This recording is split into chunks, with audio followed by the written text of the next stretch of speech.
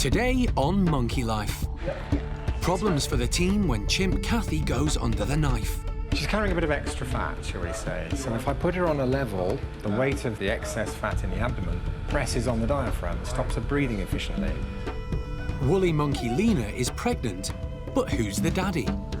The father could be Oscar, who she's living with at the moment. However, there's also a possibility that it could be Bueno. And as the team prepare for a new arrival, hopes that Osheen will act as a surrogate mum. Hopefully Osheen has got maternal instincts, and the only way to find out is to wave a baby under her nose.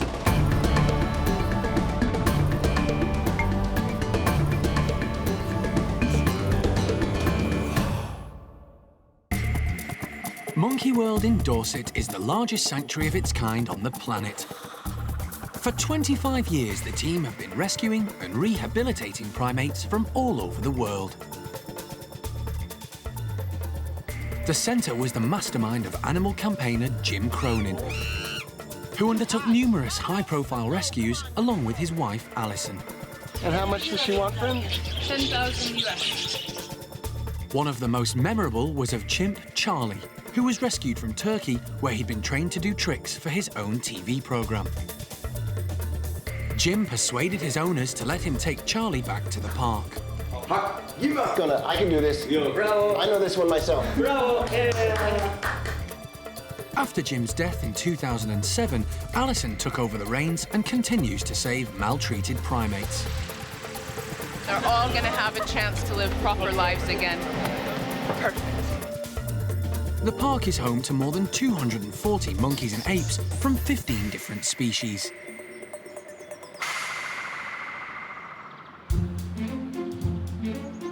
One of the first groups to be established at the park was Paddy's chimpanzees.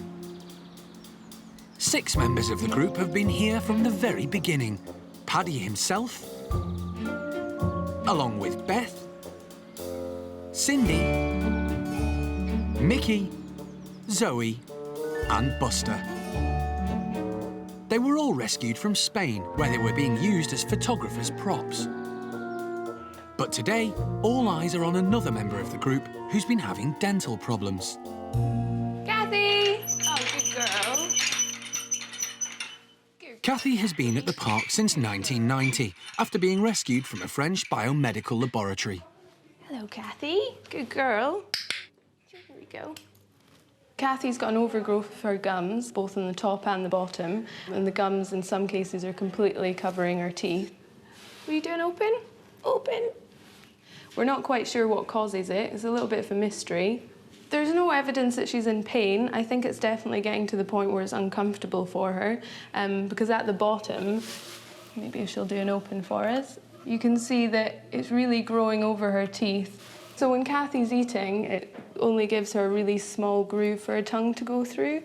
So it has got to the point where we're going to have to do something about it. The team have decided to operate, and they've called in wildlife dentist Peter Cortez. We're going to have a look, and we're going to reduce the size of the gum because it's interfering with the eating now. The cause, well, we don't know what the cause is. Usually, in humans, it's medication. A medication for epilepsy or contraceptives or pregnancy can cause these isolated areas of very swollen gums. But we'll have to cut them back because she's having difficulty in chewing now. But before Peter can get down to business, Kathy needs to be anaesthetised. So wildlife vet John Lewis, animal director Jeremy Keeling and the park's vet Mike Nathan head down to her enclosure. She's been kept inside away from the other chimps in her group, who can sense something is wrong. Well, they probably do know something's going on. I mean, one is being locked away on her own. I turn up. You can add 2 and 2 together and come up with something unpleasant, yes. It's down to the primate care staff to give Kathy the anaesthetic. They're the ones that have trained her to accept hand injection. And the last thing in the world she wants to see is me, because I've darted her in the past and she'll smell a rat. So I'm just keeping out of the way. If they can't hand inject her, then okay, I'll use a blowpipe. But I'm just, keeping out of the way. Putting any animal under anaesthetic is risky, not least a 30-year-old chimp. There's no anaesthetic, be it for chimps or giraffes or yourself. None of them are 100% safe. So if you can avoid anaesthesia, you do. Or conversely, you need a good reason to anaesthetise an animal, because, you know, things happen, and occasionally you have a problem. Once Kathy is safely asleep, the team need to get her to hospital as quickly as possible. The rest of the group are still agitated. They're a close-knit bunch and very protective of each other. At 77 kilos, Kathy is a heavy chimp, so she's not easy to manoeuvre. You happy with that? No, that needs correcting, Jeremy. Push her further in. Right, then we can straighten her head up. You better with that? I'd like something there, actually. Just a roll. That's good. That's good. Yeah. Peter wants Kathy to lie on her back for the operation, but John is wary because of her size. Peter, we'll try her on the back. That may not work for us. We're going to have the table sloping down, so this end is up a bit and that end is down a bit. Sloping the table. Either way, we want that end down. All right. Whoa, whoa, whoa. You guys are going off to it on the side. Hey, that's it. That's good. She's carrying a bit of extra fat, shall we say. So if I put her on a level, or even head down, the weight of the excess fat in the abdomen presses on the diaphragm and stops her breathing efficiently. But also it presses down on the main vein returning blood to the heart. So you end up with lungs that are incompletely filled with air and incompletely supplied with blood. That's why we're sort of aiming her down, so the weight of her guts are not pressing on the bottom of her lung or the vein that returns blood to the heart. If I take the head, other people can take other bits, please. Over her back. Try it. Can we centre her? Yeah. OK. Once Kathy is in position, Peter can examine her gums. Just have a look, can I, please? Yeah. So she's pink. But it's not good news. This is not swollen gums. This is ossified fibroma. What looks like overgrown gum certainly is gum, but underneath that overgrown gum, there's bone, you know, abnormal bone. So it will take a lot longer to get the excess tissue away. Scalpel, please. We are going to take away the bony growth, and we have to try and reconstruct the gum afterwards. Kathy's gum problems are more serious than first thought. The operation isn't going to be straightforward.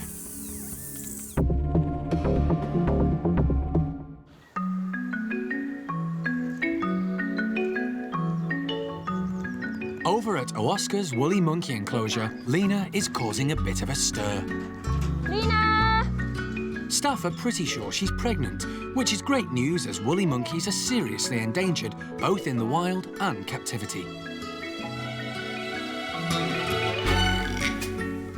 Pregnancy tests are notoriously unreliable for woolly monkeys, so the only way to really tell if Lena is pregnant is to feel her stomach. She doesn't mind it whatsoever. We have been working on her quite a lot recently, trying to get her used to the sensation of us prodding around in there.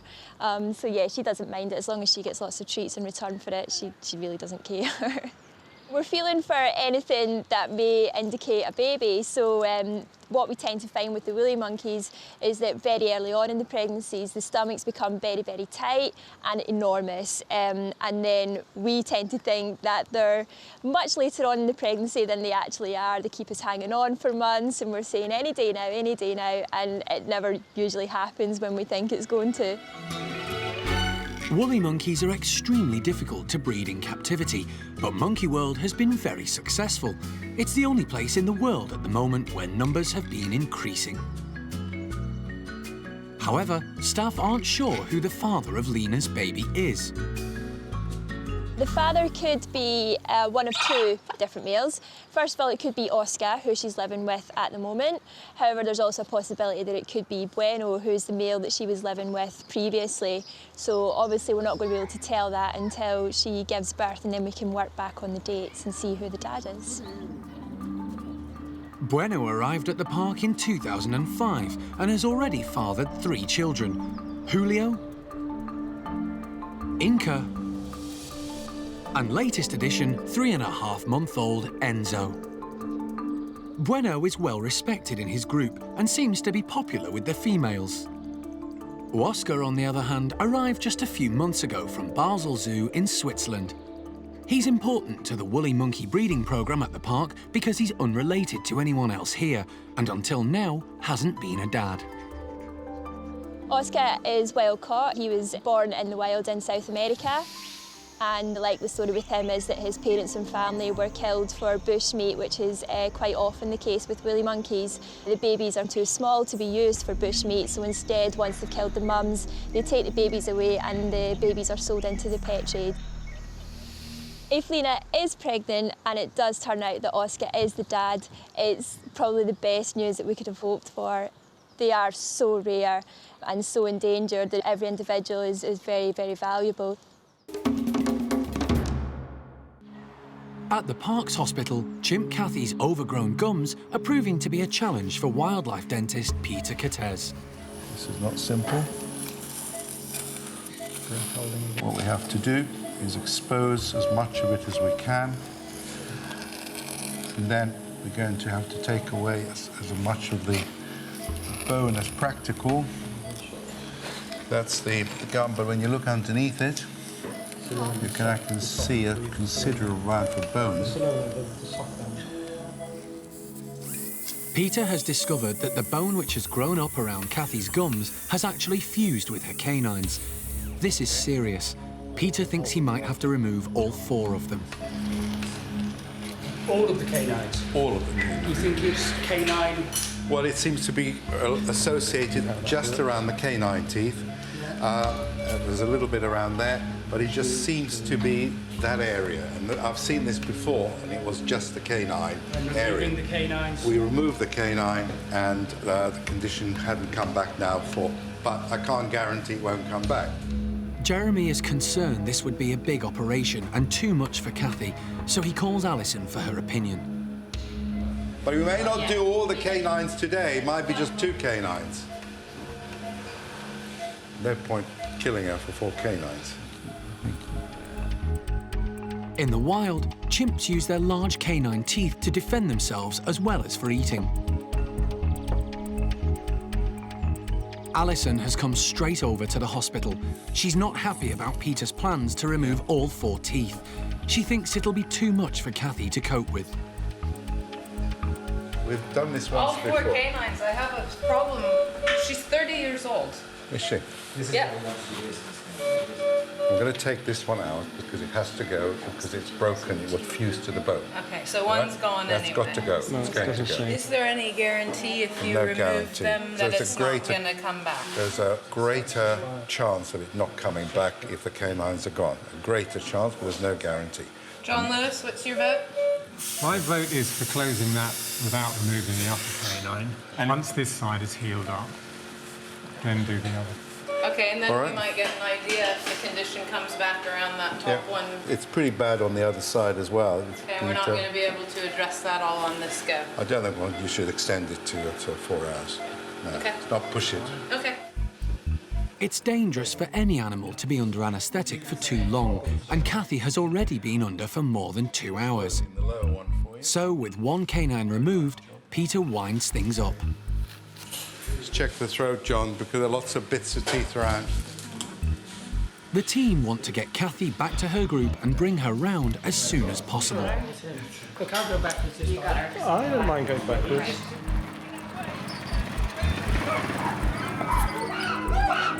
Paddy and the others are excited to see her back. Mind the step. She's put in her bedroom so she'll be more comfortable when she wakes. John continues to monitor her. This is a dangerous time for Kathy. As the anaesthetic wears off, her blood pressure readjusts. We just close the door, don't bite it.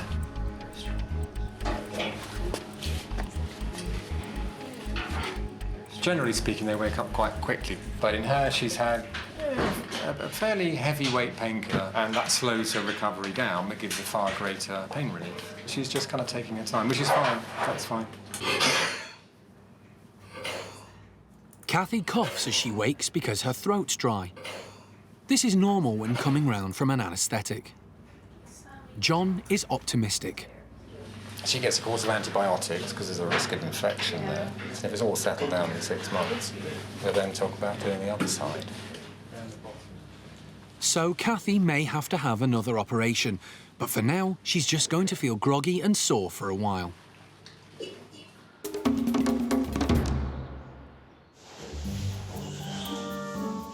Gordon's orangutans are having a barrel of laughs. They've been given a variety of coloured tubs to keep them busy, and they're making the most of it. Young Kai wants a drum of his own, but stepdad Gordon has other ideas. Both Gordon and Tuan's groups are being kept indoors because their outside enclosure is being split in two and having a major overhaul. Until now, the orangs have had to take it in turns to use the outdoor space, but this revamp will mean they'll all have permanent access outside. The work's going to take at least a month, which is a long time for the orangs to be cooped up. Our primate care staff, they've done an absolutely fabulous job keeping them really occupied, coming up with new ideas to keep them entertained, new ways of feeding them, fun activities. The orangs are so intelligent, so incredibly intelligent, and so critically endangered that I'd really like to be able to build them an environment that might not be the wild, but that at least provides them with comfort, security, and a place that actually feels like home to them. We've sort of added in, I don't know how many more hundreds of telephone poles to create more connecting walkways, lots more platforms at different levels, shelters of all different descriptions and so on. It's going to look very different. It's going to feel very different.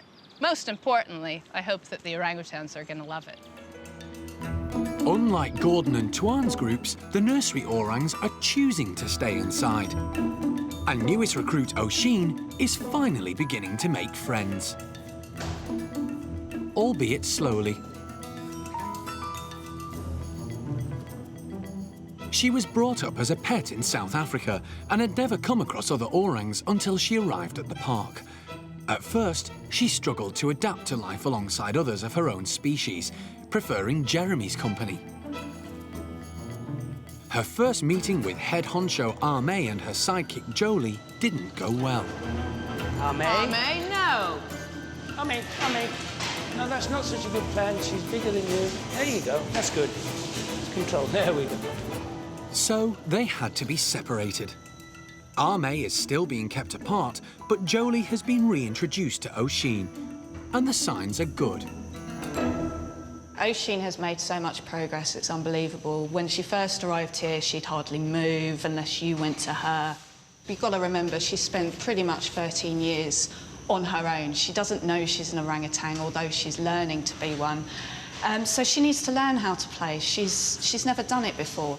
So bringing Jolie in, she's wary of her, but not as wary as she was when she first met Dinder and Linga. So I think she's slowly starting to learn now that she is an orangutan. They're not that evil. And yeah, give her time and hopefully she'll settle in and hopefully start playing with them. Before, she wouldn't come over to the door here to have anything to drink or eat if the others were around her. So the fact that she's tolerating, albeit it's Dinder at the moment, tolerating Dinder being quite close by is progress. Life is about to change yet again for Osheen. There's going to be a new baby in the nursery, and it's hoped she might act as a surrogate mother. Sylvester is an 11-month-old orangutan currently living at Santillana Zoo in northern Spain. His mum refused to feed him, so Monkey World has been asked to step in. Jeremy is about to board a ferry to Santander to pick him up. He's coming to Monkey World because we are the official creche for young orangs that are being hand-reared. So he'll be reared actually with our young people. Then he'll think like an orang rather than a human. Jeremy will have to hand-rear Sylvester at first, but he's hoping his services won't be needed for very long. So that's where, hopefully, Osheen steps in And we don't know yet because we don't have any experience of Osheen with babies, but hopefully Osheen has got maternal instincts, and the only way to find out is to wave a baby under her nose. The nursery will be perfect for Sylvester, as Jeremy is keen for him to have contact with lots of orangs as soon as possible. At the moment, it's just important that Sylvester realises that he is actually an orangutan and not some peculiar-looking human. It's important for Sylvester to get to know Jeremy before he's transported back to the park. So if Sylvester knows me in his comfort zone, then hopefully that will make him happier when he's out of his comfort zone. His routine might not suit our routine, and that doesn't make it bad or good, but he'll want to maintain his routine to keep him comfortable, at least for a while, and then we'll slowly introduce our routine, and then he won't be missing anything.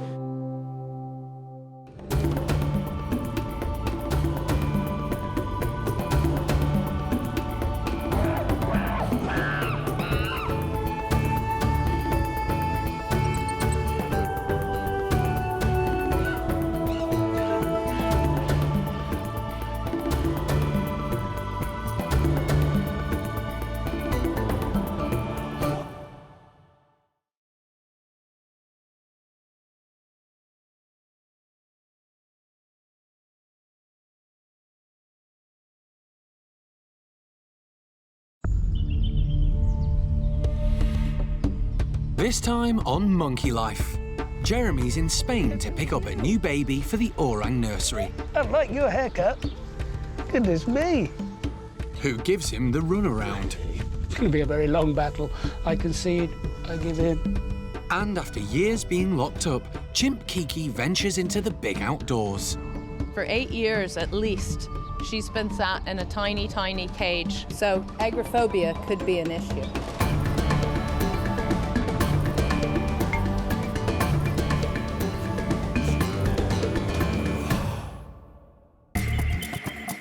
Monkey World in Dorset is buried deep in the English countryside and is the largest sanctuary of its kind on the planet. For 25 years, the team have been rescuing and rehabilitating primates from all over the world. Hello, missus. Hey, there's a hand poking out. You want to come say hi, Jeremy? The park is run by Dr. Alison Cronin and provides a home for more than 240 monkeys and apes from 15 different species.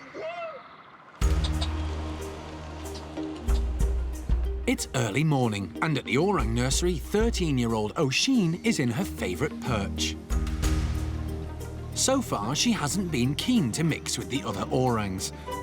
But today, that could all change because there's going to be a new arrival.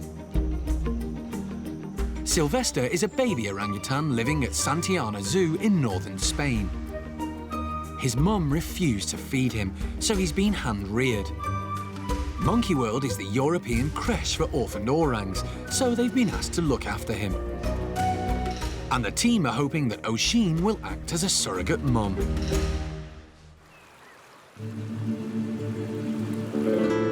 Animal director Jeremy Keeling has just arrived in Santander to pick him up.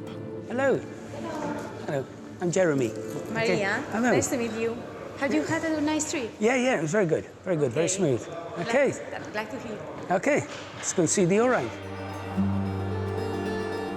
Jeremy has years of experience in hand-rearing orangs, but he's only got 48 hours to bond with Sylvester before taking him back to the park. Hello, Jeremy. Hello. Nice to meet you. Hello.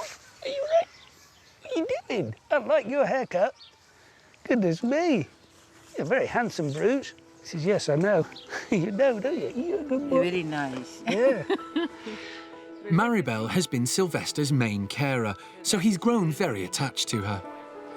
Sylvester, que Jeremy. She says, I've got my mum, I don't care about you, look. No vas con Jeremy, ¿por qué? Vete con Jeremy.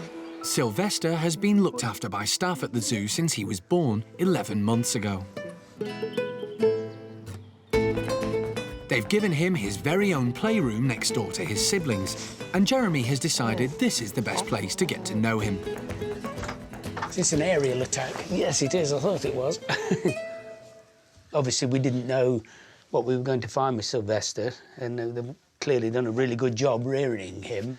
He's obviously been brought up not focusing on one person. The thing that always goes wrong with rearing orangs, and I've done it myself with Amy, is if they only have the one person looking after them, then they just totally depend on that, and it's a nightmare, and it doesn't do anybody any good. Whereas if they'll, you know, be happy to go to anybody, it's really nice for him, and a lot makes our life a lot easier. Don't you bite me, you bad boy.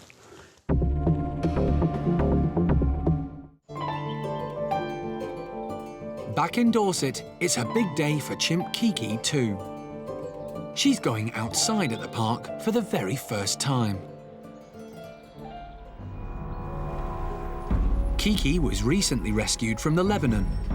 For years, she'd been kept as a pet, locked up in a small cage at the side of a road. She'd led a very lonely life, so her introduction to Hananya's gang has been a bit of a culture shock. Her first encounter with the leader himself didn't go quite as expected. Far from being shy and retiring, Kiki was, if anything, overconfident, and Hananya felt the need to show her who was boss. Kiki's progress in terms of her rehabilitation is unparalleled. We've never had a chimp come in that's 8 or 9 years old, has never been with other chimpanzees, and has immediately settled into chimpanzee culture and lifestyle from the very first day.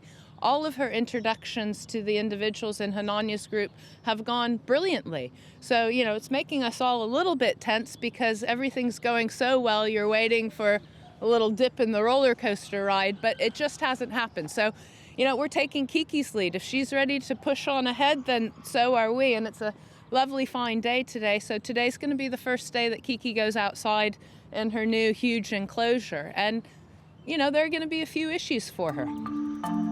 Kiki relaxes inside, oblivious to what's about to happen.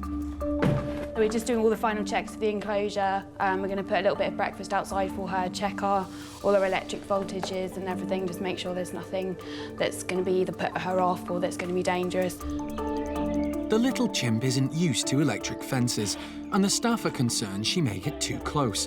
So today, they're turning the voltage down slightly. A scattering of breakfast is usually all it takes to entice the chimps out. With the slide to the bedroom open, Honey and Valerie lead the way. Tuti and Zeynep follow. Along with Patricia, these 4 chimps have been specially chosen because they've been particularly friendly to Kiki since she arrived. But so far, Kiki isn't tempted, preferring the security of the adjacent playroom. For 8 years at least, she's been sat in a tiny, tiny cage with not a lot of freedom. So agoraphobia could be an issue. Staff open the door to the playroom as well to try and encourage Kiki outside. But she's still reluctant. In the end, Patricia realizes she's missing and comes to her rescue, leading the way.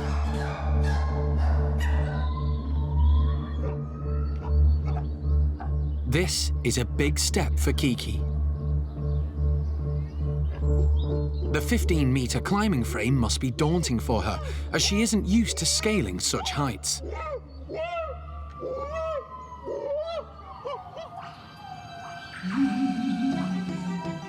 Valerie gives her some reassurance, while Honey watches from on high. Kiki boldly follows her up, then loses her nerve. With no real body tone, she could easily have fallen. She chooses safer territory below. This is the first time in Kiki's life that she's been able to run and run as much as she wants. The legs are going. It's like Forrest Gump. Everywhere she's going, she's running.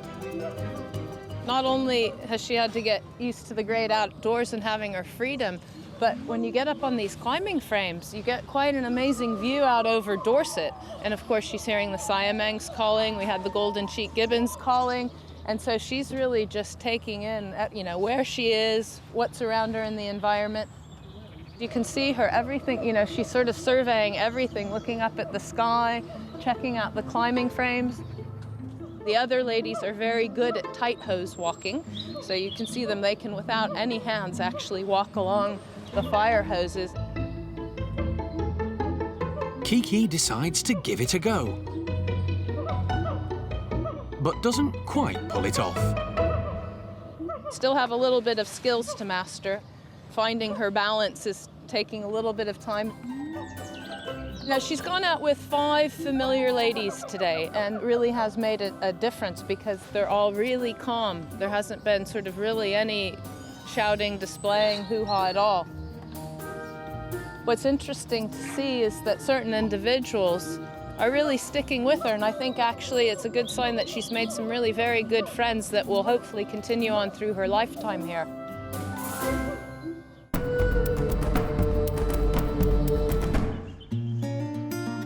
In Spain, Jeremy is slowly winning Sylvester over. There's a spot right between an orangutan's shoulder blades. If you touch it, they just fall apart. They can't cope. They go all like this. Sylvester is a Sumatran orangutan. All the other orangs at Monkey World are Bornean. Sumatrans are more ginger than auburn in colour, and their hair is slightly longer. They also tend to have longer faces. Orangutans are only native to the islands of Borneo and Sumatra in Asia, and although they're all endangered, Sumatrans are critically endangered. It's thought there are only around 7,500 of them left in the wild. Sumatran orangs are markedly more sociable with other orangs than what Borneans are. So that's probably why he's taken to somebody he doesn't know so easily. I don't think you'd have got that nearly so much with a Bornean. And also, I'm hoping it'll help him integrate with our orangs. Next door, Sylvester's sisters Julieta and Victoria are keen to get a piece of the action. He regularly spends time with them. They also had to be hand-reared, but they've grown into confident, mischievous orangs and are always happy to lead their little brother astray. You don't that rubbish, do you? No, not that. It's great because most days he comes in here and says hello to the sisters, and he's been brought up not to be a pet, not to be focused on one person, to be totally aware of the orangs around him and going in with them every day. They've done so well because it's just going to make our life and Sylvester's life so much easier. It's really nice to know that he's been getting this sort of contact on a daily basis.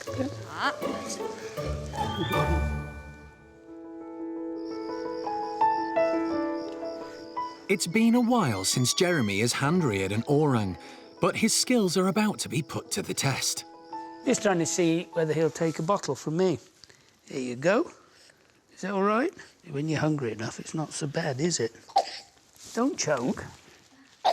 Don't choke, you idiot. Have you done? Yeah, done choking.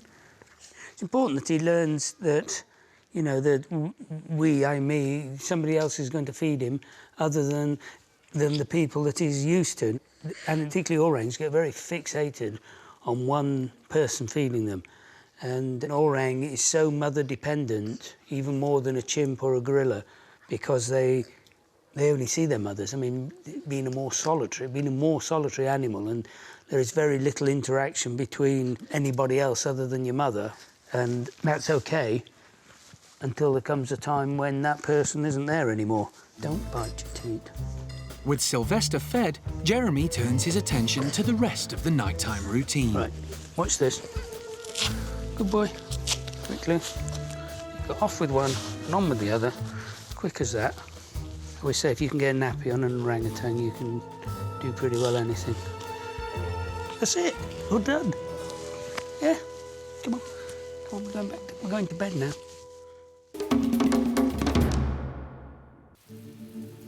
In Spain, Jeremy and Sylvester are about to set off on the long journey back to the park. You don't know what's coming, do you? I've got a surprise for you. I'm sure he'll be fine. He's all very durable at this age. Anything's okay. Isn't it? Hey, you always... Hasta luego, Teresa. Two of Sylvester's carers are coming along to make sure the little orang settles into his new home. I think we're just having a bit of a moment here, because obviously it's a bit emotional for everybody. And then be off. The journey probably be a lot easier for him than everybody else. I mean, he's just a little baby. He's just going to hang on to his mum, and there's no confinement, there's no boxes, there's no crates. He'll be just as a baby.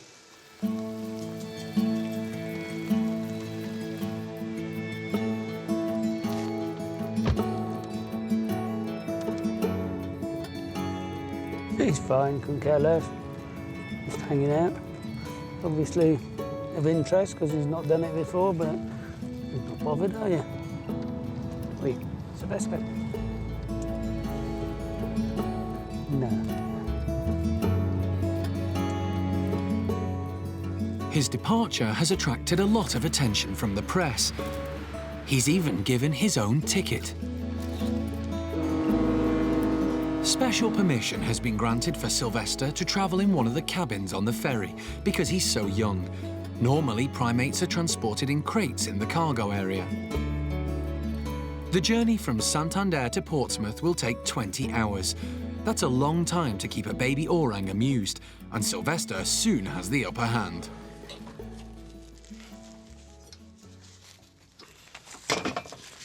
Right, we're going to see if we can use the climbing frame that we've just constructed for you to enable us to put an app in. Yeah, just stay there. Look, this is good. We could market this. We've got an escape monkey.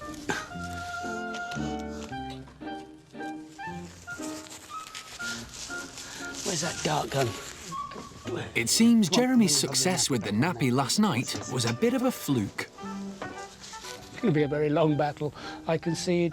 I give in. No. There. Just leave that on now, OK? That is a very bad idea. That is a terrible idea. But Sylvester won't need nappies for much longer. He's at that age now that really putting the nappy on is a gesture. Well, he's got probably 12 hours left of wearing nappies, or less than that. And then nappies will be no more. Meanwhile, in Dorset, an overnight snowfall has turned Monkey World into a winter wonderland. Paddy and Gamba are quite happy to brave the cold. As is Buster, who can't resist having a taste of the white stuff. At Hananya's enclosure, keepers are making the most of the snow to keep the chimps entertained.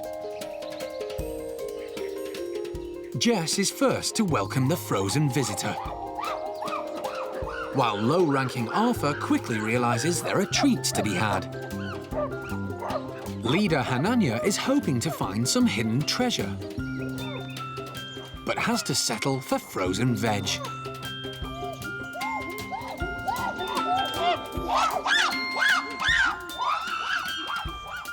Some of the residents are having to stay indoors today, but that doesn't mean they have to miss out on the fun. Amy's Capuchins are being given some tasty mealworm snowballs. All these monkeys were rescued from a lab in Chile, where they'd been used for experiments, so this is the first time they've ever come across snow. Capuchins are extremely dexterous and very intelligent. Mary is so smart she melts her snowball on the radiator to get at the treats. At the Orang nursery, staff are busy making final preparations for the Spanish contingent. They're coming by ferry into Portsmouth, so I've got, my car kitted out and togged up with blankets and hot water bottles and things if we got stuck on the side of the road. But, I don't know what the Spanish will be expecting, but the south coast of England is going to be a bit chilly and white today. The Orang nursery is really toasty and warm. I've just been in there and seen Sylvester's bedrooms, and primate care staff have done a really lovely job kitting them out with hoses, and I think he's going to slot in really well into our nursery group. Everybody in there's, I think, probably a little bit excited knowing that something's up. The 3 youngsters and Osheen are all ready to go, and it's going to be a very exciting day. We just have to get little Sylvester down here from the ferry port across to Monkey World, and the roads are going to be a little bit slippery today. Back on the ferry, Sylvester is still monkeying around. His Spanish carers, Maribel and Andrea, have got the dubious task of getting him to take a nap. But he has other ideas and has managed to ditch his nappy again.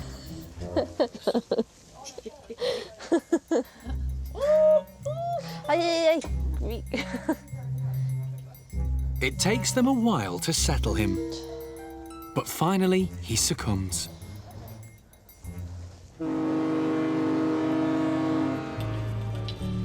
When the ferry arrives at Portsmouth, Alison can't wait to meet her new charge.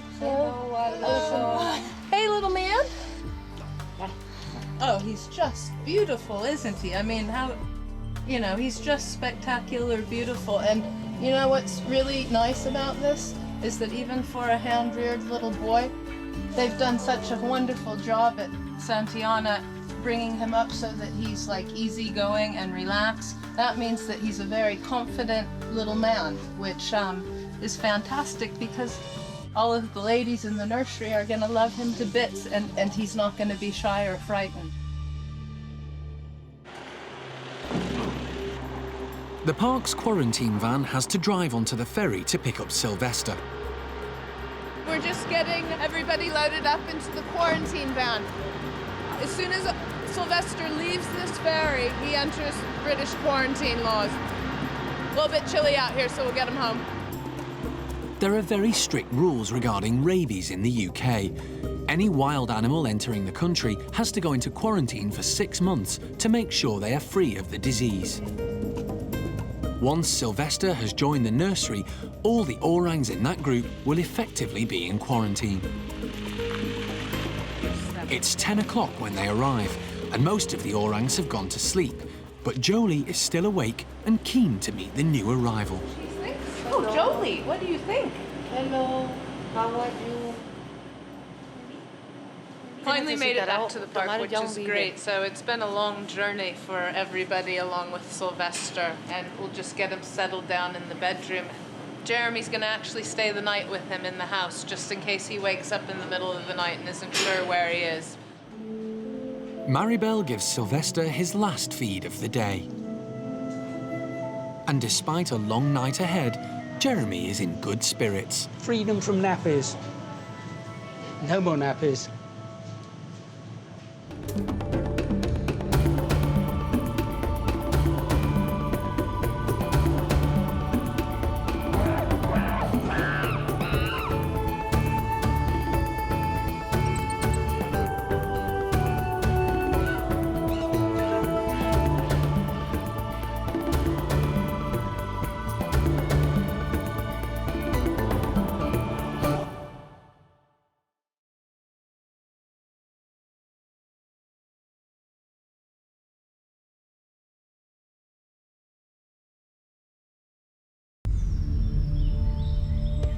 Today on Monkey Life, Jeremy and the team have got their hands full with the annual flu vaccines. Me shoulder, me shoulder, me shoulder.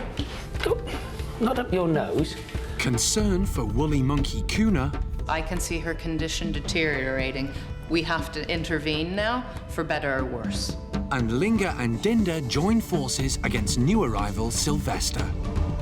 I'm with you, boy. Right behind you.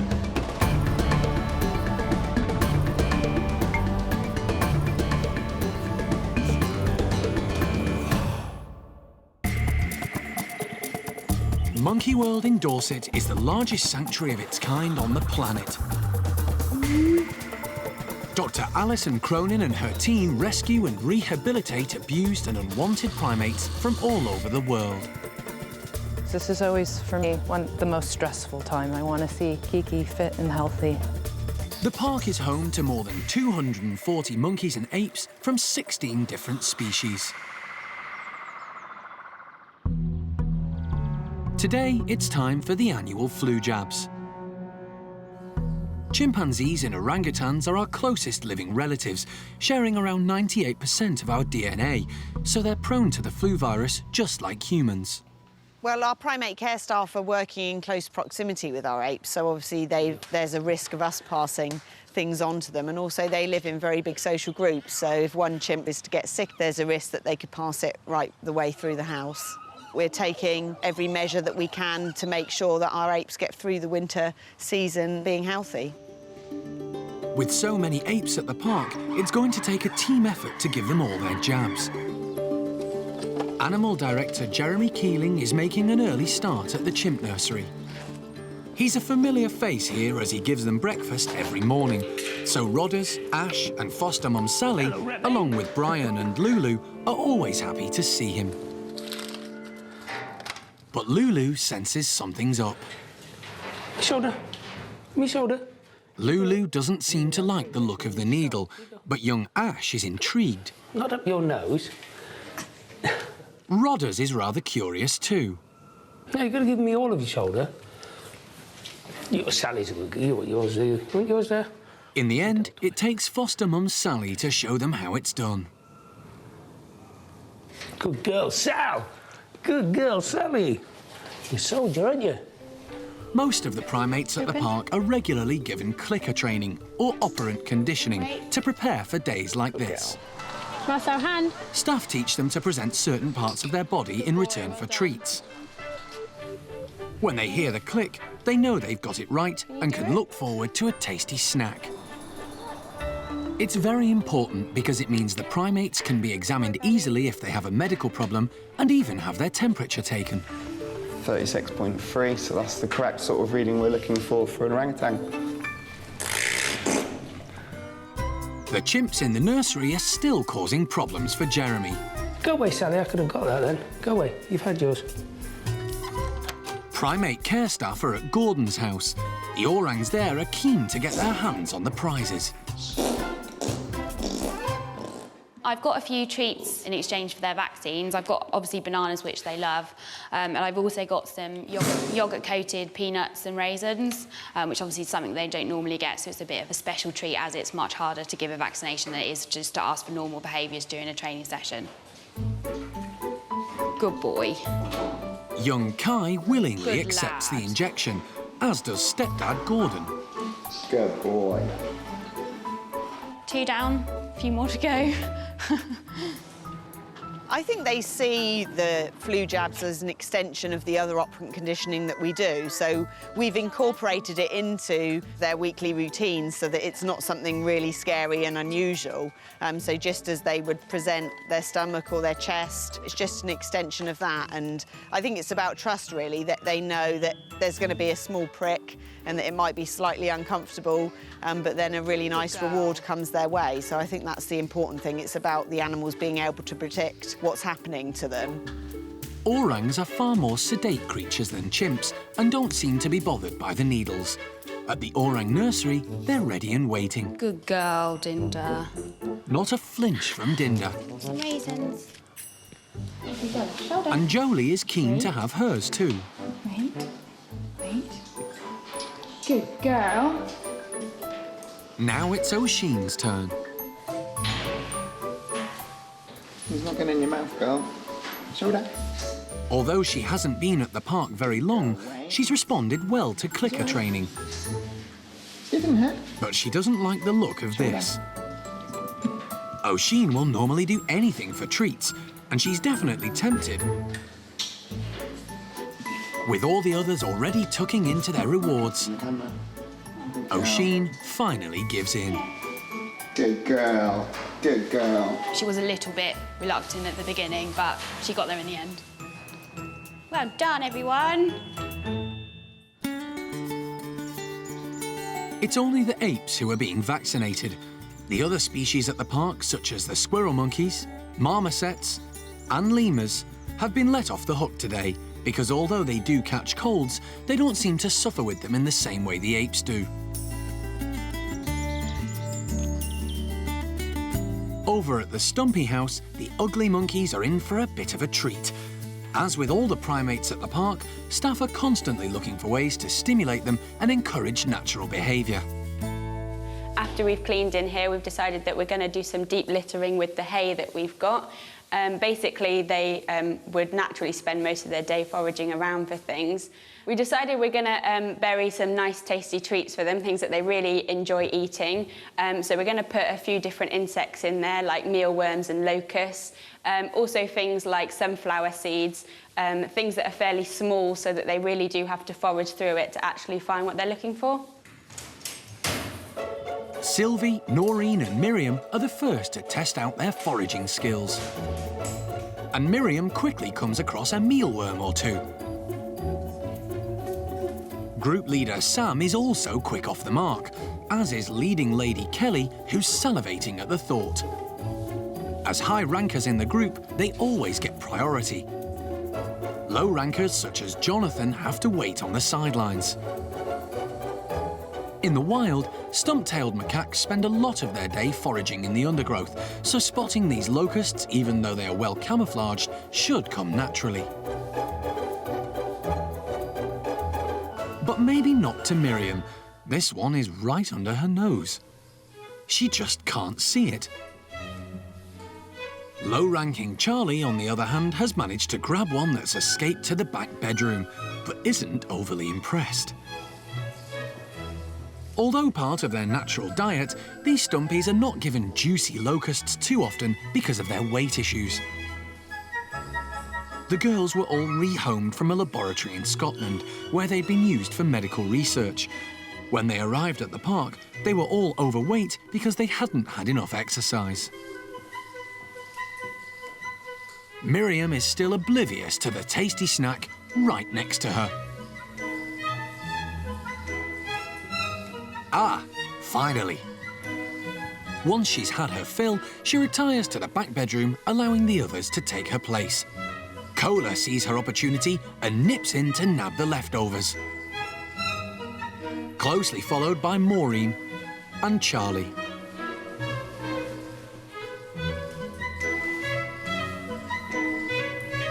Phil, on the other hand, who's the lowest ranking of all, is happy just to be on his own for a while.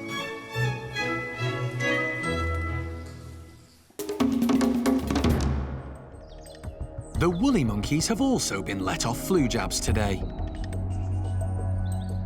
But one of them is giving cause for concern. Kuna is coming up to the hospital today because she's just not looking right. I mean, each time I go by the house, I just see her getting more and more frail. She looks she's lost a lot of weight and she just doesn't look fit and healthy. Kuna's weight loss is a mystery, but Alison thinks she may know the cause.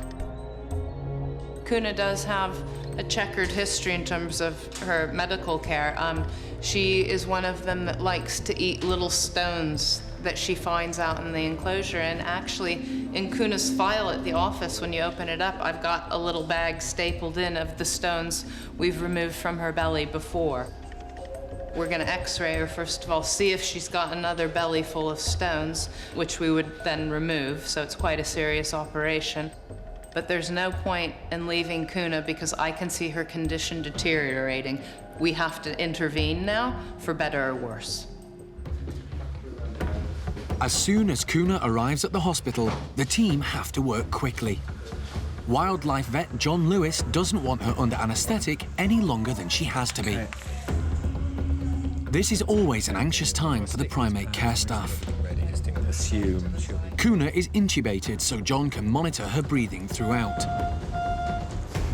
The park's vet, Mike Nathan, feels Kuna's belly for any obvious signs of stones. Chest looks absolutely fine. Operating on Kuna is a serious step, so an X-ray will help determine if this is absolutely necessary. All right, let's see what that's like. The X-ray only reveals one small stone. Do you think that would be causing her enough problem? Is it sharp-edged? Should we do an AP and just see roughly where it is? Despite the pressure of time, both John and Mike want another X-ray. OK. Well, it is sharpish, but that's not causing all these chronic problems. That's not causing the weight loss, I don't think. Kuna's condition remains a mystery. Now it's just a case of trying to work out what we really want to do with her. So I think for today, we're going to take a blood sample to see what her biochemistry is like, and then put her on a birth control implant for now. And not because we wouldn't like her to be fit and healthy to breed, but she is in no condition to have a baby at this point, and I think really that would take her out.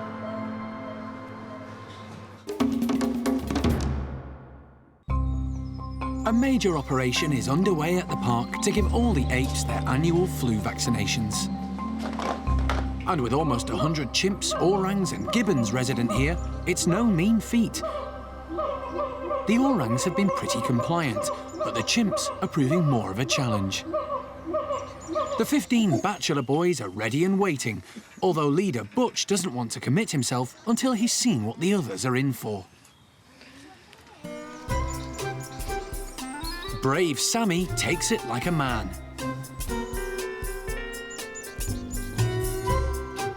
High-ranking Jester, on the other hand, who's one of Butch's henchmen, proves to be a bit of a wimp.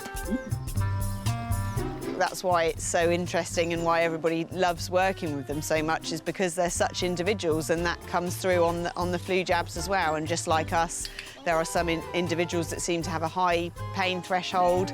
There's other individuals that are quite sensitive. Some prefer to do it on their own in a bedroom. It's really about knowing the animals, and a testament to all the staff here, the primate care staff that work with our apes, that build up a relationship with them and learn where their boundaries are and where their limits are. Good girl, Peggy, perfect. Good girl. At the park's hospital, the team are trying to work out why woolly monkey Kuna has been losing weight. They had thought she'd been eating stones, but X-rays have only shown up a relatively small one in her stomach. But while the team have been working on her, Kuna has stopped breathing, and wildlife vet John Lewis has had to put her on a ventilator. Why don't you breathe? Animals have different reactions to anesthetics, and for this one, for whatever reason, Kuna isn't breathing on her own.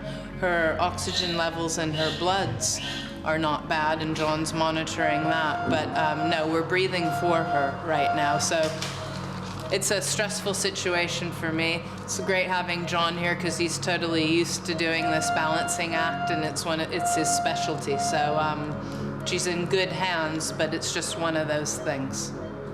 With Kuna's weight loss still a mystery, they're taking bloods to carry out further tests. John is reluctant to leave Kuna's side, so ramps up the pressure on the rest of the team. If people can pass me things, I'll deal with it. Alison, could you give me a 5mm syringe and a short blue needle? It's the 5/8 of an inch. The ventilator, the worse she gets.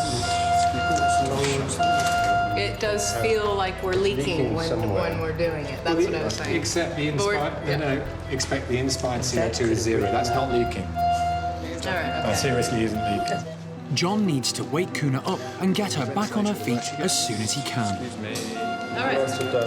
Why finish? Yep. Yeah. Just like it to be. Have you got the box ready? I'll wake her up. Weigh her if you're happy. Yeah, no, I'd like to weigh her and get a proper weight. John gives Kuna a drug to reverse the effects of the anaesthetic. Okay, disconnecting out. Where's the back? He's hoping Kuna will start breathing on her own now. Yeah, that seems to work. She's not far off breathing herself anyway. I think I would weigh her if I were you. You ready? Mm-hmm. Kuna still hasn't taken a breath. Put her nice and straight. She's waking up. Oh, boxes, please. You let go of the tail quickly. Relief all round. I thought we were going to put a thermometer in. Hello. Does she You're need to awake take now? that out? Yes, I think that's probably not a good idea, having. Yeah. Got a tail. We can weigh the box. Yeah. We can weigh the box with the blankets when we come back. I've no idea if this is going to work, but I'm Freaking in a minute. There you go.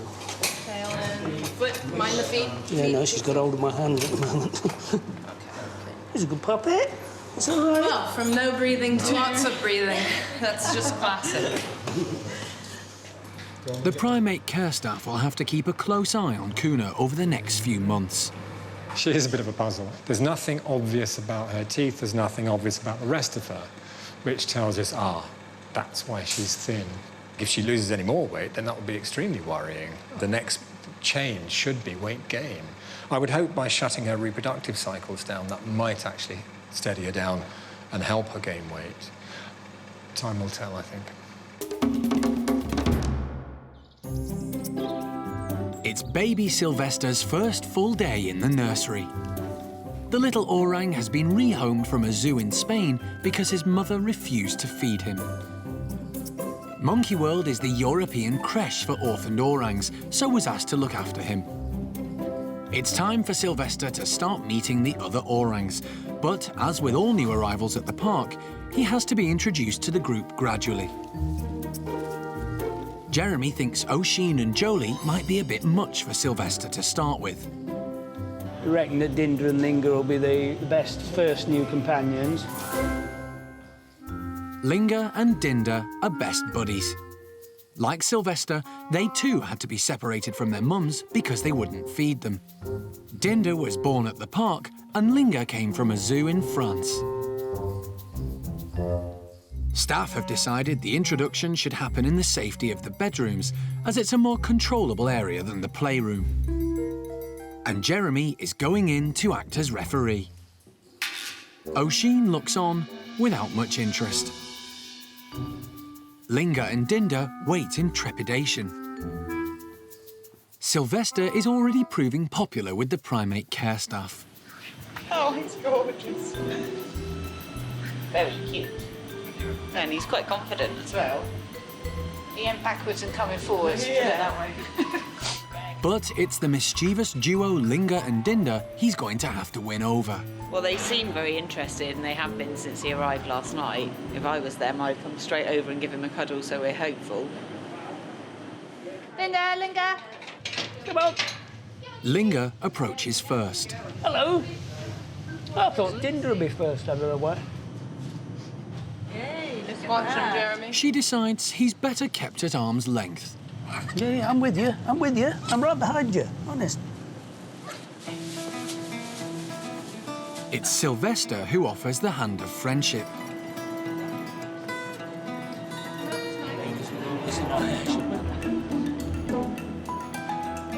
Despite being outnumbered, he bravely follows the girls into their bedroom, egged on by Jeremy. I'm with you, boy. Right behind you. But they're sticking together. On home turf, Linga and Dinda are not very welcoming. Push him off. Oi, oi, stop it. Sylvester is oblivious to the hostility, but Linga has another shot at him. No. Realising she won't get anywhere with Jeremy stuck to Sylvester's side, Linga gives up and decides to attack the baby orang's bedroom instead. But Sylvester is now curious and follows her with his bodyguard in tow. Jeremy's very pleased with the way Sylvester is coping. He's behaving much better than those two, actually, particularly Linga. The time he spent with his sisters is standing him in good stead because it's, you know, he knows what an orang is. He's now got to learn new characters. So, despite Linga and Dinda's best efforts to unnerve him, Sylvester has stood his ground. But his next encounter may be more of a challenge. It's Osheen. Come on then, guys. Over at Paddy's enclosure, the chimps are on their way inside. They're the last group of the day to be given flu jabs and are keen to get their treats. Paddy's son Bart can't wait for his big moment and watches patiently as first Clin, then Kathy show him how it's done. Good girl. At the grand old age of 4, Bart is finally old enough to be given the full dose.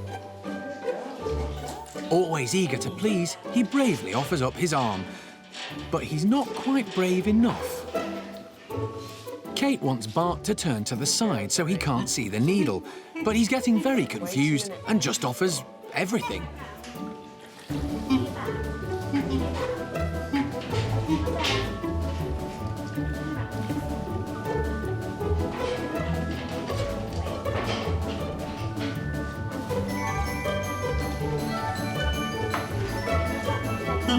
As the rest of the group enjoy their treats,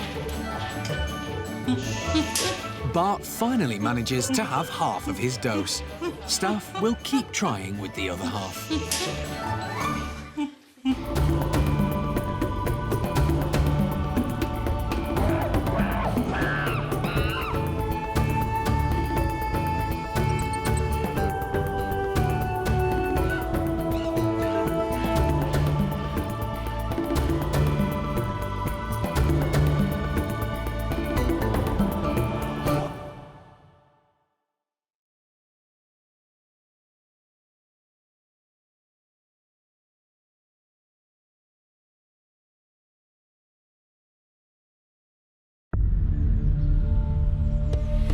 This time on Monkey Life. Jeremy's in Slovenia to rescue 2 pet monkeys. Have you packed your stuff? Got your favourite comics and everything? But he has his work cut out when one gives him the slip. He's seen a net before, that's for sure. And a testing time for Chimp Kiki when she meets top dog Cherry. This is a steep learning curve for Kiki, and she's obviously picked up that Cherry's somebody significant.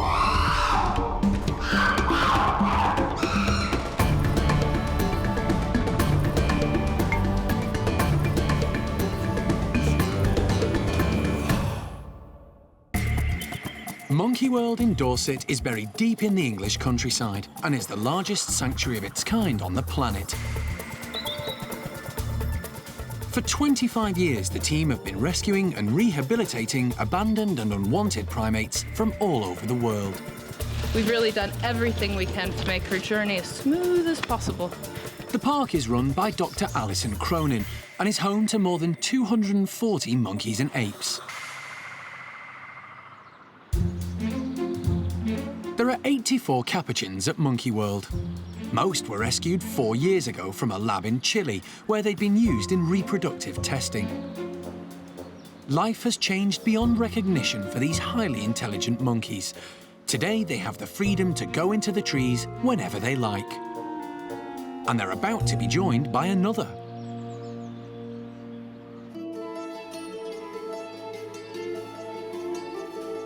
Tao is 6 years old and lives in Slovenia. He's been kept as a pet for the past 5 years. But recently, he's been losing weight and developed behavioural issues, so his owners have asked the park to rehome him. The centre has also been asked to rehome a female Patus monkey living in Slovenia. At 18, Mitza is an old lady. She's been kept as a pet since she was a youngster, but has become aggressive. Mitza will be the first ever Patus at Monkey World. Animal director Jeremy Keeling is on his way to pick up the 2 monkeys. His journey from Dorset to his first destination south of Slovenia's capital, Ljubljana, will take him 18 hours. Obviously, it's a long way, all the way across France and then Germany and now sort of halfway through Austria. Probably about 1,000 miles to the Slovenian border from Cherbourg, and then maybe another 100 miles in Slovenia.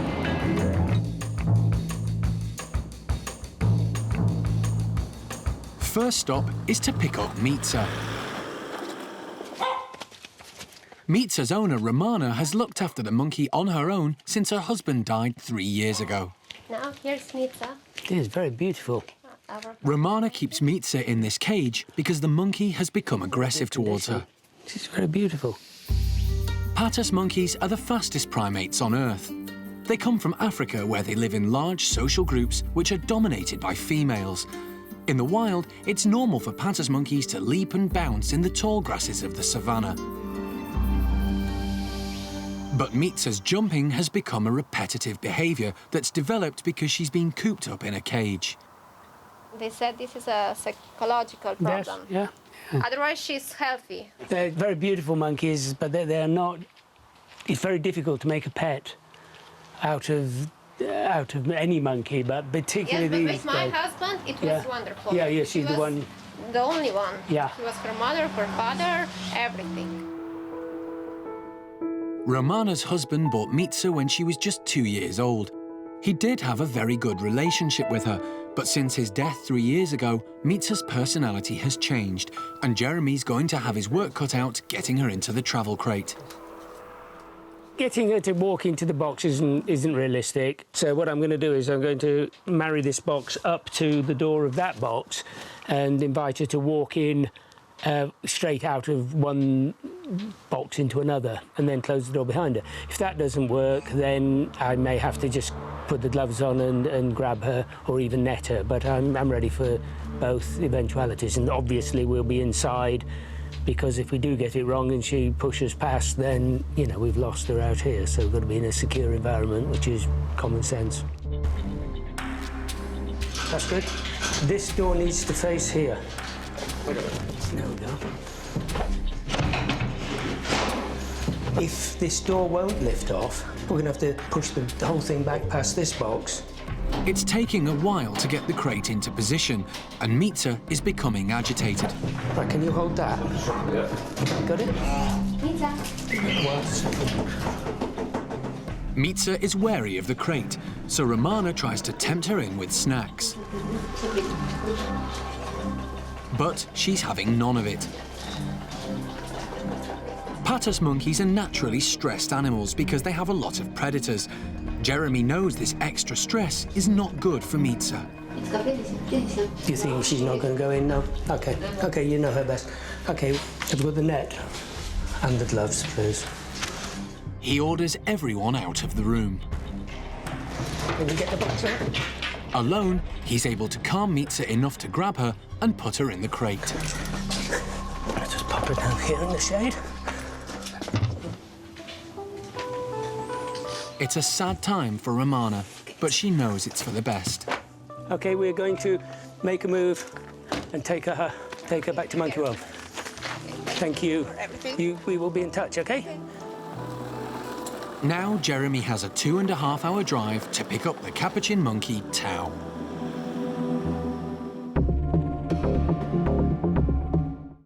At the park in Dorset, new girl Kiki is about to face her toughest challenge yet. Since she was rescued from the Lebanon nearly 2 months ago, she's gradually been introduced to Hanania's gang. On the whole, it's gone well. But today, she's going to be introduced to top female Cherry. Even Hanania doesn't mess with Cherry. Out of the 18 members, we've saved Cherry for the last because in the past, with new arrivals, she has had a bit of a stroppy attitude and really tried to assert her authority, so much so that she makes it unbearable for the new arrival. I'm hoping that at this point in Cherry's life, she might let her fur down and say, yeah, okay, come join the group, and things might go swimmingly. That's best case scenario.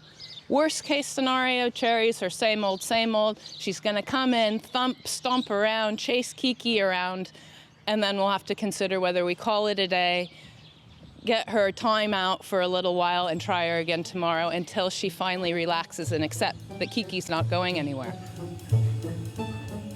In the playroom, all is calm until Honey hears something next door. The girls soon realise it's top dog Cherry and gather to greet her. Kiki sits at the back. She has no idea who she's about to meet. She stays on the sidelines as the rest of the group take it in turns to show their respect for Cherry. The primate care staff are ready to intervene in case there's a problem. Kiki's first reaction is to head for the door. Valerie goes over to reassure her. With renewed confidence, Kiki approaches Cherry, who is keen to check out the newcomer. Cherry's protective of her position within the group and wants to make sure Kiki isn't a threat. Cherry is the dominant female in Hanania's group, so I would describe her as quite political, but she's very fair as well, and I think she plays a really key role in this group because she keeps the group together. Cherry starts teasing Kiki, slapping her on the head. She does have to kind of go through a bit of initiation process with the new female and let them know that she's boss and that she is an animal to be respected, really. But now, Cherry seems to have had a change of heart and is trying to be friends.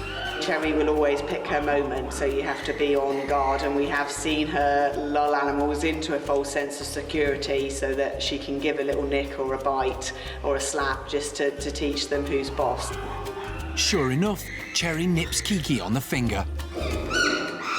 And Kiki retaliates.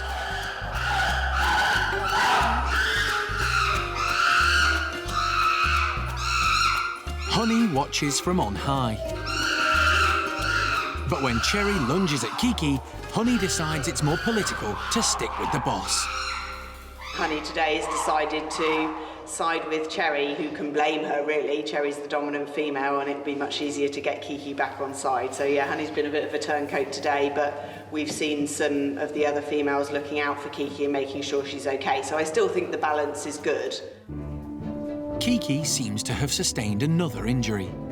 During the introduction, Cherry has managed to give her a nick on her foot. We've had a bit of a look, it doesn't look too bad. And usually, you know, Cherry doesn't inflict really bad injuries, just a nick and a bite. So we'll obviously keep an eye on that, but at the moment it looks pretty minor. Kiki tries to take time out, but Cherry hasn't finished with her yet. The sooner that Cherry can make her point and let Kiki know that she's dominant, Cherry will be happy with that and she'll move on. Kiki is definitely more wary. She's obviously picking up on Cherry's body language, she's picking up on the other animals, and obviously this is a steep learning curve for Kiki. In those very early introductions, she seemed oblivious to kind of rank and circumstance, but now she is starting to learn, you know, who to be respectful to, and she's obviously picked up that Cherry's somebody significant. I think on balance it's gone really well, it's gone as we've expected, and it's another important milestone for Kiki and her introduction into this group.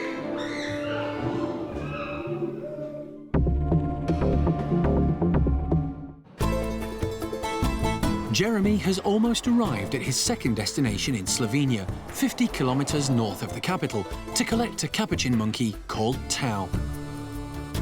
Tao's owner, Toya, is waiting for him. Just down here somewhere. The car has become hot after the long drive, and Jeremy needs to get Mitza out and into the shade first. Okay, here's a towel. Hello, my boy. Oh, Tao. Here we go. There, you want one? Of course. Hey. Don't drop it. Don't drop it. Do you ever pick him up to... No, because obviously he's very scared. Yeah. I tried, but he shows teeth and he's very afraid. Here is not for him place. No, he needs yes, monkeys. He needs. We have some friends for you. Yes. He'll like that. You will have a good time, Tao. Yeah. When he was younger, Tao suffered from rickets, caused by a lack of sunlight, which has left him with a deformed spine. A lack of exercise hasn't helped. Jeremy is keeping his distance. The important thing is that he isn't my friend. The important thing is that he's friends with the guys back home. As try as I might, I'm never going to be a Capuchin monkey or a chimp or an orang, and they're never going to be human. There's a line, you know, they're not pets. They are wild animals, and they need to be with others of their species.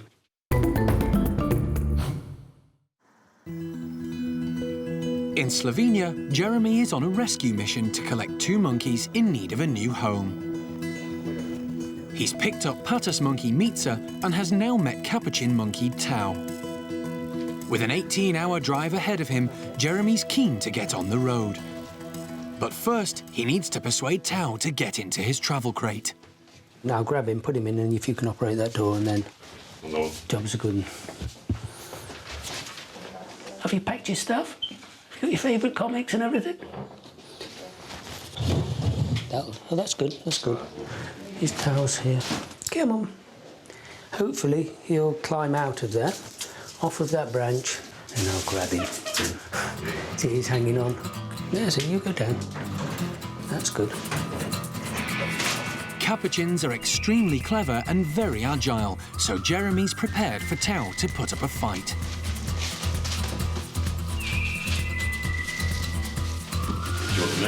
Catch it, yeah, give me the net. Time for plan B.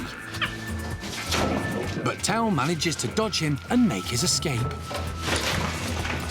You slide that into the doorway and use that to block the doorway.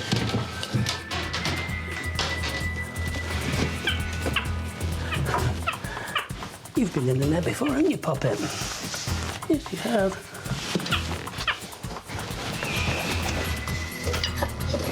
Now you're in the net again. There you go. Finally backed into a corner, Jeremy gently gathers him up. Again.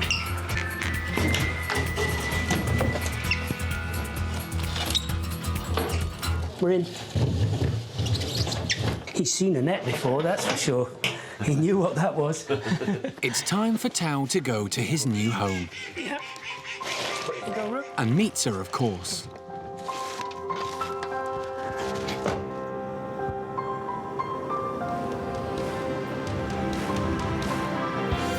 The two monkeys have got a long journey ahead of them to the ferry port at Cherbourg in France. Jeremy will have to stop regularly to make sure they're okay. Just going to push a piece of banana in for Tao just to see if he's interested. It's now nearly 6 p.m, so in the next hour or so, or a couple of hours, it's going to be getting dark, so let's give the guys something to eat. At the park, final preparations are being made for Mitza and Tao. Tao will eventually be put in with the Capuchin boys, but as they can be a bit boisterous, primate care staff have other plans for him when he first arrives.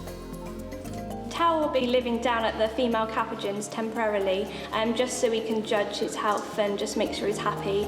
He'll be able to see the girls, but we won't be putting them in with the girls at the moment, but he'll just be on his own for a few days just so we can judge his behaviour.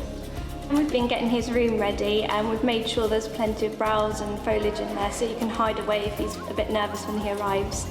Because he's been previously as a pet in a small sort of cage, we just wanted to put some things in just to encourage his natural behaviours, which is why we've added some insects so he can just start foraging and being a Capuchin again. I'm very excited. The ferry carrying Jeremy and the park's two new monkeys is about to dock in Portsmouth.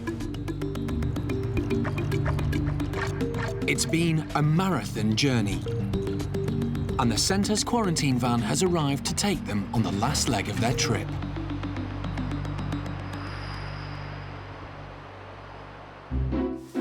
As Mitza will be the park's first Patus monkey, they're having to make space for her. Fortunately, there's room at the Stumpy house, and staff are trying to make it as welcoming as possible.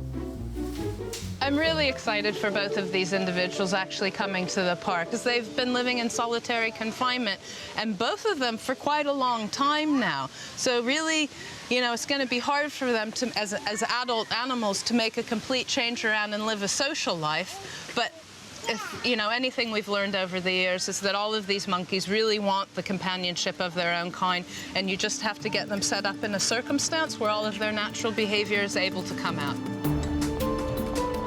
Mitza and Tao have finally arrived in Dorset, and the team are keen to get them out of their travel crates as soon as possible.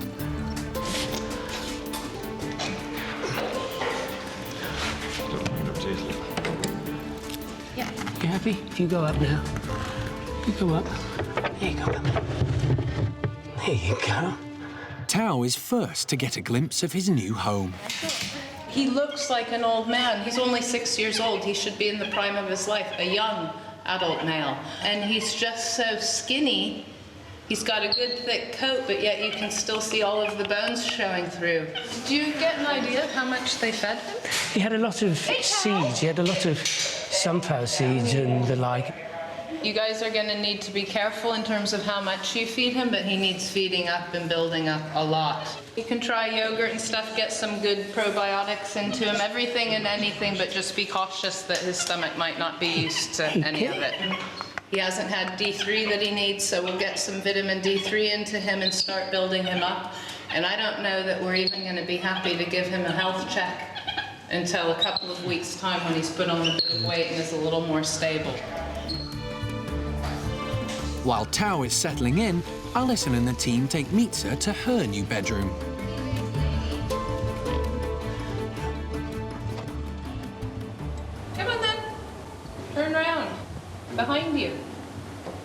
still facing the wrong direction. Mitza is more reluctant than Tao to leave the relative safety of the travel crate. Will you just take this off me? They all back away to give her some space. And it seems to do the trick. Hello.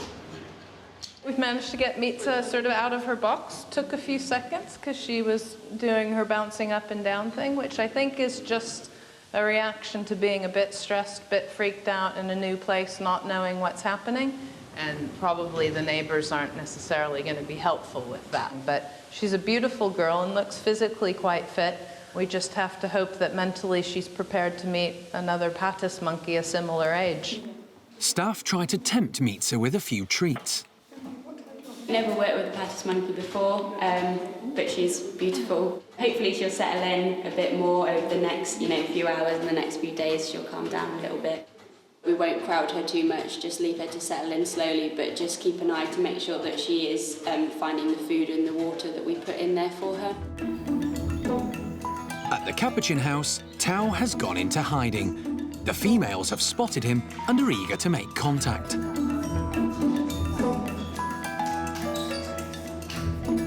But Tao has never known other Capuchins, so he's finding all the attention a little overwhelming.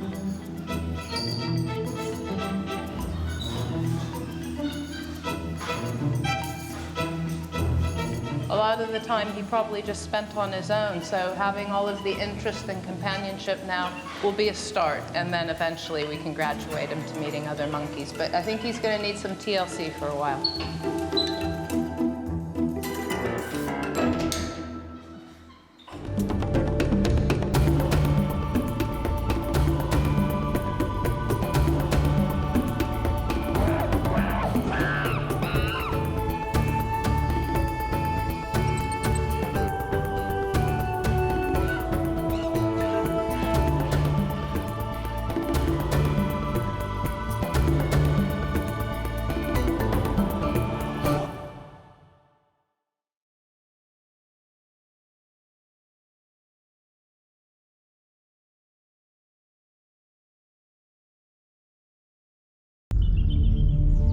Today on Monkey Life. Reunited after 2 months apart, Hananya's gang are finally back together. It's important for the group, it's important for Kiki, and it's an exciting day. A mother's work is never done. Jeremy gets the night shift again. There, nick of time. And Capuchin Tao proves a hit with the ladies.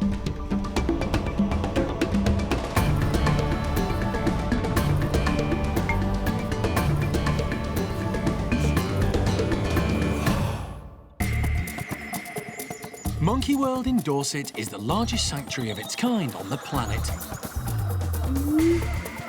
The team, led by Dr. Alison Cronin, rescue and rehabilitate primates from all over the world. Smells a bit macaque in there, but yeah, we're good. The park is home to more than 240 monkeys and apes from 17 different species.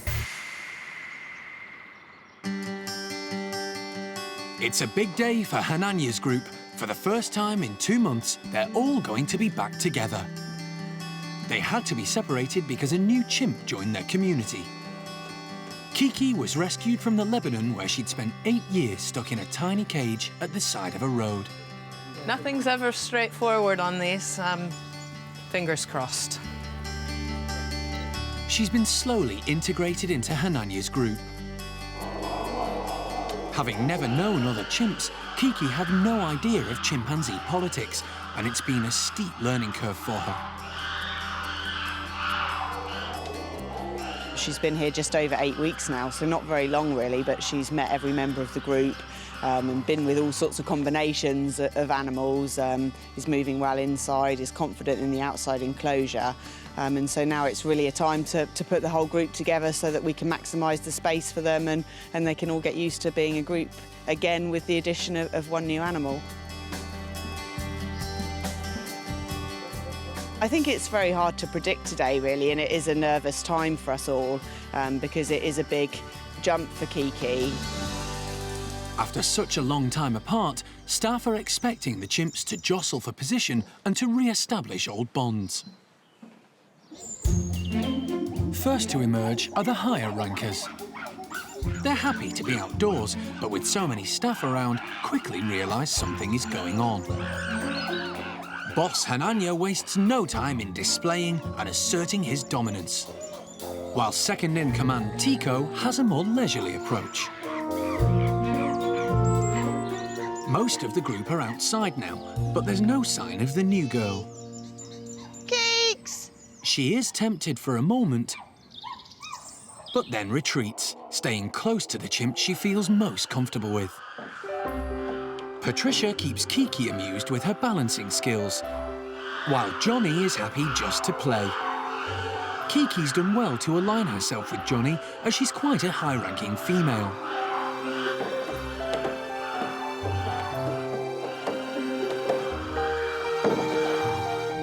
Outside, the rest of the group are getting used to being back together again. Cherry is trying to impress everyone with her hose-walking skills. Tootie follows, but needs a bit more practice.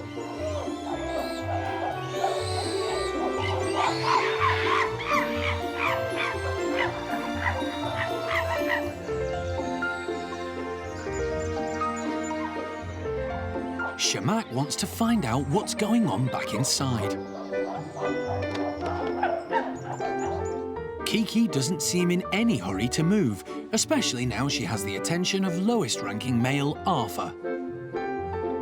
Shamak looks like he's trying to coax her out. But with the top chimps, led by Hananya, still reasserting themselves, it may take her a while to find the courage to join them.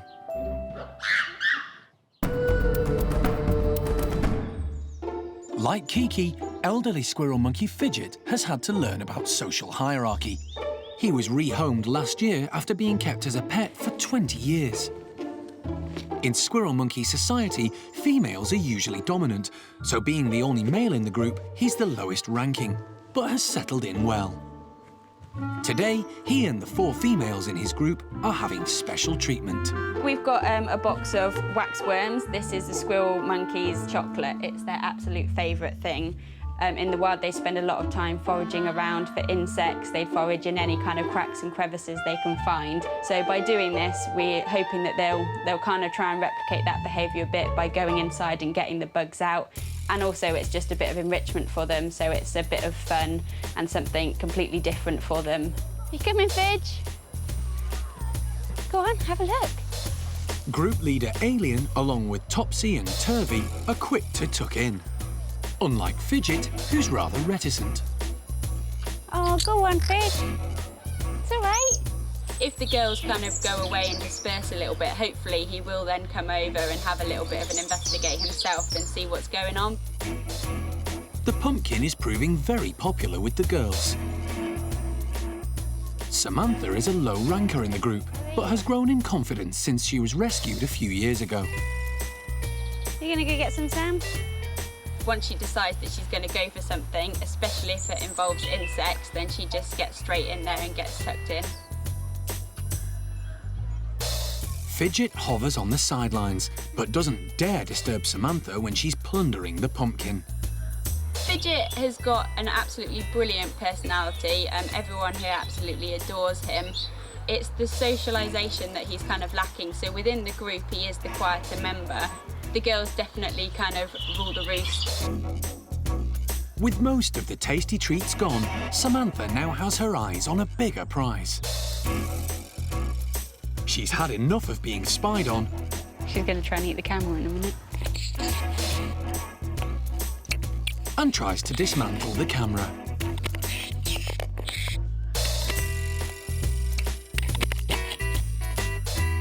Thanks, Sam.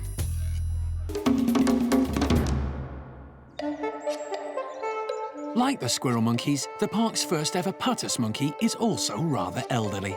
This is very beautiful. Jeremy has just brought 18-year-old Mitza back from Slovenia, where she'd lived as a pet. She'd been kept in a cage for the last few years because she'd become aggressive towards her owner. Very soon she will have another Patus monkey, and then she will be... That's what she wants.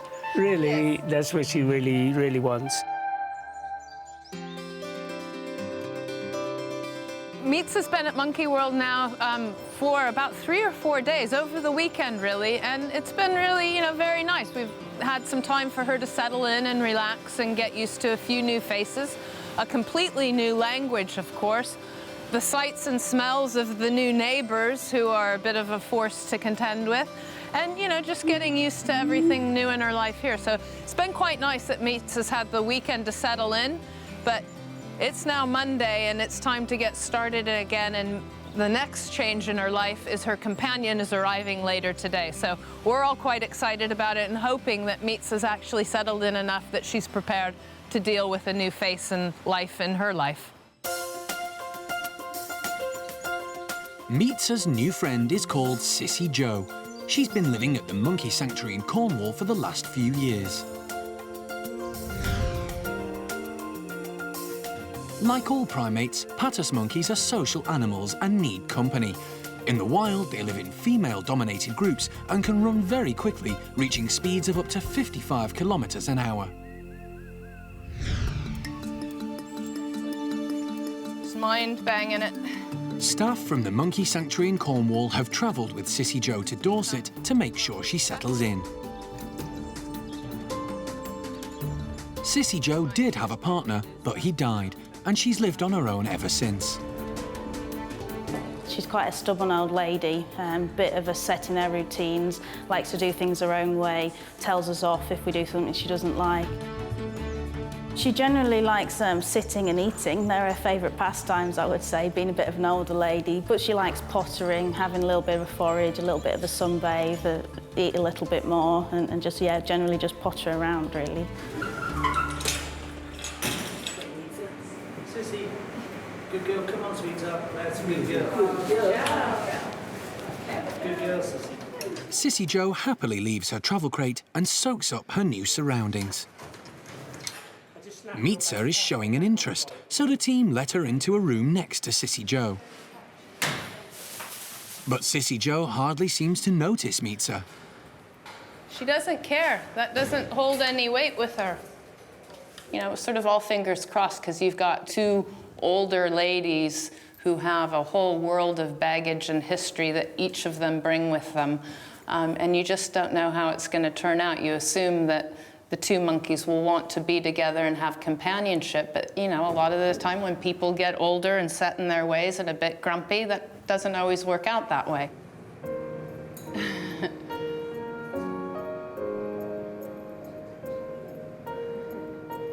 Good girls.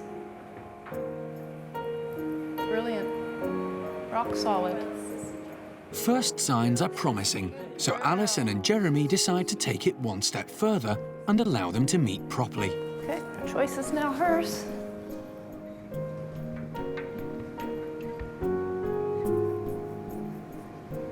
She's very delicate, and the posture just is always so perfect. It kills me.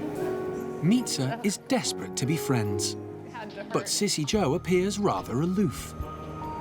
Oh, look, please be my friend.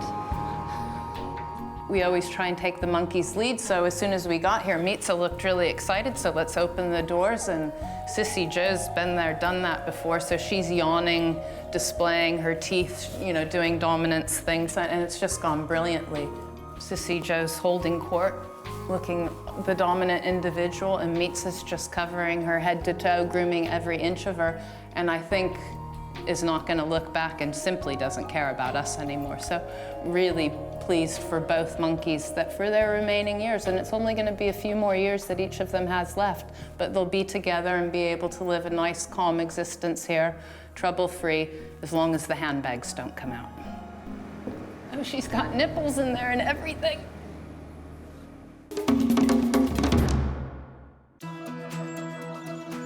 At Hananya's enclosure, the chimps are still on their guard. This is the first day they've all been together for 2 months because of new arrival Kiki, so the higher rankers have been keen to reassert their dominance. Kiki, meanwhile, is still reluctant to venture out and join them. This is a big deal for her. Until now, she's only been with a few chimps at a time, so facing the whole group at once must be daunting. At first, obviously, we were all outside because we were interested and excited about what's happening, but also to obviously keep an eye on her if she did come out. But I think that's actually making her apprehensive about coming outside because she's probably worried that we're going to shut her out. So we've just backed off now so that she can come out in her own time and she doesn't feel pressurised. Once the staff have backed off, the chimps seem to relax, and Shamak, who's been trying to coax Kiki out, followed by Hananya, Simon and Tico, head inside. Hananya begins to throw his weight around and stomp his feet to remind everyone, including Kiki, that he's the boss.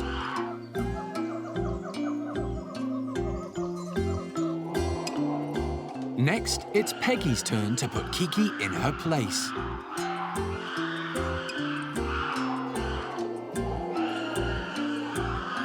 When she has a second go at her, Kiki proves she's no pushover. And finally plucks up the courage to venture outside. But then changes her mind. Simon is in high spirits, which freaks Patricia out. Peggy and Valerie come over to show solidarity. The chimps have re-established the pecking order. Kiki seems to sense this and is finally persuaded outside by her closest friends. Oh, Trudy's playing. Oh, she wants Trudy to go back in. Although Kiki then manages to convince Trudy and some of the others that inside is where the fun is to be had. It's still fairly early days, 8 weeks. It's not very long to forge friendships with animals that have been together for years and years. Kiki's been amazing and she's surprised us all how quickly she's learned and how confident she is. So she's been an amazing animal. We're really impressed with her and I think this was the right group for her and I think she's got a bright future here.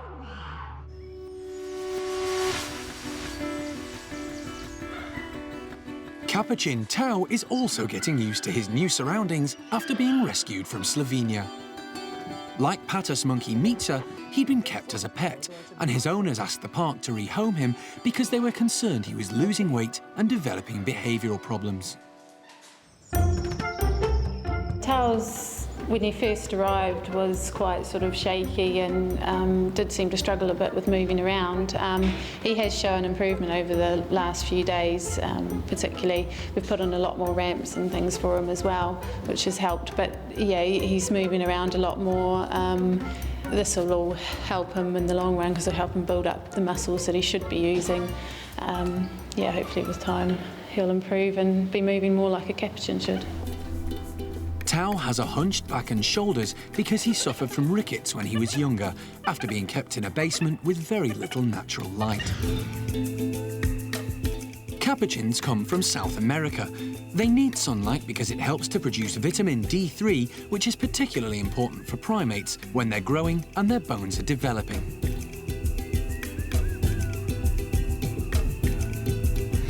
A lack of exercise has added to Tao's problems. The team are concerned about his weight, so are now busy feeding him up. Tao's shown a lot of improvement with his eating. He's particularly favouring a lot of the juicier fruits, so he really loves his oranges and his melons. But he also quite likes the insects as well, which is great because we're trying to build him up a bit more. So any protein we can get into him's a good thing at the moment. So yeah, his favourites usually waxworms and mealworms, so he gets a lot of those. The Capuchins at the park can be rather boisterous. As Tao has lived on his own for such a long time, staff have decided to ease him in gradually and are keeping him separate for the time being. Tao's got an absolutely lovely character. All the primate care staff down there have just fallen in love with him because he's, particularly now he's coming out of his shell a little bit more, he's very friendly. He's, you know, always sort of saying hello when you go to leave and he starts flirting away. So, yeah, he's a very friendly lad. And it's not just the staff he's been flirting with. The girls across the way are getting some attention too. Tao's has got a long way to go, but things are looking quite positive for him, so we'll just have to cross our fingers that he continues to improve the way he has over the last few days.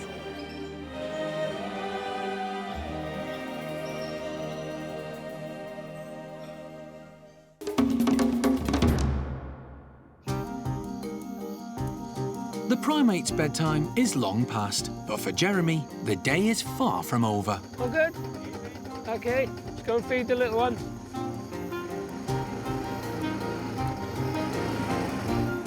Every evening, he returns to the centre to check on his latest charge.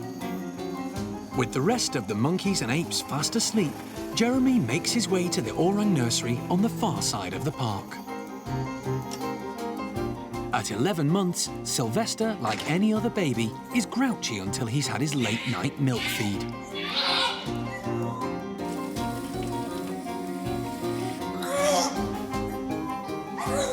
The little orang has recently been rehomed here from a zoo in Spain because his mother didn't feed him. Jeremy has now taken on the responsibility. We boiled the water up earlier, put a bit of baby rice in the milk, but he does like the banana-flavoured baby rice. Yep, that'll do. It's funny, some like it almost hot, and some like it sort of like tepid, and it's really peculiar, the individuals. And he doesn't like it very warm at all, do you, Puppet? There you go. There, nick of time. I do this through the mesh deliberately because the less contact we have with him physically, the easier it's going to be for him to become an orangutan. If I let him sort of cling on to me, then it's quite traumatic and stressful for him when I pull away. I don't grudge him having a cuddle, and he does get cuddles during the day, but limiting his human time makes him have more value in the time he has with the other orangs. He actually generally has a full bottle first thing, which is 7 o'clock in the morning, and then now, which is 9 o'clock at night, 9 or 9:30, and that's 260 mils. And then he has another, generally has another full bottle during the day, but sometimes he doesn't drink all of the one during the day. You're supposed to drink it, not breathe it. You're not supposed to inhale it, you idiot.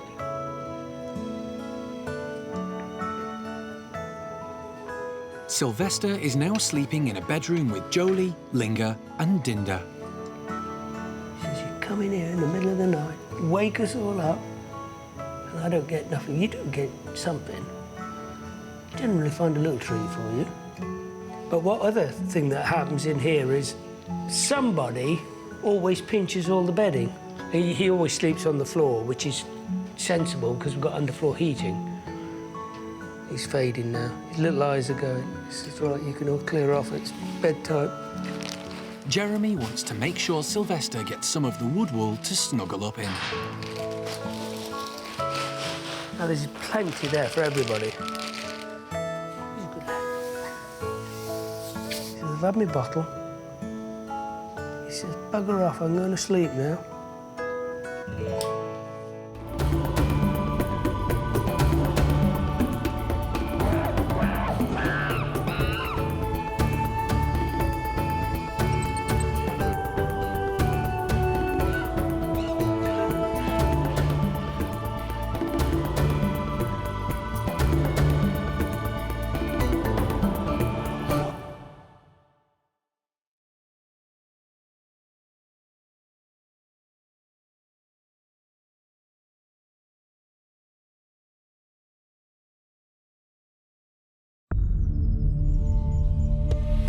This time on Monkey Life, the grand opening of the new orang enclosure.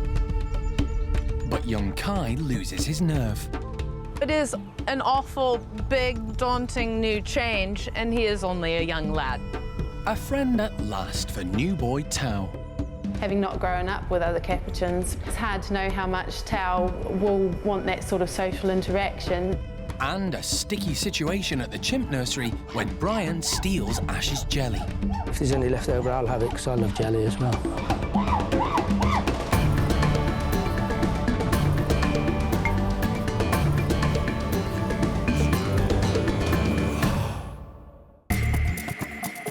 Monkey World in Dorset is the largest sanctuary of its kind on the planet.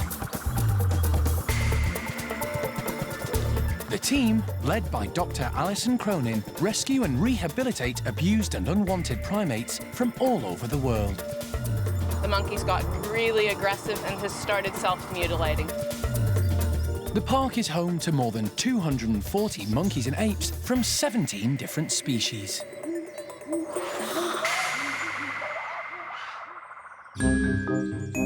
For the last 6 weeks, Gordon and Tuan's groups of orangs have had to stay inside because their outdoor enclosure is being renovated. Until now, they've had to share an outdoor space, which has meant using it on alternate days. But now, it's been split in two. We're dividing the enclosure so that both groups can go out every day, so it's a really exciting time. It's something that we've wanted to do for a long time, and now it's all coming together. It's been a massive undertaking, but the work is almost finished and the orangs can't wait to get out. They've been keeping a close eye on the progress from the sidelines. They've obviously been watching to a certain extent because they have an outside tunnel that runs along their enclosure, so they've been watching everybody busy. Orangs are native to the islands of Borneo and Sumatra in Southeast Asia, and in the wild, they spend most of their time in the trees. They can't do this at the park, but the team are trying to give them the next best thing. We're using the same basic concept that we've used for our other outside enclosures, and that's telegraph poles with platforms and some shelters. But we wanted to try and make it a little bit more complex than we've done before. We thought about orangutans and the way that they move in the forest. Orangutans are arboreal, which means that they spend the majority of their time up in the canopy. So we want to put as much hosing up as possible so that each structure is linked to the nearby structures, and then they can choose the way in which they move about and hopefully encourage them to be up as much as possible. It's looking good, it's exciting.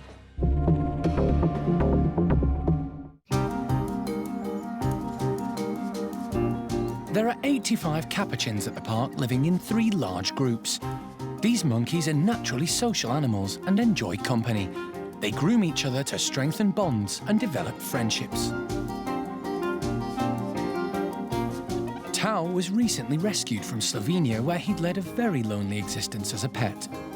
Since arriving at the park, staff have kept him apart from the others to give him a chance to get used to his new surroundings and to allow him to build up his strength.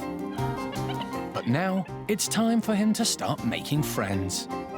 Tao, over the last month, has been sort of recuperating, gaining a bit of weight and a bit of condition. And we wanted to do this to allow him to build up a bit of confidence as well as a bit of condition, because the introductions at the boys will be could potentially be quite a stressful time. So we wanted him to have a bit more strength and be able to cope a lot better. But this is a perfect time. He has put on some weight since he's come. He's filled out. His face looks a lot bigger, so the signs are looking good, and that now is the right time for him. Tao is 6 years old and has never really known other capuchins, so this is a big moment for him. He's moving into the boys' lodge, where eventually he'll be able to climb trees and forage just like the others. Most of these capuchins came from a lab in Chile, so they too had to adapt to a more natural way of life. The arrival of the new boy has caused a lot of interest, but staff have decided to introduce him to just one of them today. Tao is released into a bedroom. CCTV cameras have recently been installed here, which will allow staff to monitor the capuchins without interfering. They're just there for our own interest, but also as a valuable tool for us to assess how things are going. Once Tao has settled, Capuchin Diaz is let through to join him. We chose Diaz as he's quite a sort of friendly capuchin. He is quite low ranking in the group, but this has actually meant he's got quite a nice, calm personality at the moment, and we thought this would be quite quite nice for Tao, not to obviously put someone in there that's going to cause too much problems early on. Diaz is curious and reaches up to Tao, who seems fascinated with Diaz's hands. Being a pet trade animal, it's hard to know how much Tao will want that sort of social interaction, having not grown up with other Capuchins. It'll be interesting to see. But Tao is remarkably relaxed and joins Diaz on the window ledge. We've had lots of the other boys actually looking through the window from the small outside enclosure, so there's been lots of interaction. Without any humans around, Tao seems keen to make friends with Diaz. Tao initially started grooming his own foot and then tentatively moved over to Diaz, and we actually saw his first grooming session. So yeah, we were absolutely thrilled that he was picking up some grooming behaviour so early on.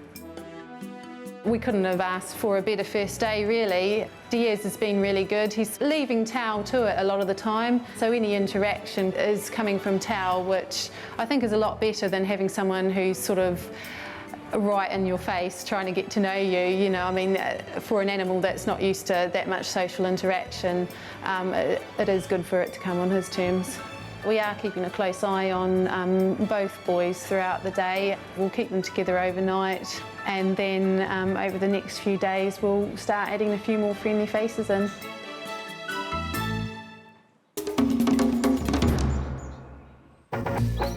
The first of the new orang enclosures is finished at last and ready for the ultimate test.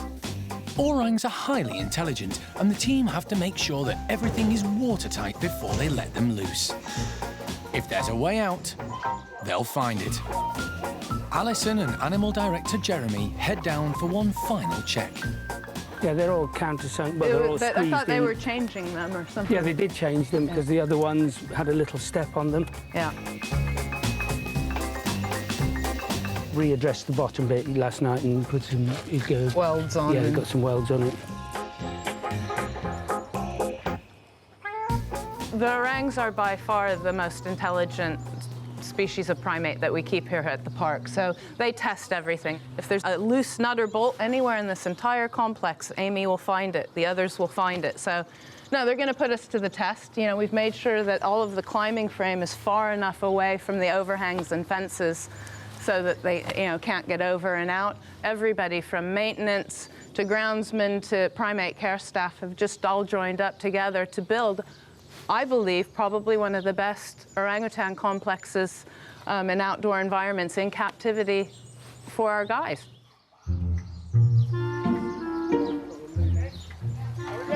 Let's go. Gordon's group are going to try the enclosure first. But after so long inside, the team are expecting them to be wary. Leader Gordon cautiously ventures out. But stepson Kai hangs back. Okay, good boy. With a little encouragement, he does take a few more steps. Kai's mum, Xiao Kuai, along with baby Jin, seems to like the look of the new climbing frame. But it's all a bit too much for Kai, who heads back to the tunnel. While Gordon climbs up, Kai climbs back in.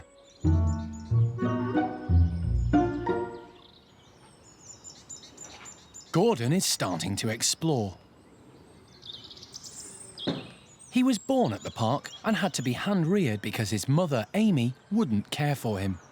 But at 14 years old, he's now the dominant male in this group. Xiao Kuai has climbed to the top. She's fearless, despite having baby Jin clinging onto her.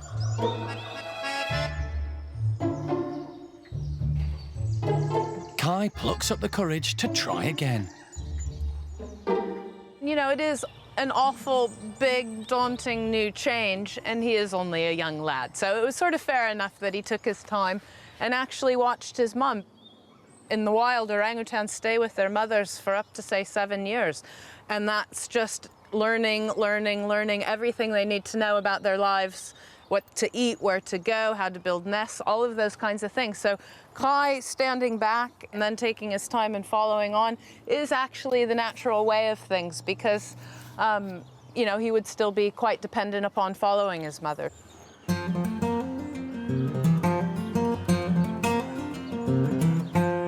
It's just brilliant to see them outside and doing what we had hoped they would do. They've come out, they've gone straight to the climbing frame, and they've not come down again. It's just constant activity, exploring everything, going up, down, through, in, out. You notice already I've seen Xiao Kuai actually brachiating, swinging from arm to arm. Mainly they're doing that thing that they do walking through the trees. So the body is mostly kept upright. You might tilt sideways, but they're using all four limbs, walking through the complex houses and everything. So for the youngsters growing up, you couldn't get a better education than if you were in the trees. However, it's not long before the orangs start to put the workmanship to the test. Gordon has managed to dismantle one of the hoses, while Xiao Kuai begins to test the boundaries. Wise beyond his years, Gordon decides to trade the hose for something a little tastier. The team will have some repair work to do before they give Tuan's group a chance to go in the enclosure.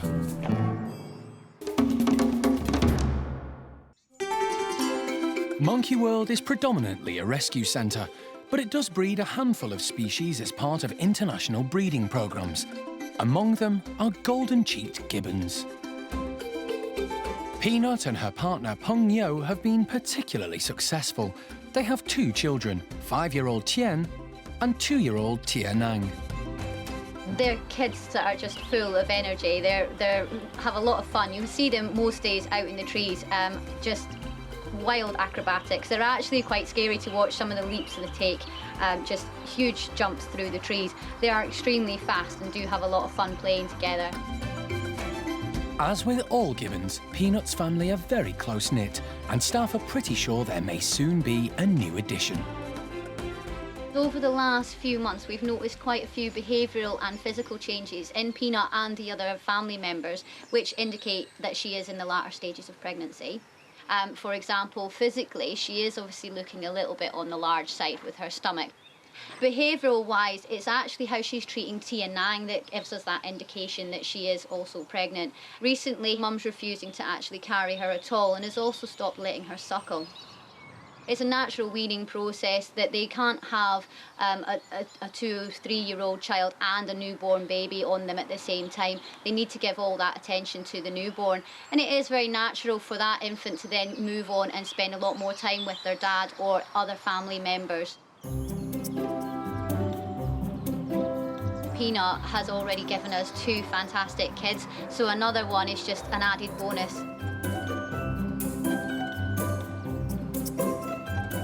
Orangutans and woolly monkeys are the other 2 species the park actively breeds.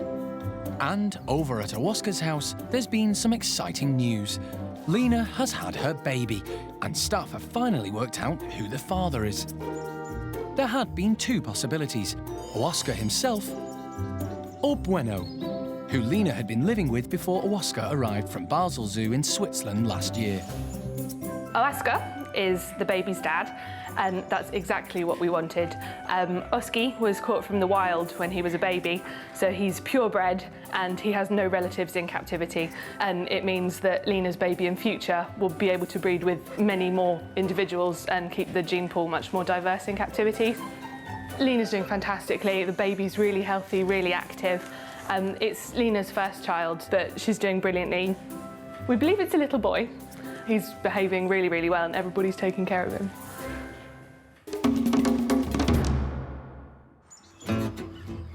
At the new orang enclosure, Jeremy and the team are busy tightening up nuts and bolts. After Gordon's performance earlier in the day, when he managed to dismantle one of the hoses, they're not taking any chances. Who put these up? Who? I'm not going to dump someone in it because I don't know who it was. 2, 3, 4, 6, 7. Tell you what, remind me not to let you guys work on my car. And while the primate care staff put out fresh browse, Alison does another check of the perimeter fence to make sure Xiao Kuai's tunnels are all filled in. Like Gordon's group, Tuan and his gang have also been shut up inside during the building work. It'll be a couple of weeks until the second enclosure is finished, so staff have decided to let Tuan's group test this one out too. As soon as the slides open, Tuan comes out to have a look at what's been going on. Quickly followed by Amy. Lucky and Roro are being more cautious. They want to see how the other two get on first. Tuan's already testing out the hoses, but looks back to see where the girls are. Roro has decided to give it a go, and Lucky nervously follows her lead. Tuan got out there, first out, straight up onto the climbing frame and mid-level, not all the way to the top. You know, in the wild, the females can go out to the tops of the trees and on the ends of branches, whereas males, their weight is just too big, so they can't. Seeing Tuan roaming around mid-canopy height, if you will, in the enclosure is about what he would be doing in the wild. But if you know Tuan, his hands aren't in very good shape, something from his past, but it does slow him down a little bit. Having said that, the exercise that he's going to be getting out here will almost be like physiotherapy. He's going to have to be grabbing and using those hands a lot more. Tuan is keen to see how the neighbouring enclosure is progressing. Lucky is into the swing of things now. She came from Taiwan after being smuggled from the wild. Just like Roro, who's discovered she has a head for heights.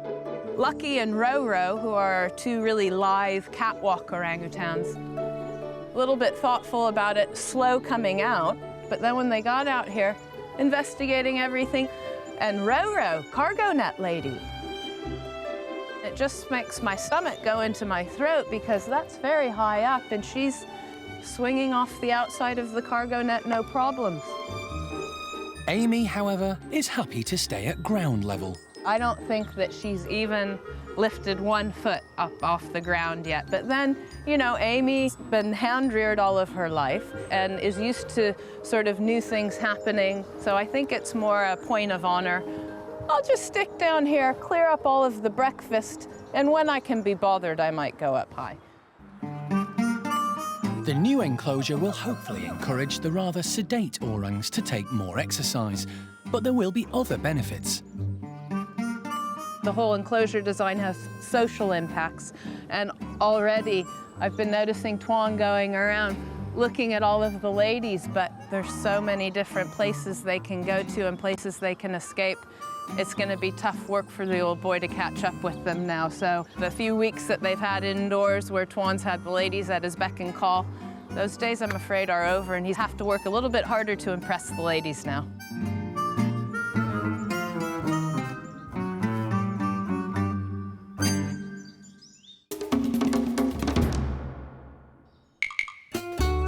The orangs aren't the only ones who've been shut inside recently.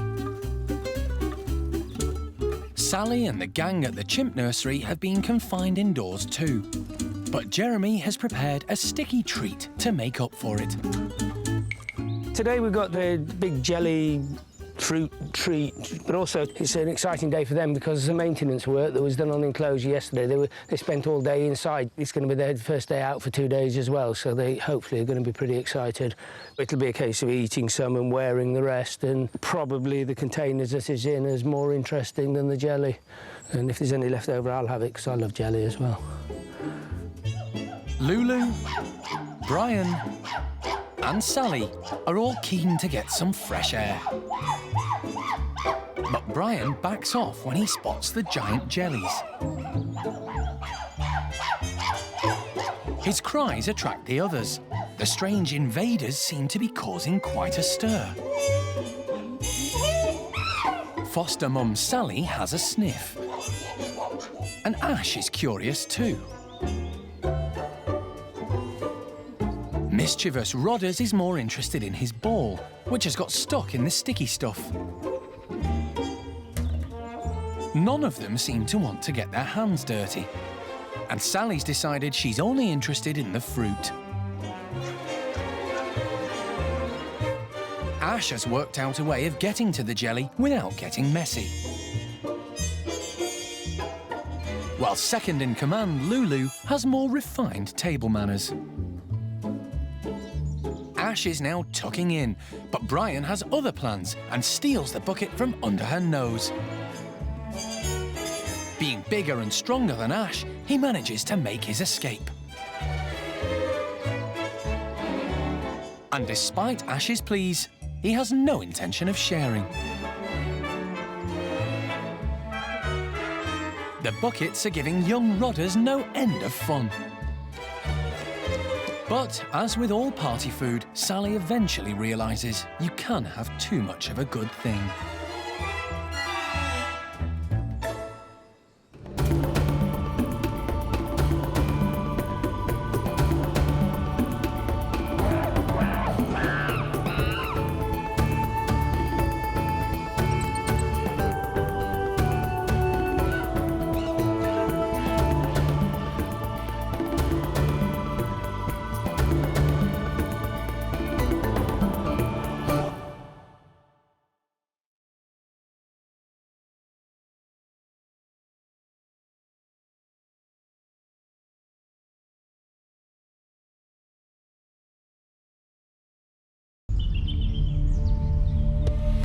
Today on Monkey Life. Upsetting news for the team when Siamang Gibbon Onion is taken to theatre. How's that? How do I feel there? Fat. Sheesh. Fluid, that's not good. Staff try to coax Capuchin Tao outside. It's potentially quite a scary thing for Tao, having never been outside. He might be a little bit agoraphobic. And keeping cool, the Stumpies are given a paddling pool.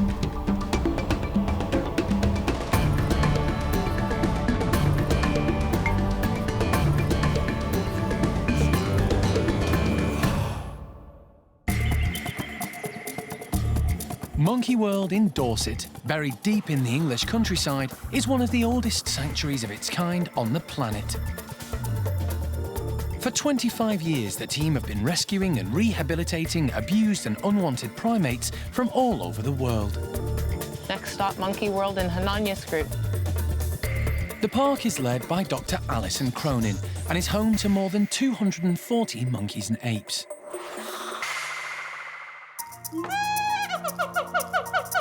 There are two Siamang gibbons at Monkey World, Sam and his son Onion. Siamangs are the largest of all gibbons and also the loudest. Their song is distinctive as it's amplified by their huge throat sacs. Onion is just 11 years old. He was born at the park as part of the European Endangered Species breeding programme. But over the past few weeks, the veterinary team have become concerned about his health. So they've decided to investigate. As with all the primates, Onion has had to be anaesthetised to carry out tests. For the last 10 days now, his appetite's been very variable, and we don't really know what's going on with him. The blood samples haven't been particularly helpful, and he's also got a mild bacterial infection, which may or may not be significant. An X-ray shows some stones in Onion's gut. He has these stones, and on first glance, they look as if they're in the bladder area, in the pelvis, and they should be coming on through. We feel that we need to look in there and try and remove them and see if that will get things right. The problem is, we're not going in here saying, this is the reason, and if we take those out, he's going to be better, because we don't know why he's eaten them in the first place. Has he eaten stones because he doesn't feel well? Does he just want to play around with them in his mouth and then, oops, I've eaten them? We've never seen any stones come out in either their feces, for example. The team are particularly worried about the stones because in 2009, Onion's mum Sage tragically died when she swallowed a fruit stone which perforated her gut. They can't take any chances. They have to operate. He can't go on as he is because he's not really eating to any degree. He chews it round in his mouth. He's not a happy animal at all. And that's upsetting to his father, Sam, who he's very, very close to. And Sam is almost intensely grooming him, pushing him. Come on, why don't you want to play? Why aren't you doing this? So the whole behaviour is changing with him. Mike and his veterinary colleague Thésar prepare Onion for surgery. The team will monitor him carefully throughout the procedure. Right, he's come down to about 90. Before they begin, Mike and Thésar feel Onion's belly for anything unusual. Yeah, what do you think? It's super prominent. Here, just here. That spleen on that side? Here, just under my finger. I mean, that's quite firm now. They found an abnormal swelling. Things could be far more serious than they first thought.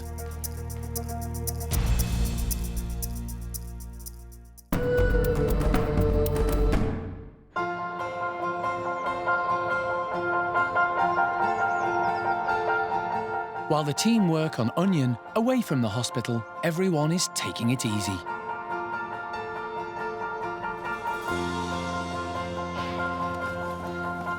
At the Stumpy enclosure, staff have decided to help the macaques keep cool. We're going to give them a tub with just some water in. We've put it on a slight slant, so there's going to be a deep end, a shallow end, and a bit at the front which won't have water in it at all. We're just going to put some food in it for them, and they can choose to come and sit in it or just look over the edge and reach for some food that way. Their wild diet is mainly fruit, but it is kind of made up of other things as well, like seeds, flowers, buds. They will eat freshwater crabs and also frogs as well, so it kind of shows that they would go close to the water in the wild. We'll spread the rest of the food everywhere, so they have got a choice whether they come and use the tub or not. They can still have some of their favourite foods, so hopefully it will keep them busy for quite a long time. Come on, guys!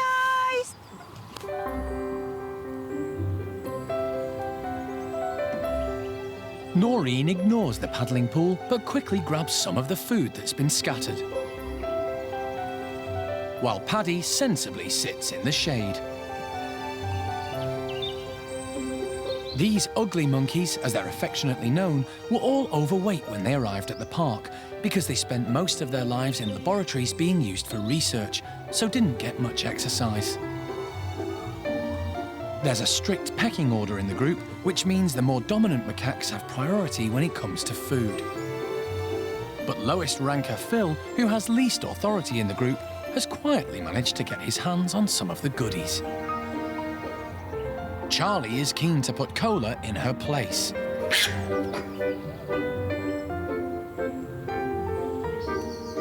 Leader Sam is the first to investigate the pool, although he doesn't want to paddle.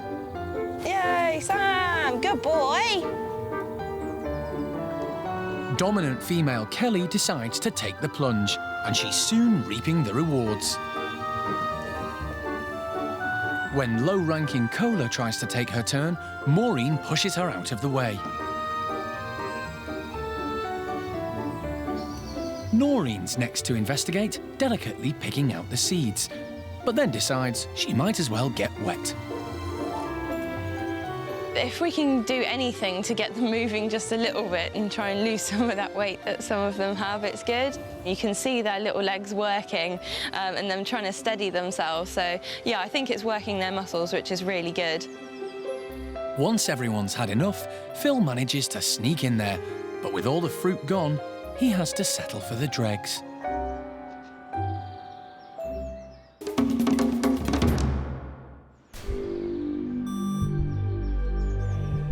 At the park's hospital, the team are very worried about Siamang Gibbon, Onion.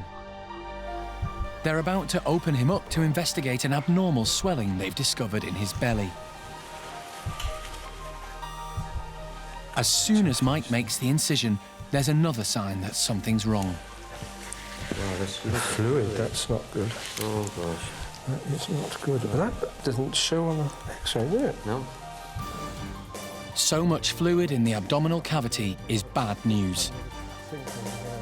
Mike needs to find out if the stones Onion has swallowed are the cause.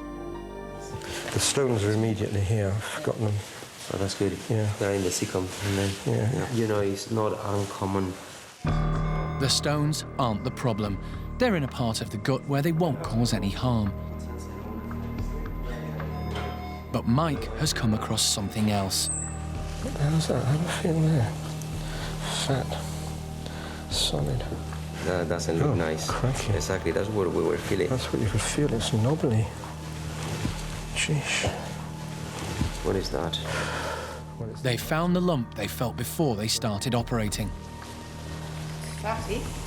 Well, it's solid. It's really, really firm. That's abnormal as far as I'm concerned. Oh, he's got tumour. It's like a massive tumour. Sugar. It's a dreadful shock for the team. And they don't yet know whether Onion's tumour is operable.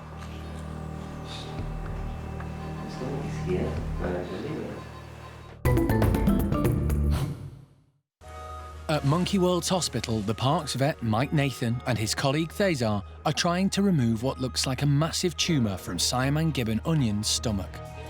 This is it. The stones are secondary. This is where the spleen should be. And it's not possible that that's anything other than a tumour? I don't think so. They can only cut out the tumour if it's not firmly attached to Onion's vital organs.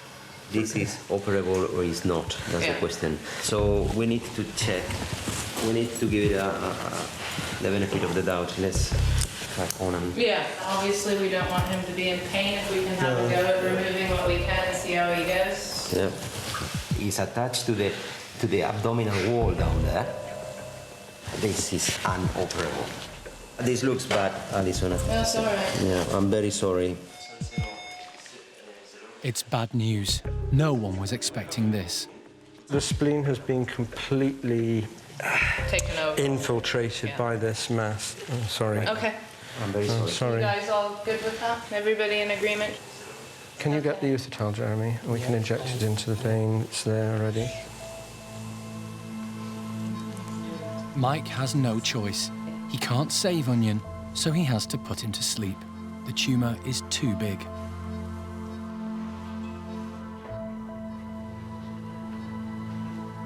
It only takes a few moments for Onion to slip away.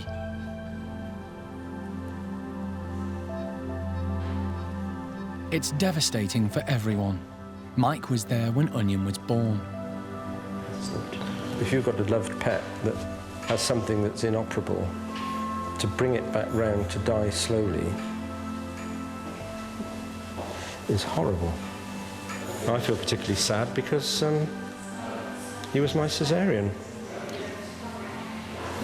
We've tried to treat the simple things first, and the things we can't treat, you have to be realistic, sadly.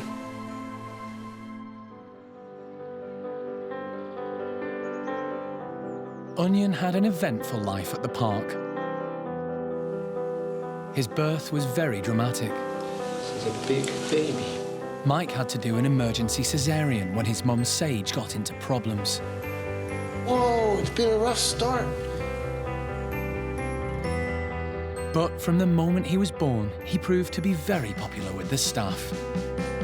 Onion was a lovely boy. He was a lot of fun. He had a really good character, very, very playful, very affectionate towards us and towards his dad as well.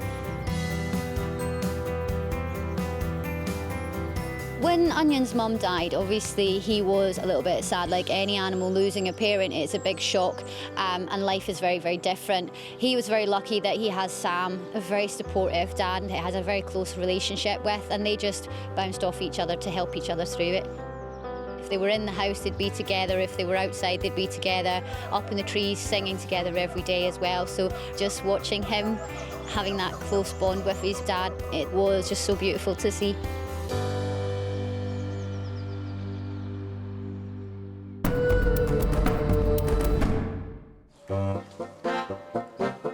Deaths are all part of life at the park, but so too are births, and a recent arrival is keeping the primate care staff busy. Woolly monkey Lena had a baby boy along with dad Waska, and the keepers have finally decided on a name. We've decided to call him Milo, which includes the initials of both of his parents as well, so it's a bit sentimental. Milo's fantastic. He's really advanced for such a little woolly. He's already coming off of his mum, so he's quite brave. And to do that, he has to feel really secure in the group that nobody's going to harm him. So that's brilliant. He's also already climbing, which is very early for such a young man. And he's starting to try and walk on the ground. We always try and be a little bit cautious, but they're doing a brilliant job without us intervening at all. So we're just going to let them carry on being a family. And as long as they carry on doing a fantastic job, we've got nothing to worry about. Since having Milo, Lena's status within the group has risen and Oscar is paying her more attention. But staff are keen to make sure the other two females, Quappa and Zingu, are not left out. Today we've made some frozen treats for Oski's group of woolly monkeys. They're just a mixture of raspberries all squished up and yoghurt mixed together. Part of me thinks that they might pick it up and then throw it on the floor because it's cold. But hopefully, maybe when it thaws out a little bit and it gets a little bit warmer, they'll enjoy them more.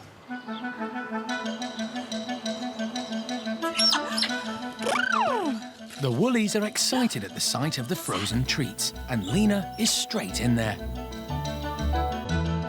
Not wanting to be left out, Dad Oscar digs in. He's quite happy to get his hands dirty and even tries to steal Lena's.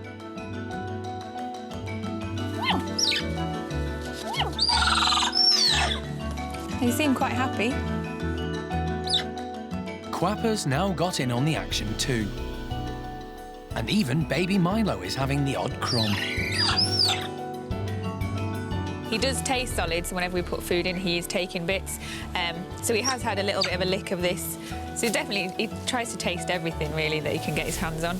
But woolly monkeys don't tend to give their babies food. The babies have to pick it up, and a lot of the time, they'll pick up what's been dropped onto their mum. So he'll pick food off her, and then when she sits down, he'll be able to get off and grab his own food. So he has to work for a little bit, even at a tiny age.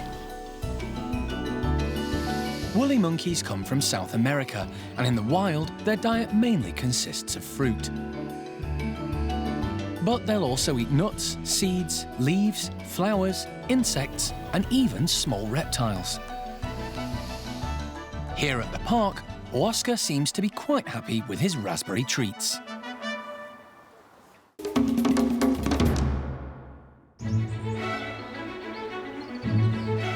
Another new arrival at the park is finally beginning to make friends. Capuchin Tao, who was recently rescued from Slovenia, has settled in nicely with the boys, but today will mark a major milestone in his life. He's going to be allowed outside. Tao was kept as a pet and for 5 years lived in a basement room with no natural sunlight. It's quite hard to sort of predict what Tao might do. It's potentially quite a scary thing for Tao, having never been outside. He might be a little bit agoraphobic, so there's a high chance that he'll be a little bit reluctant to venture out today.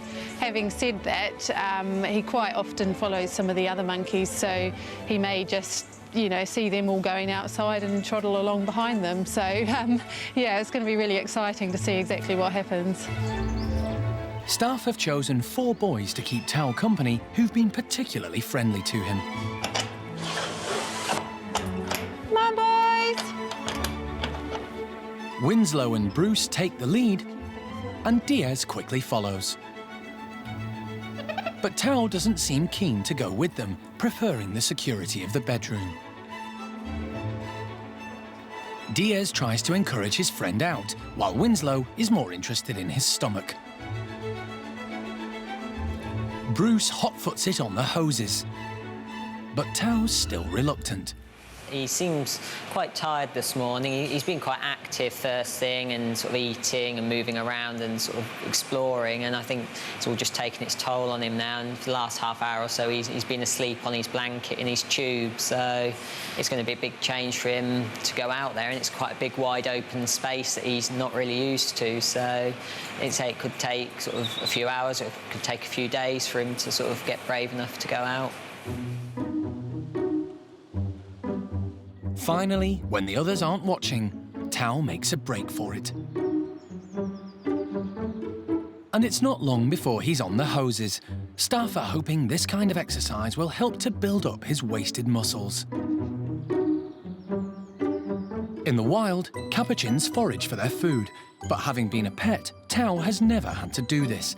So he amazes everyone when he takes Bruce's lead and begins to dig out some worms. I would never have thought that on his first day he'd actually be foraging around, and also the way he's been moving is amazing when you think back to what he was like a month ago, and now he's clambering on the cargo net, which some of our other boys are quite nervous to do, and you know, although he still looks a little bit ungangly at times, he's coping very well. It hasn't been that long since he's been here at Monkey World. It's been just over a month. So to think of all the things he's actually gone through since he's come here, and just how relaxed he actually looks out there is really amazing. There's a long way to go, but it's good to see these positive signs early on.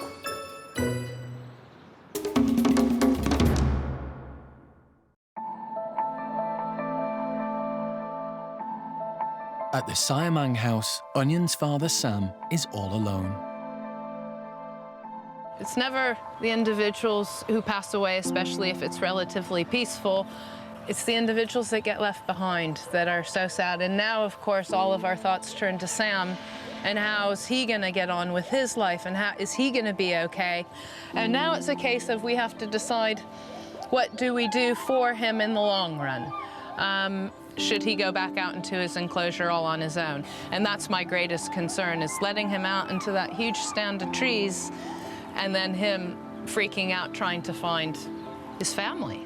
It's very sad, but in my mind anyway, the one thing that he does still have here is his home. And so we'll let him back out into his home, and hopefully he'll feel comfortable and confident enough that he's okay to ride it out as a single male Siamang Gibbon for the short term, and then we'll start making plans for future. Gibbons need company, and it may be that Sam will end up having to leave the park. Actually, the only thing that matters in my mind is Sam's welfare and happiness. So if that's him staying here and us bringing a mate to him, good. If that's him actually going someplace else because he can be with a mate on a nice island someplace else, that's okay too. Sam's very important to everybody here at Monkey World, so we will ensure 100% that his future is planned out, looked after, and that he's going to have a good and a happy one.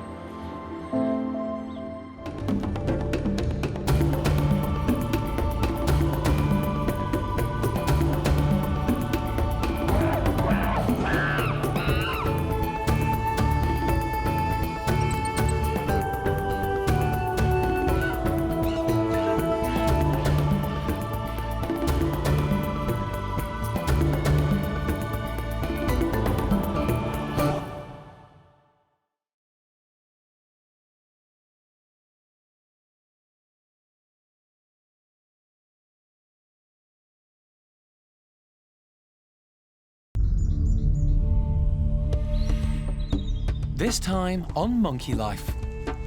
The team stand by to welcome a very special new arrival. From Louisville, Kentucky, the last female woolly monkey in America, and she's here. Baby Sylvester finally meets his new surrogate mum, Osheen. Hey, no. And mayhem at the Bachelors when the boys show off their ball skills.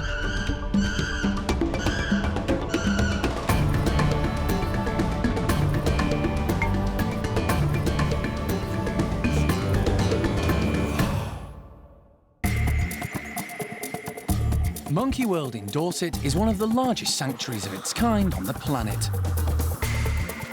For 25 years, the team have been rescuing and rehabilitating abused and unwanted primates from all over the world. Shall I take him? Yes. See if he'll stay with me. The park is led by Dr. Alison Cronin and is home to more than 240 monkeys and apes.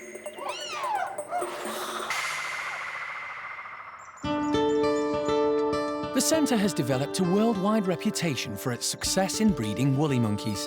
There are now 16 of these primates at Monkey World, living in 3 separate groups. One of them is headed up by Bueno. He's a very popular leader who's been at the park since 2005. The dominant female in his group is Urema, who recently gave birth to Bueno's son, Enzo. Young Paolo is also in this group. He follows Bueno around like a shadow, keen to learn from the boss. But today, these woolies are going to be joined by another who's coming all the way from America as part of an international breeding program.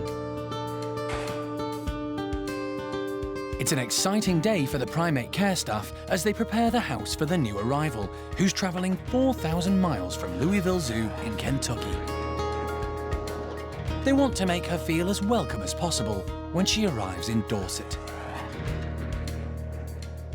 We're just waiting for them to roll up right now, but we've got Sarah finally arriving. She's had a bit of a long journey from America, from Louisville, Kentucky, the last female woolly monkey in America, and she's here. So, yeah, finally.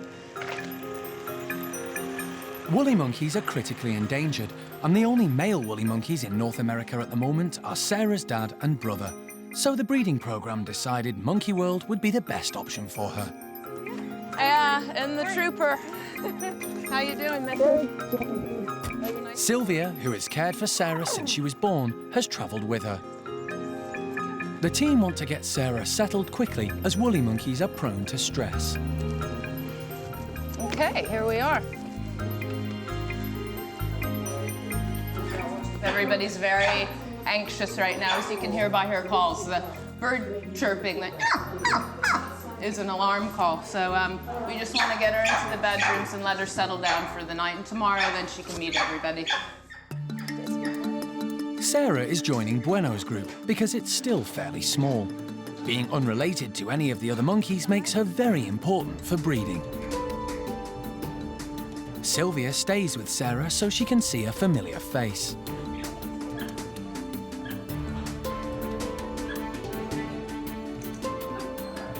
Next door, Bueno's gang can sense something's going on. We've moved Bueno's group of woolly monkeys back in next to Sarah. She can't see them, but she can hear them and she knows they're there. She doesn't seem too concerned at the moment. I think she's having quite a big day. There's lots of noise, lots of new things. So maybe once we all go home and leave her in peace, she might suddenly realise there's new and interesting neighbours, but for now she seems quite calm. Despite her long journey, Sarah hasn't lost her appetite. She's well and truly helped herself to dinner. She's had bananas, grapes, all sorts. She's had a bit of a scratch with some of the keepers, which apparently she really enjoys, so I think she's relaxing a bit.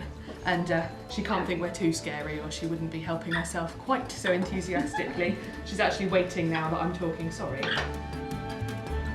There we go. Sorry about that. Oh, and a little trill. That's a very happy woolly monkey noise, so things are going okay. Nice. Once Sarah has got over her jet lag, it'll be time for her to meet her new family.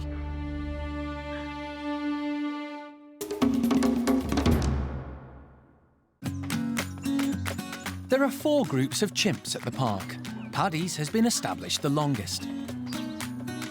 Then there's the chimp nursery led by Sally.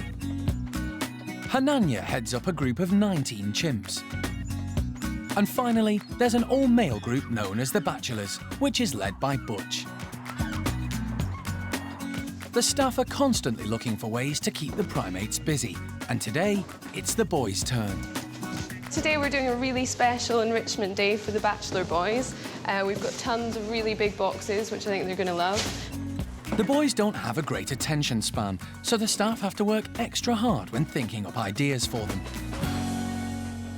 We're just going to pack all the boxes with wood wool and then put some scatter in, so maybe some sunflower seeds, monkey nuts, dates, things like that. So it'll just mean that they'll spend quite a lot of time going through it looking for the bits of wood we've put in.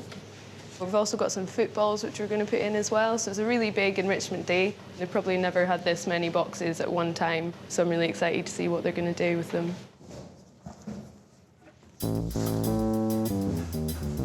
Jester is first in, closely followed by leader Butch. They're surprisingly quiet until they discover the boxes.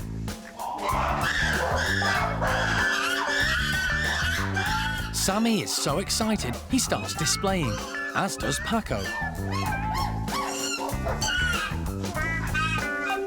So the display just acts as a warning and the reminder to the rest of the group just who's in charge. They want to make as much noise as possible. They also want to look as big as possible. Their hair puffs up and stood on end, their arms and legs splayed, and they'll often use props. So in the wild, generally, they'd use branches. Obviously, they don't have them here, so the boxes make ideal props during their displays. Once the boys discover the food, they calm down. Mojo, who gets on well with everyone, tucks in. But Charlie has discovered the footballs and begins to show off his skills. Kiko demonstrates a back pass, while Jester gets one in off the post. Usually when we give them footballs, they'll just pop them within the first few minutes and that's the fun over, but they actually kept them. Paquito has a go at dribbling, but then focuses on his ball control.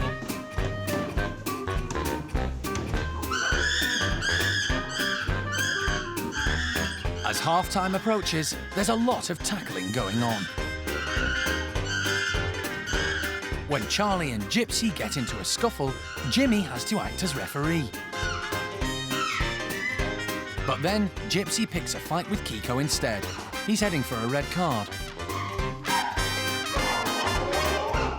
At full time, with all the food gone, the chimps put the wood wool to good use. We're going to leave the boxes in overnight because what they'll usually do is they'll use the boxes as part of their nest, so they'll tear them up and mix it with wood wool and can wrap it all around them, and that'll be their nest for the night.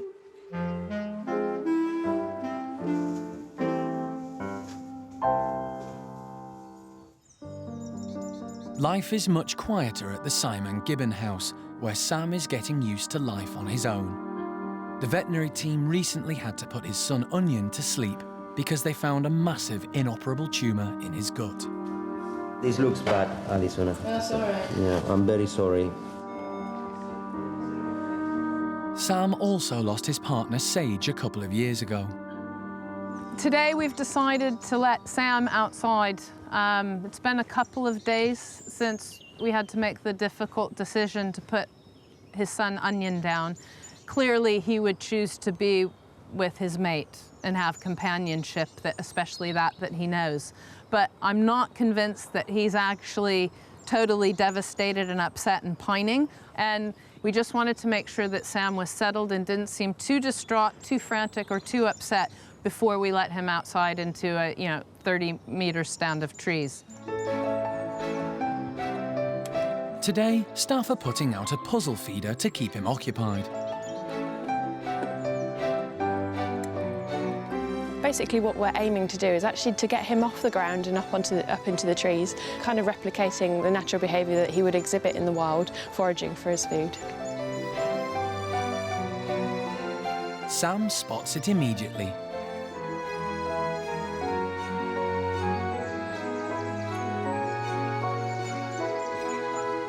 It doesn't take him long to work out how to get to the treats. Gibbons have long arms that they use to swing through the tops of the trees, and they prove very useful to get at the hard-to-reach pieces of fruit.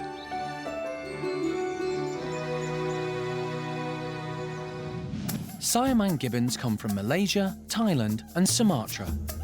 They're endangered partly due to the illegal pet trade, but also because their habitat is being destroyed, mainly by the palm oil industry, which is clearing large swathes of forests. In the wild, they live in pairs with their offspring. Male and female Siamangs have different songs, which they sing together as a duet.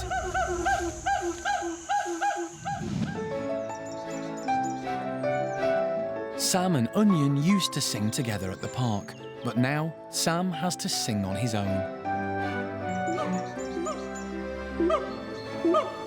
Alison is trying to find him a new mate and is feeling positive. He's gone brilliantly, and I'm really pleased. Sam's looking okay, and he's back out in the one secure and regular thing that we can give him, which is his home and his lovely stand of trees.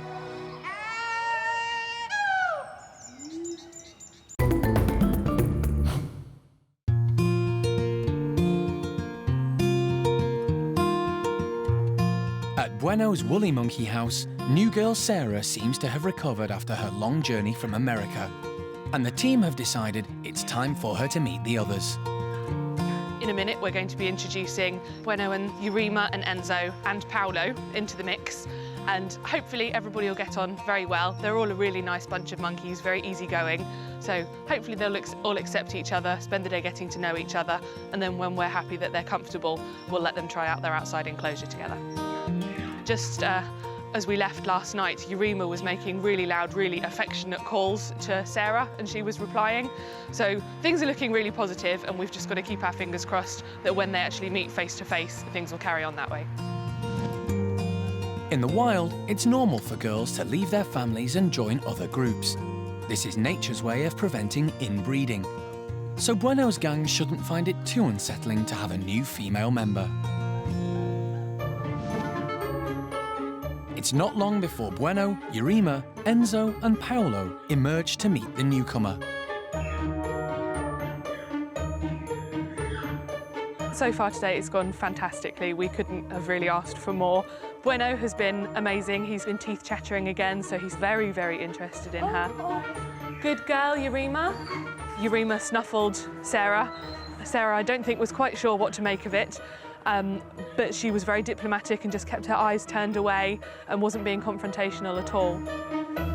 Paolo, bless him, is in his own little world. He was so excited by everything. He did a wall of death around the playroom for several minutes, but now he's calmed down. I think he's quite comfortable with her being in the group. He just hasn't quite plucked up the courage to actually have much of an interaction with her yet.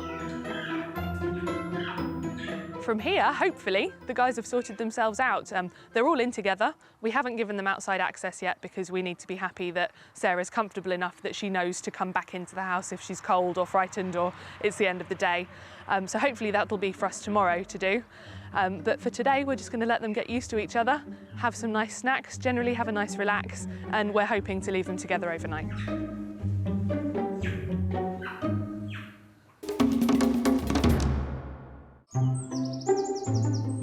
At the Orang nursery, another recent arrival is settling in well. Baby Sylvester was rehomed from a zoo in Spain because his mother refused to feed him. Under a European breeding programme, Monkey World looks after all orphaned orangs. Sylvester's just doing fantastic. He's everything we could have hoped for in a baby orangutan. Sounds a bit funny, but he is simply brilliant, really confident, just strolls up to everybody and puts his hand out to say hello. And today's the big one. Today we're gonna open the door between him and Osheen, with Jeremy, of course, involved. Fingers crossed. We'll see how we go. Osheen arrived at the park in 2010 from South Africa, where she'd been kept as a pet. Staff are hoping she'll act as a surrogate mum to Sylvester, but as she spent most of her life living with humans, she won't have come across a baby orang before, so the meeting could go either way. Osheen is very fond of animal director Jeremy and may not like the idea of sharing him with the newcomer. Oh, gorgeous. It's taking place in the safety of the bedrooms, as it's a more controllable area. Let me get her these toys. Hello. Where are we going? All right, we're going. So we're just going back over here, apparently. Ooh. What are we going to do now? Where's your toys? You got any toys to play with or anything? Who's that? Who's that? As always, Sylvester is the one to hold out a hand of friendship. No. There you go. You're not quite sure, are you, Puppet? Who's that? Go on, just say hi to him. Go on, give something. For the first time in your life, give something. How about that? If you give, you can reap what you sow and you can get more back. Apparently. It's never happened to me yet, but... Hello. Osheen can't seem to make up her mind about the little orang. I don't think she's got any issues. She's just confused, I think. I don't think she can see any point in him. But, you know, maybe that will wear up. Hey, no. Okay.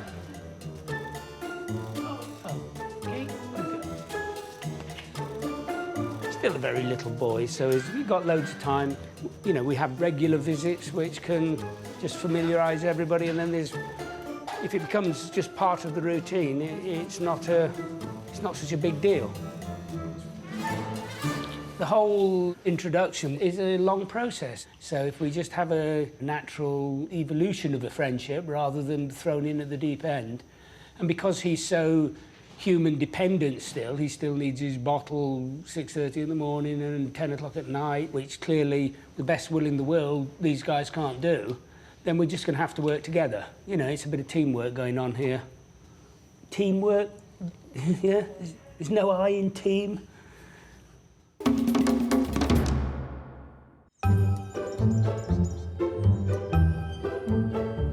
While Osheen is getting to know Sylvester, over at the Capuchins, the boys are about to be given their favourite treat.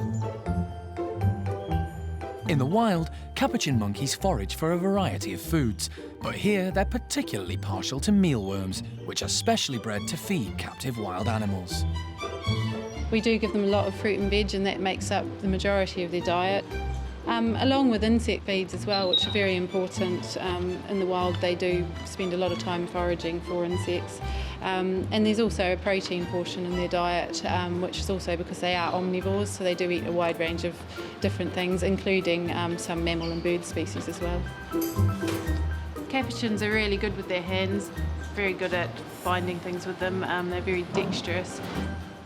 Being live food, the worms will hopefully crawl around a lot more and get into the crevices, and this will make it a little bit more difficult for them to find the food. Hi, Tao. One Capuchin has been separated from the rest to make sure he gets his fair share. Boy. Tao was recently rescued from Slovenia, where he'd been kept as a pet. When he arrived, he was underweight and undernourished, so the staff have been feeding him up with insects packed full of protein. These are giant mealworms, and he absolutely loves them, which is handy. We generally try and give him probably a good 10 or so a day. Do you want another one? Oh, good boy. Can you try something else? Oh, good boy. That's nice, isn't it? The staff are trying other foods to bulk him up too. No. Today, it's rice pudding. Tao's not tempted.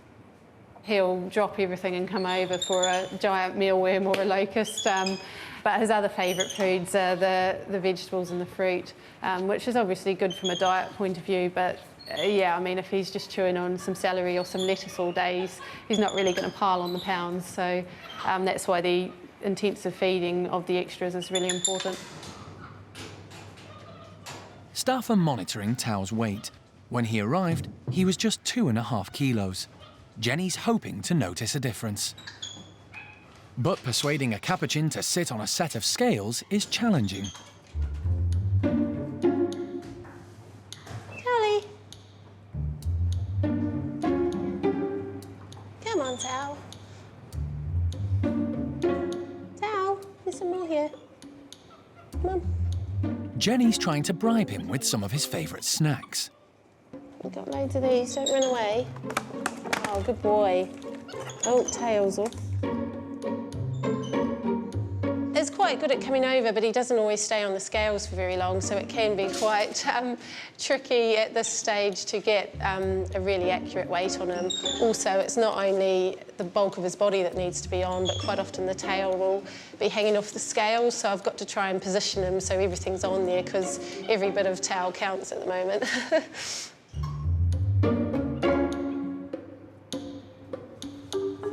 That's better, your tail's off.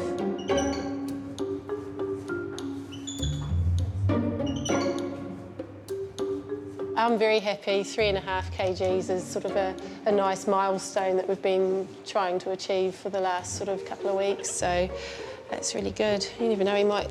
No, he's gone again.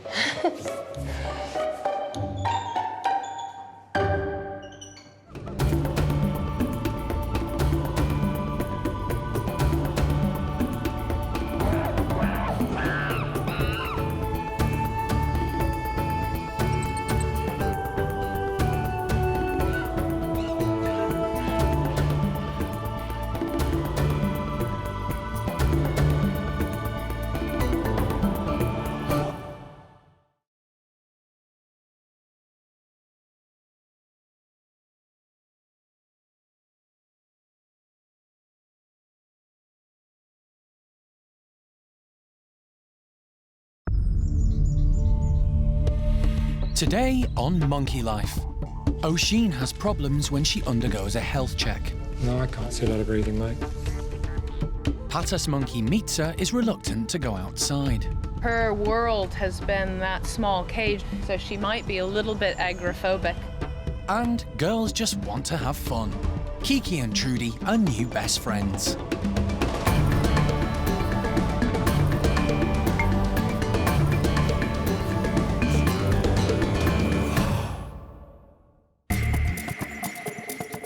Monkey World in Dorset is the largest sanctuary of its kind on the planet.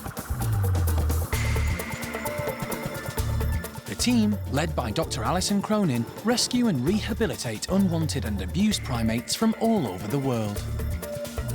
Have you packed your stuff? Got your favourite comics and everything? The park is home to more than 240 monkeys and apes. The aim is to give them as natural a life as possible. Osheen has been at the park for a year now. She was rehomed from South Africa, where she'd been kept as a pet.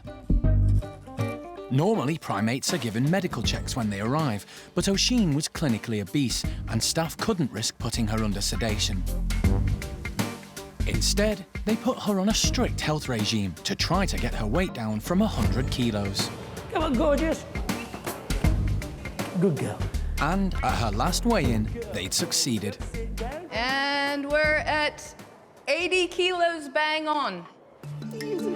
So they've decided the time is right to do those very important tests. At the park's hospital, the veterinary team are making plans to anaesthetise Osheen. Despite her weight loss, they're still worried. Anaesthetics always carry risks. She does have issues. She still is a very large female orangutan, probably about twice the weight most adult female orangutans should be. That gives us a few anaesthetic issues. The weight of the fat in the abdomen presses on the diaphragm, the division between the chest and the abdomen, and it stops the lungs filling properly. Not only that, if you turn them on their back, all that blubber sits on and squashes the main vein returning blood to the heart. So we have to knock her out and then position her so that the weight of the guts falls towards her legs and her chest can expand and that blood vessel isn't compressed. Osheen's badly affected by her menstrual cycle, often becoming moody and withdrawn. So while she's under anaesthetic, John is also planning to give her a contraceptive implant to try and regulate her hormones. We took the opinion of a human gynecologist on this, and they were saying a lot of overweight women also have a lot of severe period pains. He was expecting it to improve somewhat when the weight is further reduced, so we are going to shut that down for about 12 months. Instead of taking her to the hospital, the team have decided to carry out the procedure in Osheen's bedroom to avoid any unnecessary stress. The other orangs in the nursery are keen to know what's going on. John and the park's vet, Mike Nathan, are preparing the anaesthetic outside so that Osheen doesn't see them. We'll knock her out in a bedroom, we'll do the procedure in a bedroom, we'll wake her up in a bedroom. It'll be a bit of a squidge for us, but that's not the primary concern, really. I think it'd be better for her and quicker.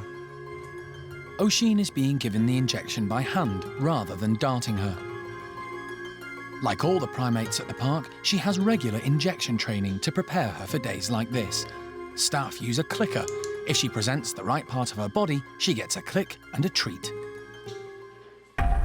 Once Osheen is unconscious, the procedure can begin. Hold on to that. That's it. Animal director Jeremy is assisting. John checks her airway. He's becoming concerned about her breathing. No, I can't see a lot of breathing, mate. He decides it's too dangerous for her to lie flat. He needs to move her. Good. What I want to do is basically turn her through 90 degrees. Keep the head roughly in the same position. Do it at the back of her arm, maybe. Head back. Come on, Woodwell. Yes, tuck it in. Try that. Try that. Try leaning back. That's it. With Osheen in a more upright position, they check her breathing again. John continues to monitor her. That's the position she was in initially. She wasn't actually able to breathe at all. Mike, can you do the implant? The contraceptive implant is inserted just underneath Osheen's skin. It's difficult for everyone to work in such a confined space. They take some blood so they can carry out tests to make sure Osheen has no underlying health problems. With all the tests complete, John gives Osheen an injection to reverse the effects of the anaesthetic. This is a critical stage of the procedure. Osheen has to be in the correct position to make sure her breathing is not restricted when she comes round. Jeremy will stay with Osheen until she's fully awake.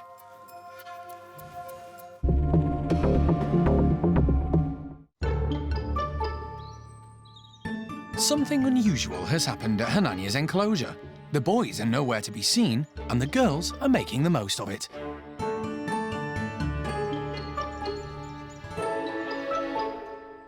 Without the rowdy males, the girls can have some fun without having to watch their backs.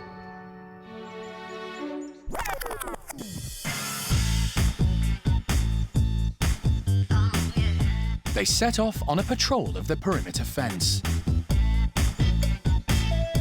Once they've checked out the neighbourhood, they start to chill out.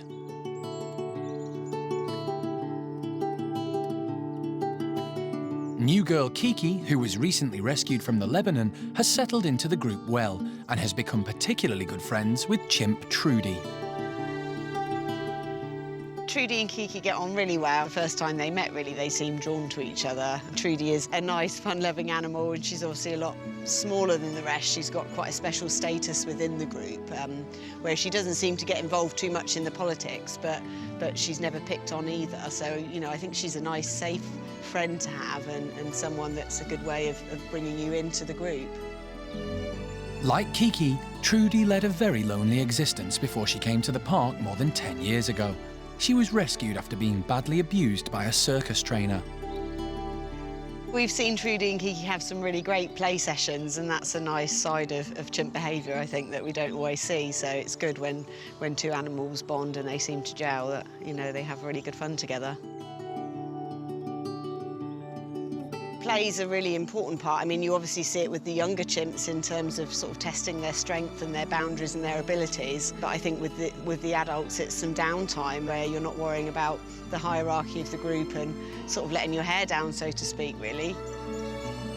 Obviously, it was something that Kiki was denied when she was on her own. So, you know, having that physical contact is really important.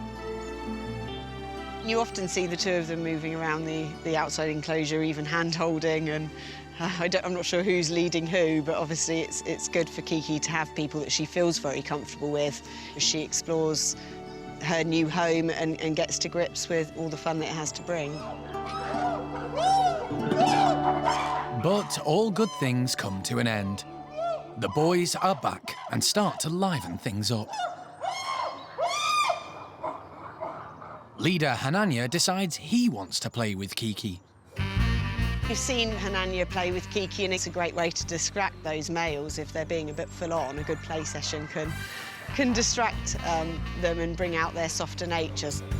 It's great that he's doing that with Kiki so early on, because she did struggle a little bit with him at the beginning and with the other males winding her up. So she seems to have gone through that process a bit quicker than some of the other animals that we've introduced into this group. Valerie, who's normally one of his favourites, tries to woo him away, but today he only has eyes for the new girl. That is, until food appears. He's soon distracted, leaving Kiki and Trudy free to carry on where they left off.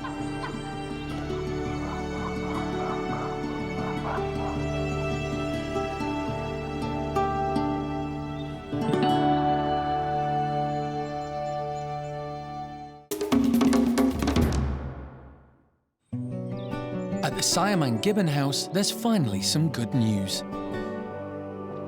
Alison has found a new mate for Sam. He's been living on his own since his son Onion tragically died after the veterinary team found an inoperable tumour in his gut. This looks bad, Alison. That's all right. Yeah, I'm very sorry. It was particularly sad for Sam, as he also lost his partner Sage a couple of years ago. When I first started looking for a companion for Sam, you know, I sort of first called around local zoos and wildlife parks just to see if they had any individuals that would be appropriate pairing for him. So in my mind, I had, in an ideal situation, a female that's the same age as him, so that they sort of spend their end of days together, because he's getting older now. And finally, actually, I came up with the ideal companion, I hope. It's a female who's 18, 19 years old, so a similar age to Sam. And she's currently living at Dublin Zoo, so not that far away either. Sam's new friend is called Sassac. The female who's coming here is already with a partner and one of her offspring.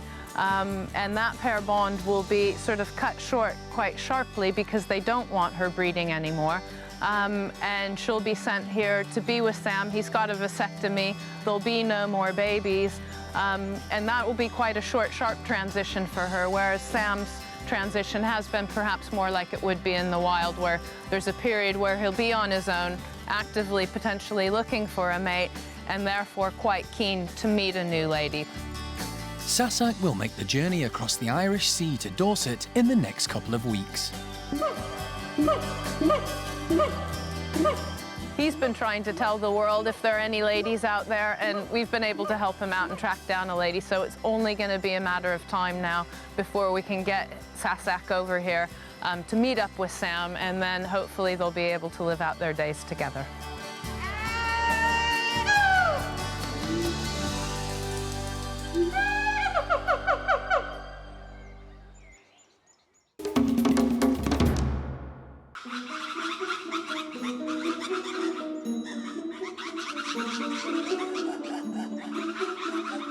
There's been a commotion at the lemur enclosure. The group led by Fennel and Kaya have been making rather a lot of noise. Out in their tree-filled enclosure, they're always on the alert for any forms of danger, just as they would be in the wild. They do what's known as an alarm call, and this is seen if there's something that they feel threatened by. So in the wild, it would be predators or maybe other lemur groups that are encroaching on their territory. Obviously, we don't have those same threats here at Monkey World.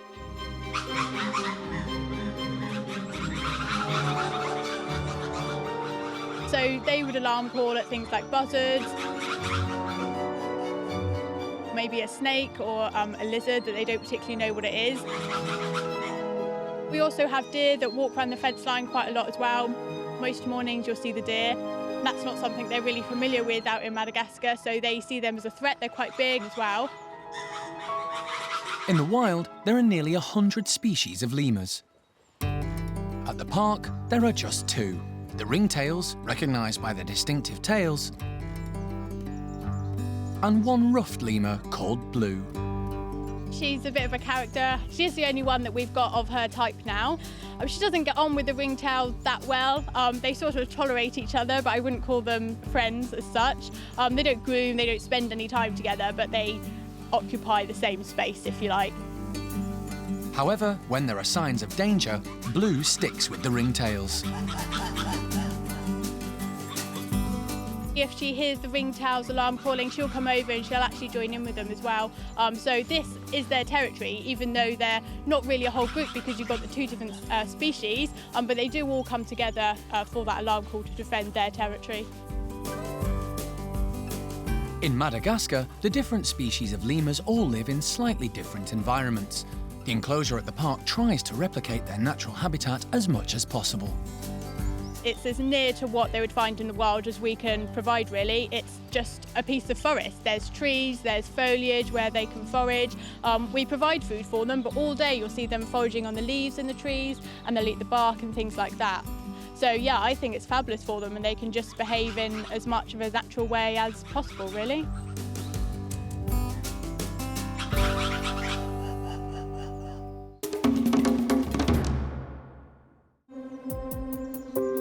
At the Orang nursery, Osheen is waking up after her anaesthetic. Will she sit up, Jeremy? Because she's not going to breathe desperately well like that. Because Jeremy has such a good relationship with Osheen, he's able to stay with her. It was me under bed guy. It's a rare luxury, really, because the majority of orangutans, or apes for that matter, you wouldn't tolerate somebody in there with them. Osheen's a bit different given her history, and it's terribly convenient for us that you can do that. We can watch her move around a bit more and her colour, etc., because if we'd just left her, there's every chance she'd curl up in the corner and that would be it. And you just see a ball of orangutan, difficult to assess. So this is actually very good. Osheen is woozy from the effects of the drugs.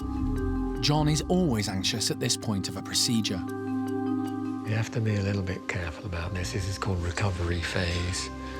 And in my career, I've lost 3, all in recovery, all at this time. They come round, or they apparently seem to come round, and then they crash. So it's not 100% safe period. Finally, with Jeremy's help, Osheen finds her feet. There we go. She's bewildered by all the fuss, but makes the most of being with Jeremy.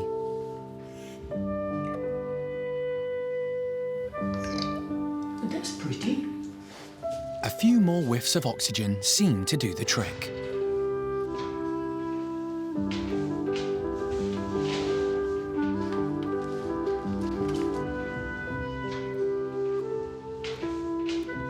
Now she's up and about, her new friend baby Sylvester is allowed to visit. Sylvester, come on, buddy. Good boy.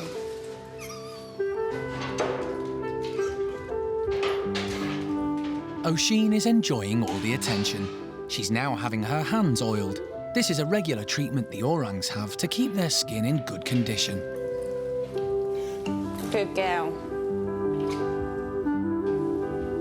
We've kept a closer eye on Osheen today, just to check that she is eating and drinking well. She's really happy to be back with Sylvester. She's pretty much back to her usual self now.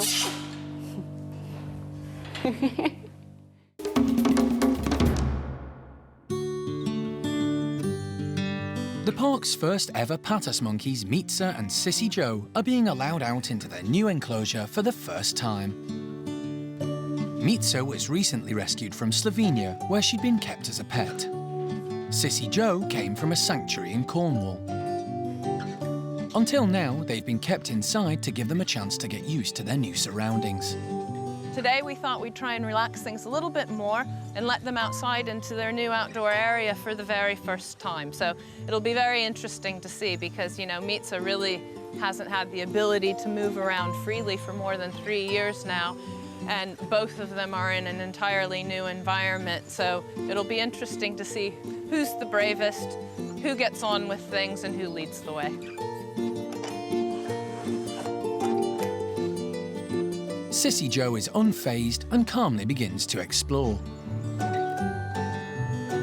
She seems to have had no problems settling into her new home. We were a little bit worried about how she would adapt and whether she'd be frightened of men. Apparently she's a little bit skittish in the wind, all of these different things. But to be quite honest, you can see, you know, I've not known her that long. She's very happy walking on past me. It is a blustery day. Doesn't seem to be a problem with that. And she's getting around and exploring her new home. So it's really nice to see, and I'm hoping that Mitza will sort of see that she's quite calm and relaxed about everything and take her lead and come out nice and slow. But Mitza is more reluctant. She's had a lot to deal with over the last few weeks. Leaving her home and getting used to a new life with another Patus monkey. She was kept in a cage in Slovenia because her owner couldn't handle her. Her world has been that small cage for 3 years, so she might be a little bit agoraphobic. So I'm hoping that, you know, Mitza will take her time, but that she will get used to coming outside and follow Sissy Joe's lead very quickly. It will be only a matter of time because I said this about Mitza when I first met her. You can see that she's a very stubborn and potentially spoiled lady. And I don't think there's any way on this planet that she's going to allow Sissy Joe to take control of this outside domain without having an opinion about it. So She's holding back right now, but I think it's only a matter of time. Finally, Mitza decides to give it a go.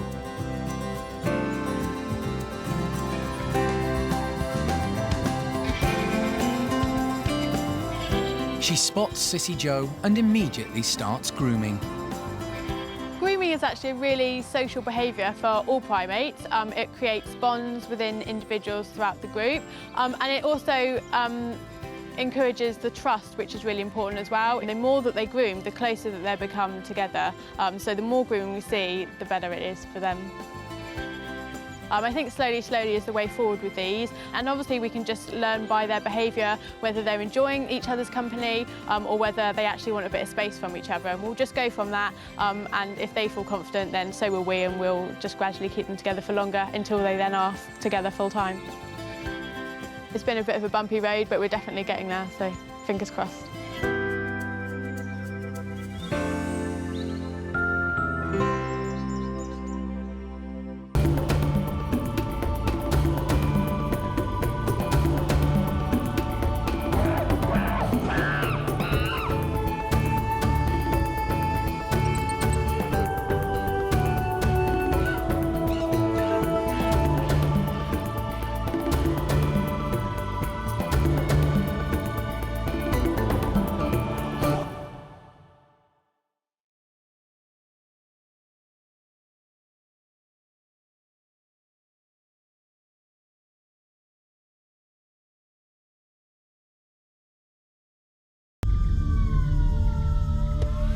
Today, a world first on Monkey Life. Alison is in Vietnam on a groundbreaking mission to release captive gibbons back into the wild. Have we done everything we can? In the coming days, we're going to find out the answer. But the team get into trouble when they're hit by bad weather. They just need peace now. They don't need this anymore. It's a race against time to get the gibbons to the release site.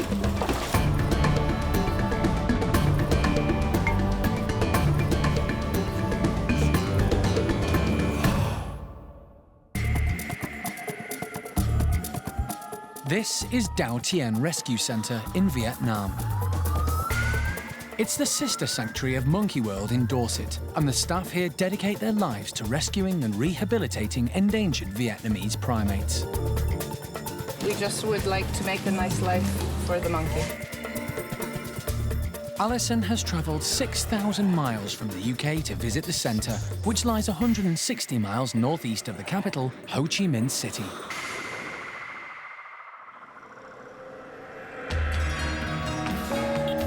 Vietnam in Southeast Asia is a densely populated country. But outside the hubbub of the cities, it's rich in exotic wildlife.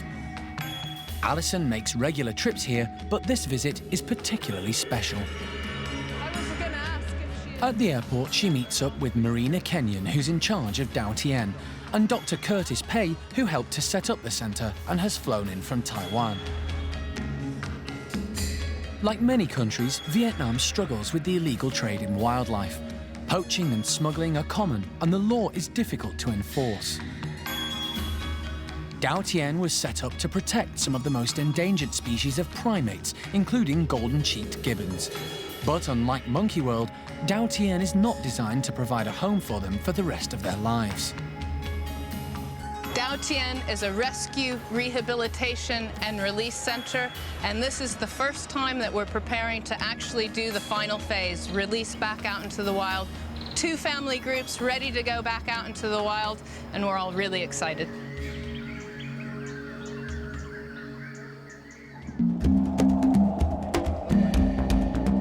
On their way to Dao Tien, Alison, Marina and Curtis decide to check out the site where the gibbons will be released. This is Vinh Cu National Park. The site was chosen because there are no wild gibbons here and few predators. The forest was obliterated during the long Vietnamese War, which ended in 1975, but it has now regenerated. So how far in here are we? 200 meters. Okay.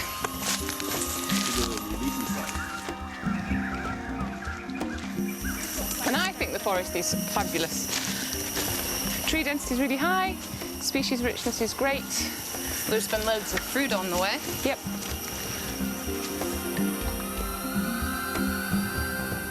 The two families of gibbons can't be released into the same area because gibbons are territorial, so two sites have had to be chosen a kilometre apart.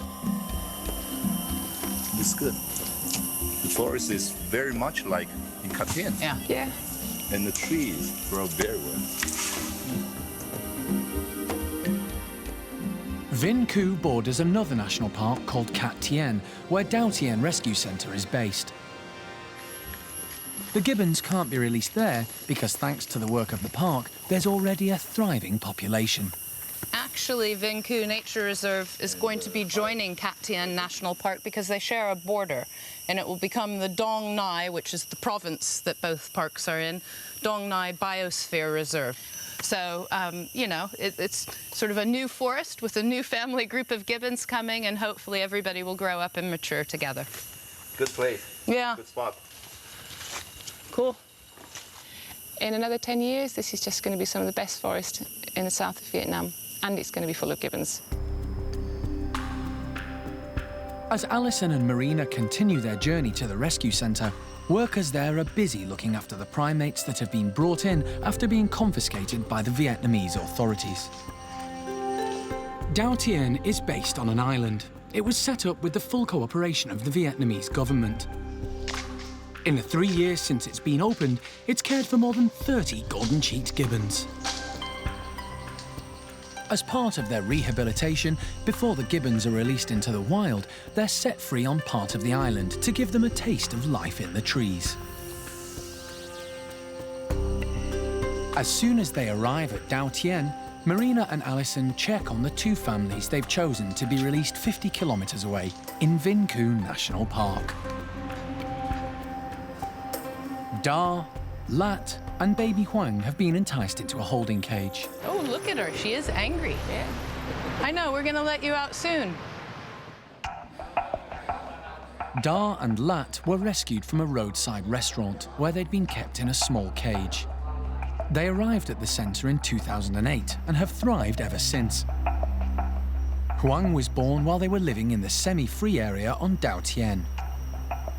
It's really nice that Da and Lat are individuals that I've known from when we very first rescued them, and now they're going to be some of the first individuals that go back out into the wild for the very first time. So seeing an individual such as Da and Lat here from the tiny, horrible cages at this roadside stop. It was a construction site. There was all kinds of noise and banging and crashing, making the complete circle, and it's just a really lovely story for them, but for me personally.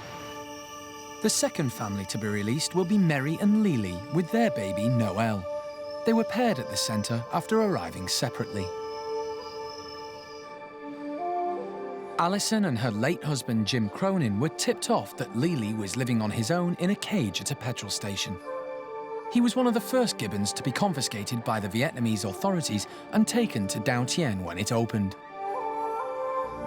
Out of all the gibbons, it's probably Lily that we've worried about the most. But now Lily's a proud dad. He's got a fabulous female, and he travels through the trees like a wild gibbon. So now he's just, yeah, he's ready to go. The team have been waiting for the right time of year. Now is perfect, as it's midway through the rainy season, so there's plenty of water for the two families and the trees are full of fruit.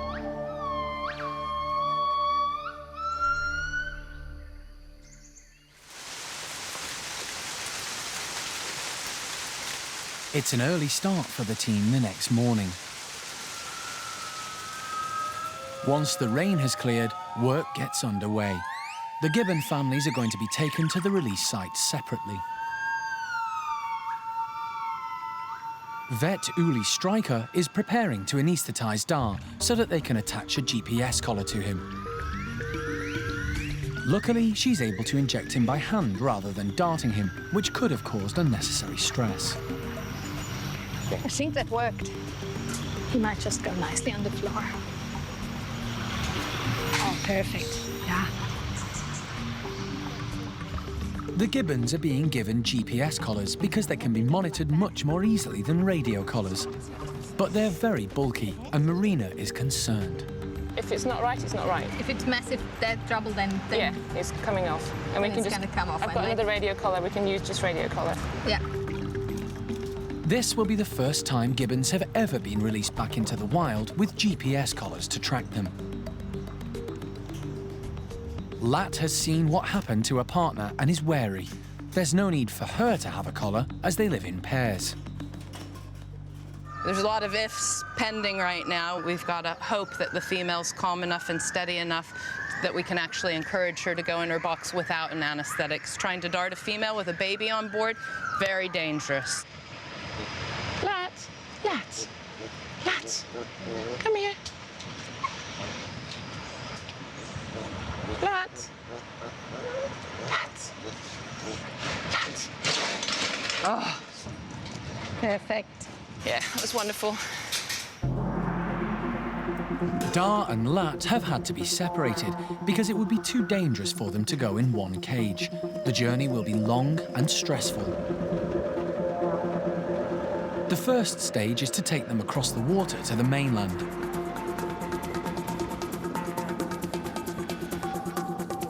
Now they have a 4-hour journey to the release site. This last stage is the hardest stage of all. It was quite a bumpy road, it's just a dirt track. And last night there was lots of heavy rain, which means that we're having to take it very slow. And I'm not quite sure how far we'll get before we have to walk. The road suddenly becomes impassable. Whoosh! No, that's not going.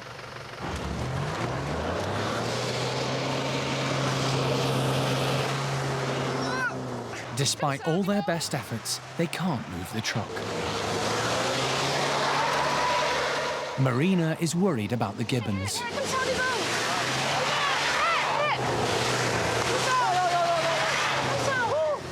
Come, Dee.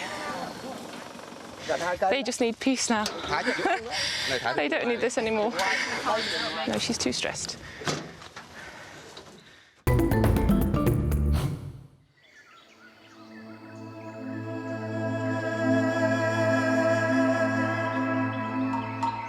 In Vietnam, the team are on their way to Vinh Cu National Park, where golden-cheeked gibbons Dar, Lat and their baby Huang will be released into the wild.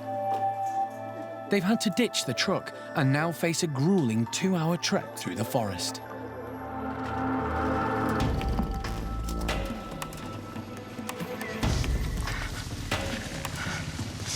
The forest rangers, known as the Kim Lam, lead the way. Being the rainy season, it's hot and the conditions are difficult, but they need to get the gibbons settled as soon as possible.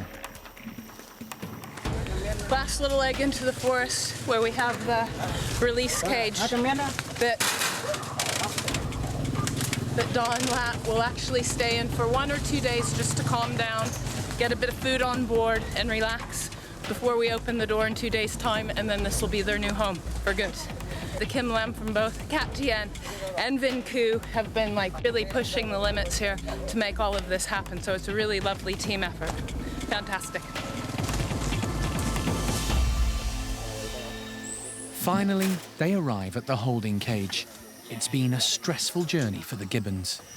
Yeah, that's enough. This is an ideal site because although there are no other wild gibbons here, there are some within the national park. So hopefully one day, Huang will be able to find a partner.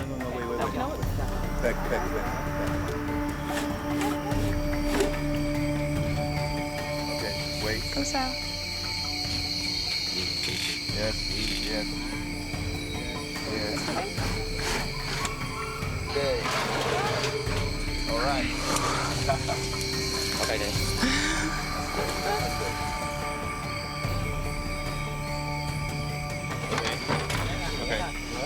Okay. Push. We good? This project has been a long time in the planning and wouldn't have been possible without the support of local officials from the national parks. It's an emotional time for everyone. Yeah, really pleased. This has been a long road. I'm very happy. This is like my home, so. Yep. Yeah, and the same home with the Gibbon, so. And Mr. Jim. Yeah, Mr. Jim too. Yeah. So. Fantastic. Thank you. Thank Tom, you. thank you. Congratulations. Thank you. Now it's the hardest bit now. The team want Dar and Lat to have some time on their own before they're set free. And they want to make sure Dar is comfortable with his GPS collar.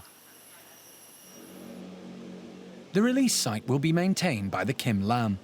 Alison and Marina have set up a meeting with the heads of the ranger stations and of the national park to make sure they understand their responsibilities. And what we aim to do is establish guidelines for the whole of Vietnam, if not for the whole of Asia, on how to reintroduce gibbons. I want them to understand the project, and more than anything, how to do things correctly. It's very important that they realise this is something very big and very special, so they can help motivate, organise the Kim Lam on the day-to-day patrolling and caring for, looking after, protecting Mary, Lily and Dar and Lat. So these are the key people, because these are the people on the ground in the forest. It's so important that for the next year we follow Lily's family and Dar's family to see if they survive, and this task is now yours. They have to now learn how to behave around the gibbons to make sure that they don't compromise them at all.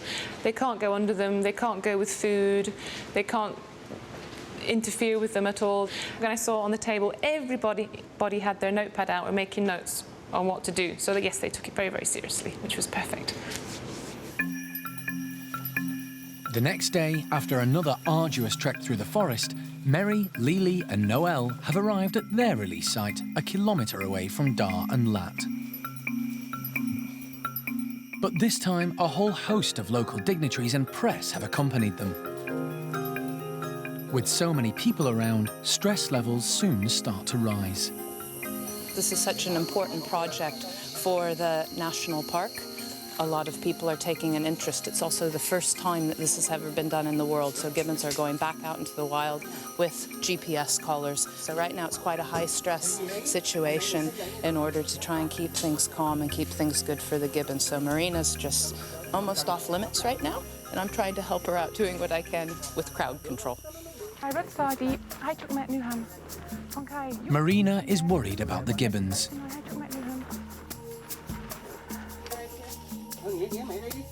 You wouldn't think it could be so stressful just moving a gibbon 50 kilometres, but it's usually so stressful. Mary is let out first.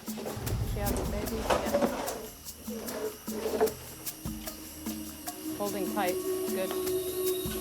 She was captured as pretty much an adult, so she has very wild instincts, and therefore even people just looking at her is difficult, and it's hard to tell everybody who's out here from the national park not to even look at her directly in the eye, because it freaks her out. So we really want her to keep tight hold of the baby, but so far so good.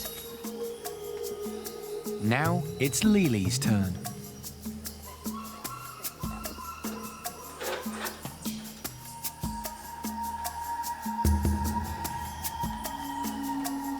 He goes straight up to see Mary.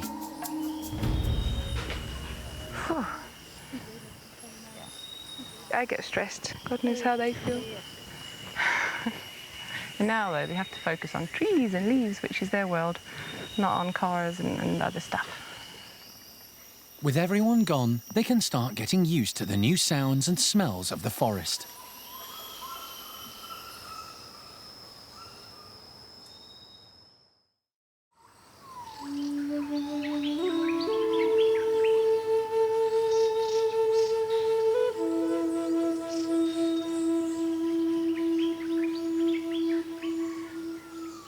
The day of the release has arrived.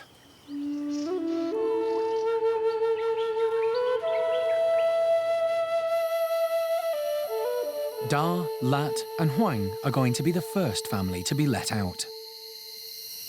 Nerve-wracking, but out of all of us, the gibbons are the steadiest. And they seem the most relaxed. They're both looking bright, alert, they're eating, they've been checking out the trees. They're not scared, they're just bored. They want to be out of the cage. In the wild, gibbons work out a mental map of the fruiting trees so they know where to find food. Until these gibbons have had a chance to do this, rangers will be putting out supplementary food high up in the canopy. Cow. finally, the moment they've all been waiting for. Really exciting.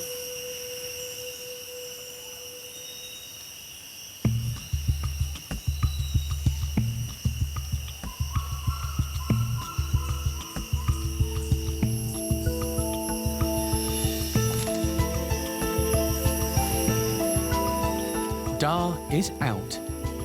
He waits for Lat. Then they're off.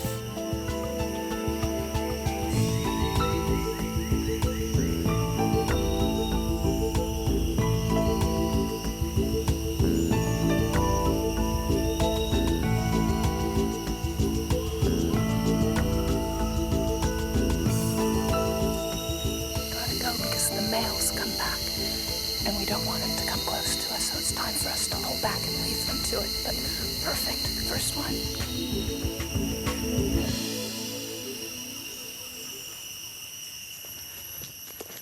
With one family up and away, the team head towards Merry and Lily at their release site, a kilometre away. In the wild, gibbons stick together in family groups, but these two haven't been with each other as long as Dar and Lat, so there's concern they may not stay together when they're set free.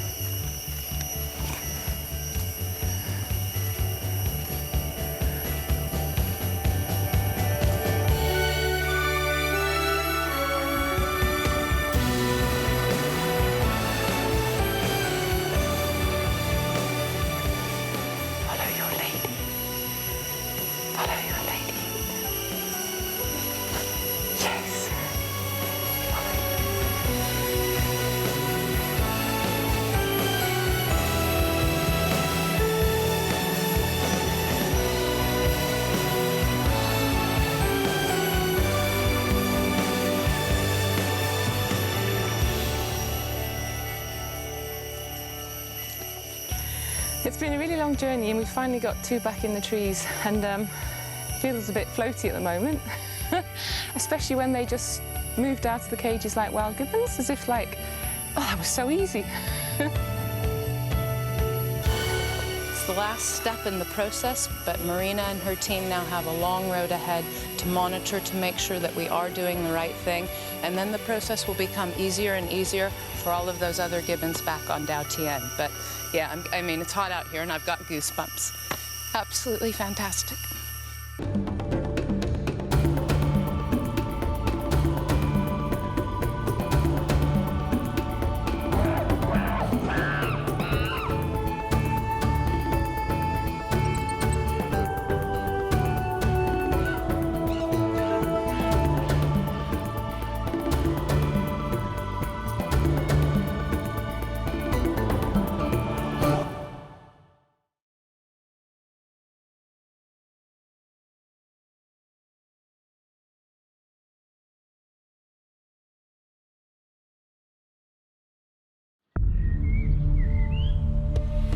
This time on Monkey Life. Emergency surgery for Capuchin Diaz. Unfortunately, Diaz got quite a nasty injury. It's quite a big slash wound. Staff prepare to welcome Sam's new mate, Sassac. We're putting up some hosing, some baskets and stuff to put her food in to make sure she can actually move around the enclosure comfortably. And Osheen shows her softer side to baby Sylvester. We've really been quite impressed with Osheen's maternal instincts.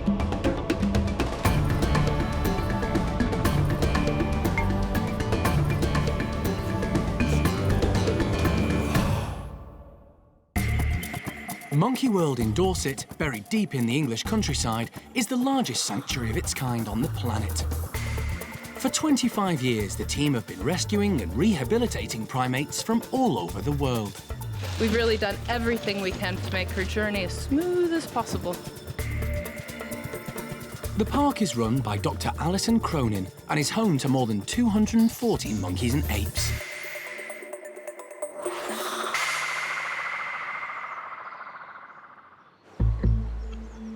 It's early morning and Animal Director Jeremy Keeling is on his way to the Capuchin house.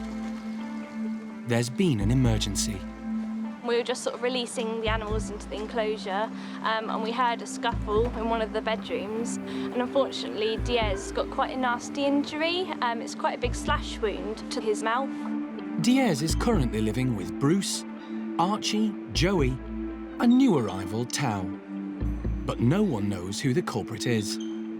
We didn't exactly see who actually did it, but Capuchin monkeys have very, very sharp teeth, so it can do a lot of damage. Diaz is going to need the wound stitched. So over at the park's hospital, the theatre is being prepared.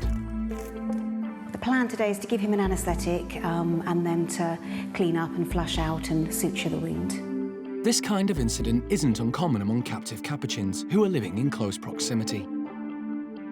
We've had 2 or 3 of this nature on the cheek, you know, the Chelsea smiles. I'm pretty sure it was just an isolated, you know, just being in the wrong place at the wrong time, because there's no reason to think other than that.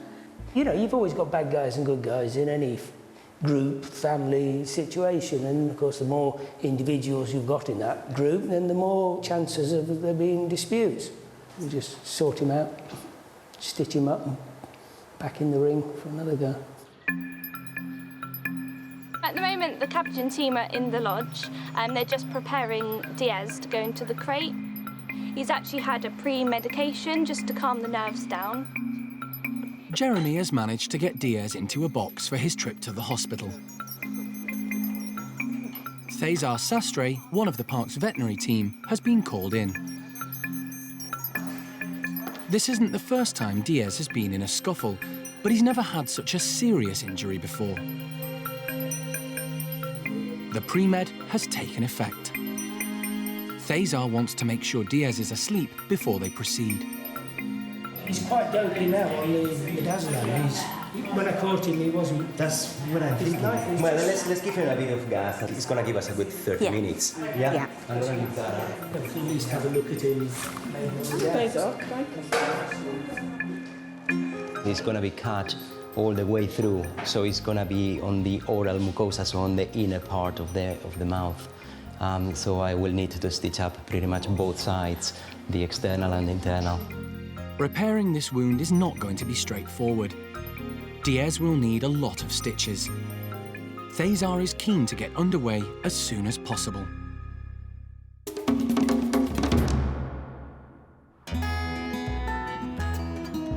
It's a big day for the park's only Siamang Gibbon. Sam is about to have some company at last. His son Onion died recently when the veterinary team found an inoperable tumour in his gut. Alison was determined to find Sam a new partner. She searched far and wide and finally came up with a suitable mate. Sassac is a female Siamang currently living at Dublin Zoo. She'll be arriving this evening.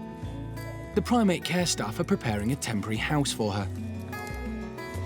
Ryan, do you want to attach that to that hose behind you? Sassac is perfect for Sam as she's fairly elderly and has already had several offspring. But it'll be unsettling for her to leave the family she's currently with. We're putting up some hosing, some baskets and stuff to put her food in to make sure she can actually move around the enclosure comfortably, make it as homely for her and welcoming as possible. We're just putting some browse up for Sassac so that when she comes out tomorrow morning, it's nice and welcoming and it's kind of got a bit of natural food for her to eat. And also she can kind of hide amongst it and just feel a bit more like she's in a natural environment. When Sassac arrives, she'll be kept in these bedrooms to give her time to settle. This will also be where she'll meet Sam. We use this house really for doing introductions because you never know what could happen. So by having these smaller bedrooms, it means that we have the control whilst we're doing that. Everyone is looking forward to the imminent arrival. It's really exciting for us, but obviously the biggest concern is for Sam and his happiness. He has been a little bit down of late, but he has recovered really well from his bereavement, and now we just hope that he's going to get on really well with her and they're going to have a really happy future together.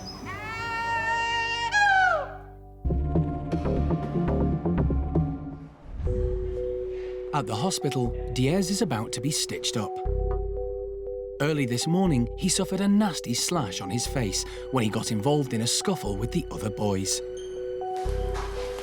Like most of the Capuchins at the park, Diaz was rescued from Chile, where he'd spent all his life in a laboratory being used for research. He's very sleepy, so I think we can mask straight away. Yeah. The primates are only ever put under anaesthetic when absolutely necessary because of the risks involved. So this is a perfect opportunity to check Diaz over and make sure he has no other obvious health problems. The pulse is very fast at the moment, it's 180. His tummy feels normal, that's good. That muscle that you can see here is the masseter muscle, is the masticatory one, the one that you use to chew. And yeah, I thought it was going to be broken all along here, but it's not. So just stitch up that little hole that you can see in there, and then the skin all across is fairly clean. Surely we can clip it and clean it well. Penny shaves Diaz because the area needs to be as sterile as possible to avoid him catching any kind of infection. It's actually a very fresh wound. It's just taking a few bits out here. And that is what I'm going to stitch up first. And we go layer by layer, so we go starting the deep area and then coming back. Thesar is using dissolvable stitches to avoid having to anaesthetise Diaz a second time. This is an absorbable material, so it's going to be absorbed, so we are not going to leave any external stitches. It's a delicate procedure. Thesar is having to sew the muscle inside Diaz's cheek as well as the outer skin on his face. 3 layers, pretty much, is what you have to do with these things, and you hide all the stitches inside. Ideally, here you should put external stitches, but it's going to pick them as soon as it wakes up. That's the problem with these animals. But Thesar has thought of a clever way to stop Diaz picking at his stitches. I'm going to put a couple, well, few external stitches for him to play. A distraction? Yep. Okay. Yeah, this is purely a distraction for him to play with. So that's it. Okay, let's see how many of those external ones are there tomorrow. Huh? Yeah. With the wound successfully sewn, Diaz is wrapped up to keep his body temperature from plummeting as he comes round. Anesthesias drop temperature a lot, and particularly the smaller the animal, the more chances to have problems. Thesar gives Diaz an injection to wake him up. But the little Capuchin shows no signs of stirring. The team are becoming concerned. Come on, Diaz. He's still very sleepy. Well, you have to wake up now. Thesar tests for a reflex. Still nothing. Right, let's turn you around.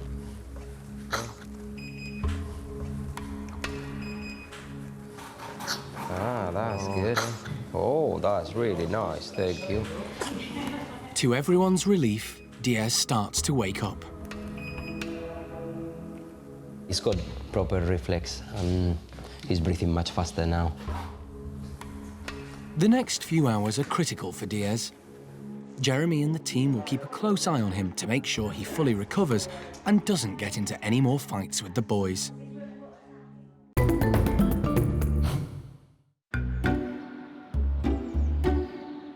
Things are changing at the Orang nursery. Osheen is finally beginning to fit in with the others. And it's all down to baby Sylvester, who's discovered her softer side. The big orangutan was brought up as a pet in South Africa, where she was used to getting her own way. She'd never come across other orangs until she arrived at the park, and didn't know how to behave around them. However, when Sylvester was rehomed from a zoo in Spain recently, staff hoped Osheen would take a shine to the baby and take him under her wing. His early start in life was clearly a good one, even though his mother didn't care for him.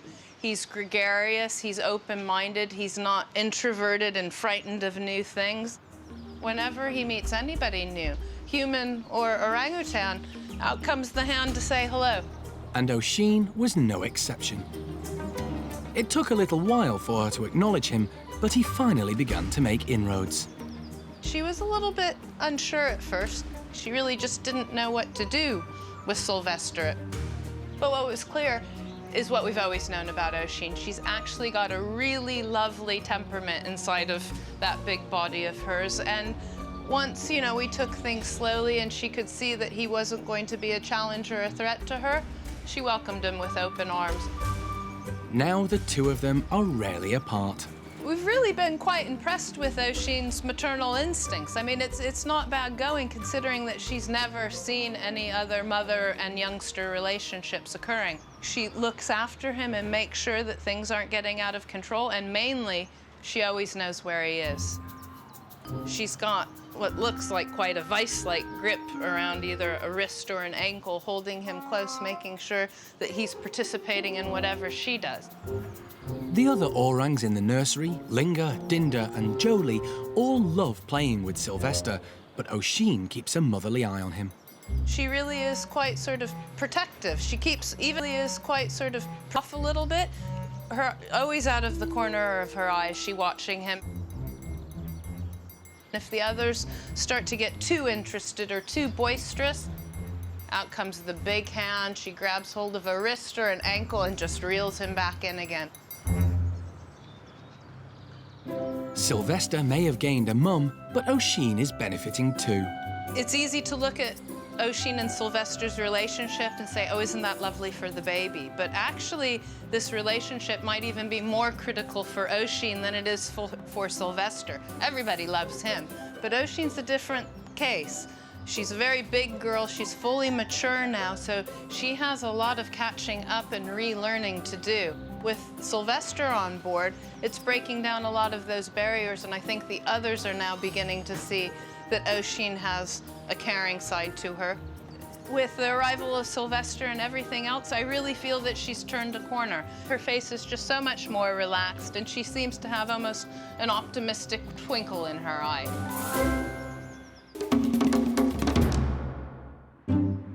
Osheen isn't the only one who's been making friends. Another recent arrival has been settling in well and is about to go outside for the first time. Woolly monkey Sarah has been rehomed from a zoo in the United States. She's joined Bueno's group, and it's hoped eventually she'll breed. For the last few days, she's been getting to know the others. So far, the group are doing really, really well together, and today's the first time we're going to let them outside, and fingers crossed that it'll go well. Paolo, Bueno and Yurima are all keen to go out into the enclosure after being shut up inside. 3-year-old Paolo lets off some steam on the hoses. But it's all very new for Sarah. We waited a few days to let the group out just so that they had a chance to spend time close together, make sure that we could determine if there were going to be any serious problems.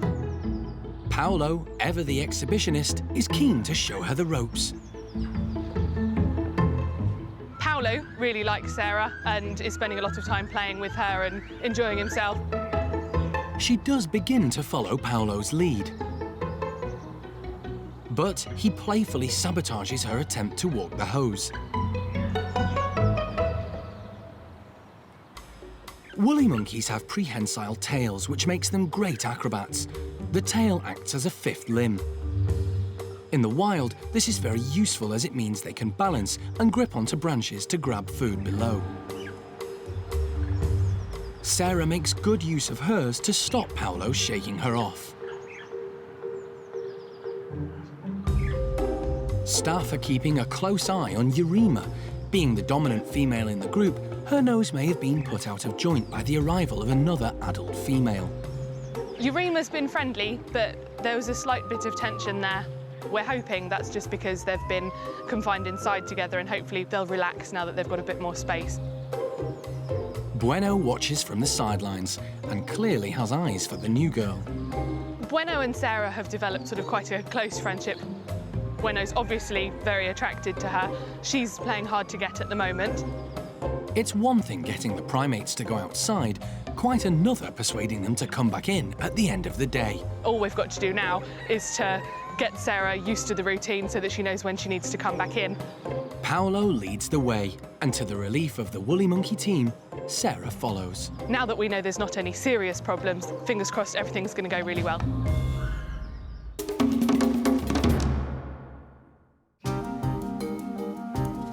Hi, anyone want some insects? Capuchin monkey Diaz has recovered from his anaesthetic and is now back with the boys. Earlier today, he had to be rushed to the hospital after keepers found him with a nasty slash wound on his face.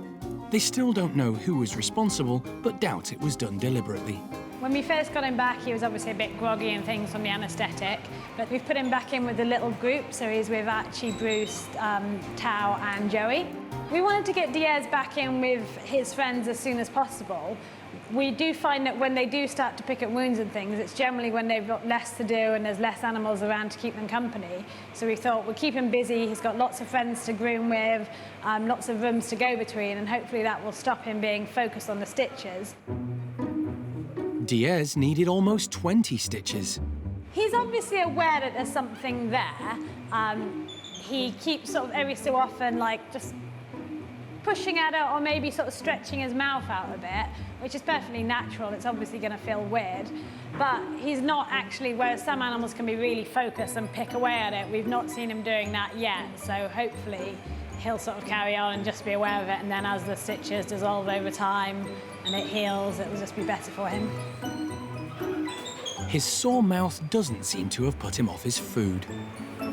We've been offering him extra things like supplements of milkshake and rice pudding and things he likes, and he's shown no problem eating anything that we've offered him. Tao, Bruce, Joey and Archie seem pleased to have Diaz back, and so far there hasn't been any more trouble. A few of them have sort of gone up and looked at his face a little bit. Whether that's just a friendly greeting or whether they're aware that something is different, I don't know, but they're not focused or sort of pulling at it, which is the important thing to us. Obviously, when we saw the wound, it looked really painful and we felt really bad for him because he was pushing a lot at his mouth and obviously really bothered by it, and it was obviously very stressful for him. So it's great that he seems less bothered now and is going about his daily business as normal.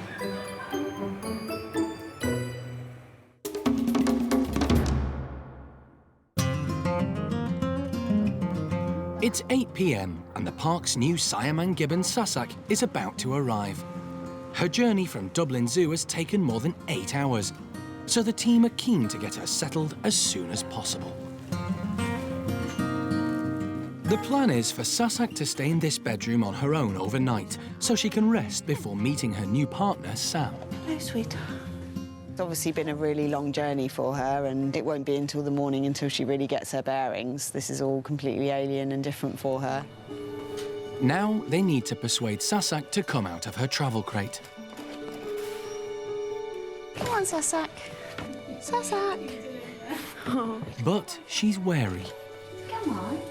It's all right. Good girl. It's all right. She's nervous, I think. Lots of unfamiliar faces all around the box, and she's obviously been in there for a while. And this is a completely new environment. It's dark. She was sleeping when she arrived. Eventually, she does pluck up the courage to start exploring. Good girl. It's all right.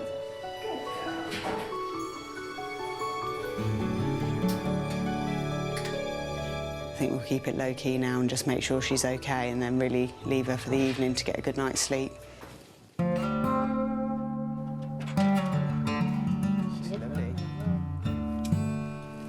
It's a huge sense of relief, obviously, when they arrive and to see her safely inside the enclosure. And actually, she was really nervous when she first came out of the box, but she's gone into every room and she is exploring, and we've given her a few sleeping options. I mean, there's obviously benches in there, but we've also put up some hammocks and a basket, so she's got a choice of where she decides to settle down for the night.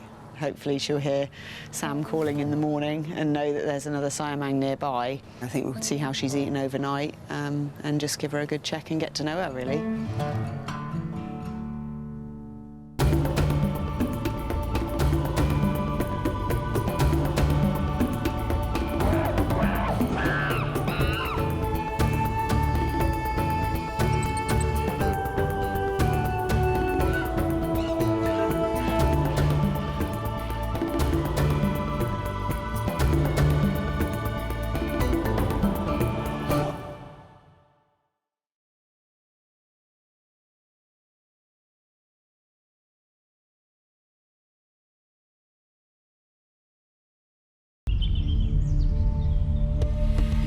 Today on Monkey Life, Alison is in Liverpool to rescue a baby marmoset.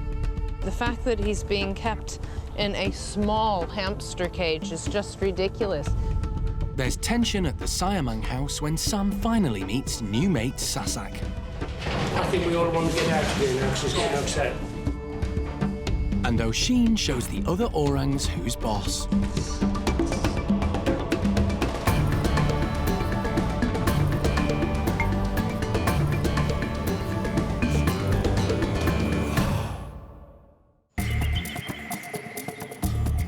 Monkey World in Dorset is the largest sanctuary of its kind on the planet. Here we go. The team, led by Dr. Alison Cronin, rescue and rehabilitate unwanted and abused primates from all over the world. They're all going to have a chance to live proper lives again. Perfect. The park is home to more than 240 monkeys and apes. The aim is to give them as natural a life as possible.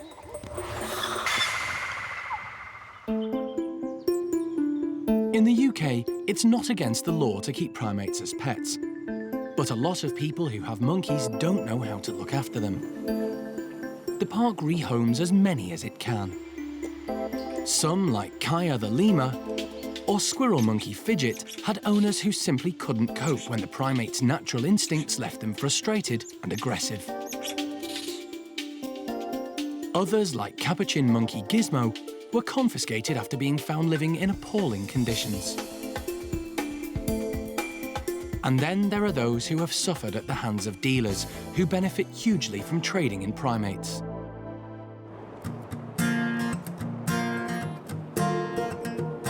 Alison is often called out in cases like these.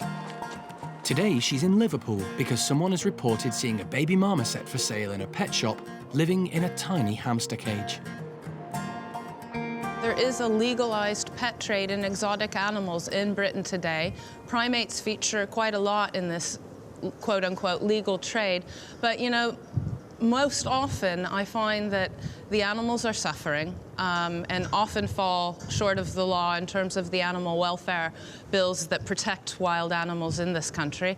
And often the dealers get so greedy that they simply start mass-producing animals, often without the appropriate paperwork, and then fall foul of the law in terms of the legalities of permits required. An officer from Merseyside Police went undercover to the pet shop to confirm the story about the marmoset and discovered the owner didn't have the appropriate licence to sell it. The police are now planning to go back to the shop to seize the marmoset and have asked Monkey World for help. Obviously, the situation that we have, if we arrive there and we find that there are primates that need to be seized to secure their safety, then they're the experts. I don't want to be doing that myself because I wouldn't know where to start. Armed with a warrant, the officers arrive at the shop. The sting involving Alison, the police and the RSPCA has been dubbed Operation Solomon. The owner has to let the police in, but not our camera crew. Half an hour later, they emerge from the shop. They've had a shock. The marmoset Rachel had seen wasn't there, but they did find something else. What we did find was a body in the freezer. It's not good news. I haven't undone it to see if it's the infant, if it's an adult, what it is. All I know is that I've got a small primate in a bag in the ice now that I'm taking back to the park, and we'll post-mortem and identify. We're now going over to the chap's house. He's admitted he's got at least one other primate, if not more, at the house. One dead so far, and we'll see what else we can save out of this nightmare. The RSPCA accompany the police on raids like this because they're never sure exactly what they're going to discover. At the house, the team find the baby marmoset, along with 4 others. But the owner claims he's keeping them as pets, which isn't illegal. However, Alison is worried about the welfare of the monkeys. You talk us through your concerns. Yeah. And then we'll make a decision on what we need to do next. And if some of your concerns make us think that a veterinary surgeon should be called down to give us that certification for those animals to be removed, then we'll do that. Yeah. It's a tricky situation because the team can't prove the monkeys are being sold or kept illegally. They have to tread carefully to keep within the law. Even if this is meant to supposedly be temporary, you don't get the animals ahead of... I mean, that all might be very nice and acceptable someday, but what I'm seeing right now is not. Alison's concerned about the way the owner feeds the marmoset. She's seen him syringing food straight into the monkey's mouth, rather than letting the marmoset lick the syringe himself. This is dangerous because it could cause the monkey to inhale the food. Rachel decides they can confiscate this marmoset because of its inadequate housing in a hamster cage and because of fears for its safety. Right, let's get him into the warm. We have removed a baby marmoset due to concerns on two bases. We believe that there may be issues around the manner in which it's been fed, and secondly, the primary reason for seizing that primate was that we do believe at this time it has been offered for sale in an unlicensed premises. You're all right, little man. Unfortunately, they have no grounds to confiscate the other 4 marmosets. Alison is worried about their living conditions, but the RSPCA say they'll caution the owner and give him 24 hours to clean up his act. So for now, it's just one marmoset who's on the way to a new family and a new life at Monkey World.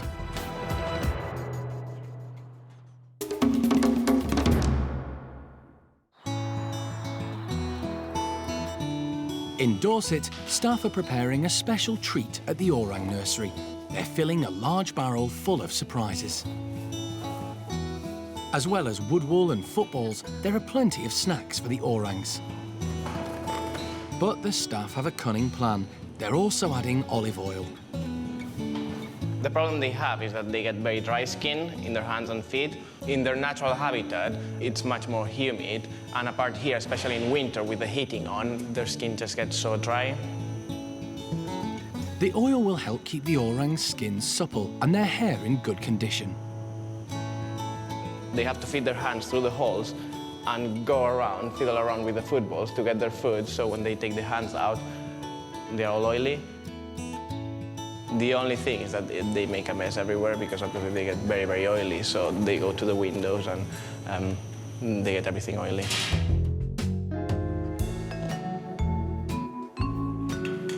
Whenever there's food around, Osheen is straight in there. And these days, baby Sylvester is never far behind. Osheen doesn't exert herself unless she needs to, but she soon realises it's worth the effort and manages to hog the barrel.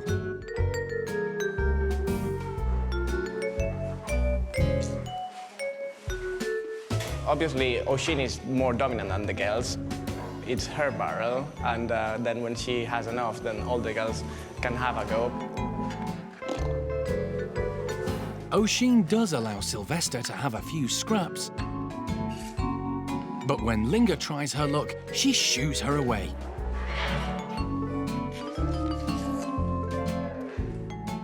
However, with her back turned, clever Dinda manages to sneak an oily grape without Osheen noticing. Bolstered by Dinda's success, Linga and Jolie join her for a joint attack, but Osheen isn't going to be caught out again.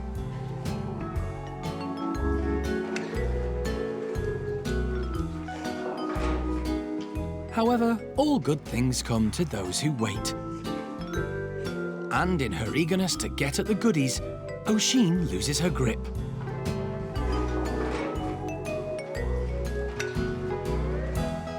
Leaving the way clear for Sylvester to help himself.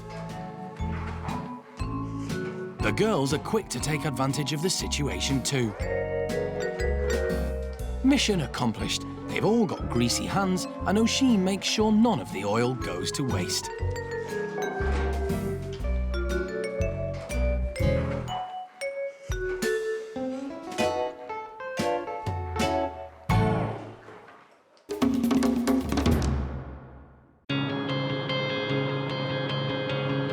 Alison is on her way back to the park with the baby marmoset she rescued during a police raid in Liverpool.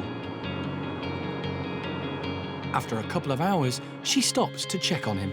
Come on, little boy. There you go. He's actually very mobile, and that was part of the problem that we were discussing there on site, is that Whether the guy's been given advice or not on how to do that, the fact that he's being kept in a small hamster cage is just ridiculous.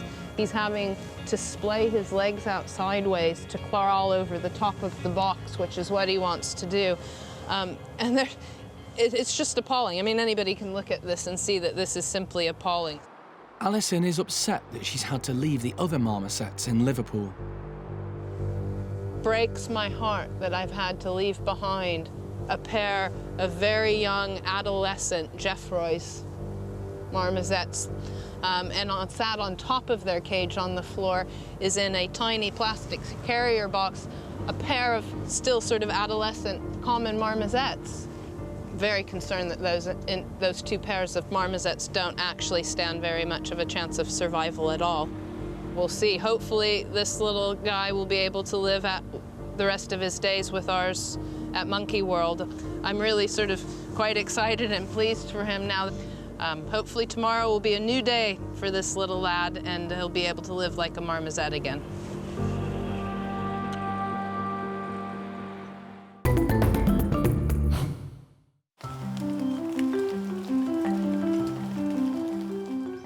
Siamang Gibbon's Sassac has spent her first night at Monkey World. She's been brought over from Dublin Zoo as a partner for Sam. She's going to be probably feeling a little bit lonely and a little bit unsure. You know, it's all new faces, it's a new environment, but it's important to make her realise that, you know, this isn't going to be it for her. We're not going to keep her on her own. We have got a partner lined up, so we need to get Sam down here and do the initial assessment, really, of how they're going to take to each other and whether they're going to get on. Animal director Jeremy Keeling and the Gibbon team head down to Sam's enclosure to collect him. It's really exciting and it's really the perfect outcome for Sam. I mean, obviously, when we started the search for a companion for Sam, the ideal would have been a female that was similar in age, and that's exactly what we've got. And he's such a sweet-natured male that I think he will put Sassac at ease. And if she is feeling a bit shy and a bit overwhelmed, hopefully Sam will make everything better. The plan is to move Sam to the house where Sassac is, because it's more suitable for introductions. It's all right, mate. No, don't do anything silly now, Sam. You don't know. All right, Sam. Calm down, buddy. While they're getting to know each other, Sam's tree-filled enclosure will be updated and the fences secured, so they can both then move back. Sam, it's all right, buddy. Come on, mate. It's all right.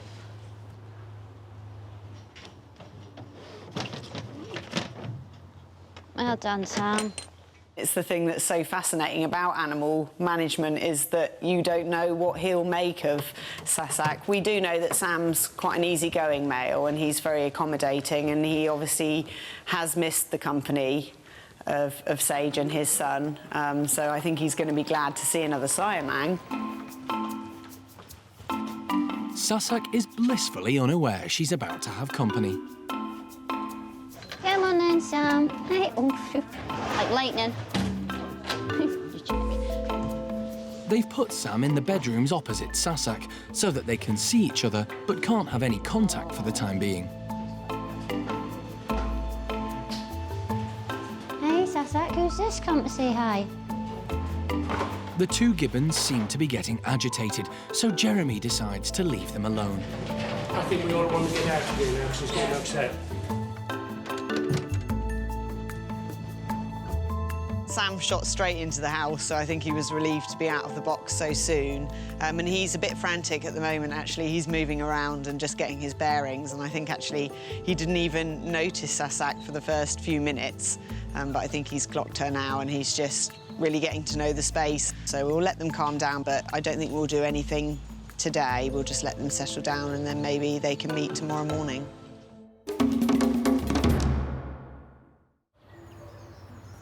It's unusually calm at the chimp nursery. Young Rodders is playing on his own. And Ash is fairly quiet too. But all that is about to change. Staff are constantly coming up with ways to keep the group entertained and make them work for their treats. In here we're just some plain pillowcases. We've put some straw and some exciting scatter items, and they've got like a prize whole fruit. So in this one we've got a pear, but some of them have apples and some nice things inside. We like to try and vary the types of enrichment. This one's really quite successful in that they have to sort of, first of all, they have to open the knot to get to open the pillowcase, and then obviously there's straw in there, so they've got to filter through the straw to get to the scatter items, and then the bonus is they find the whole fruit as well, so it's lots of complicated things just to keep them busy, really. When we throw them out, obviously, it's a bit of a free-for-all because everyone will try and grab as many as they can. It's usually just Ash and Brian that have to sort of do a bit more running. As predicted, leader Sally immediately starts claiming the pillowcases, as does second-in-command Lulu. Being the dominant chimps, they're always first in line when there's food around. Brian is keen to get his hands on one, but Sally's keeping a tight hold on hers. He then tries his luck with Lulu, but she isn't interested in sharing either. She may only have one arm, but that hasn't stopped her grabbing more than her fair share. Rodders has managed to acquire one, but to his disappointment, it's empty. Brian then comes across another pillowcase, but realises all those treats have gone too. Desperate to get a piece of the action, he pursues first Lulu, then Sally. Ash isn't faring any better. The three youngsters have definitely come off worse today. Although Brian's perseverance does pay off when he manages to steal Sally's leftovers.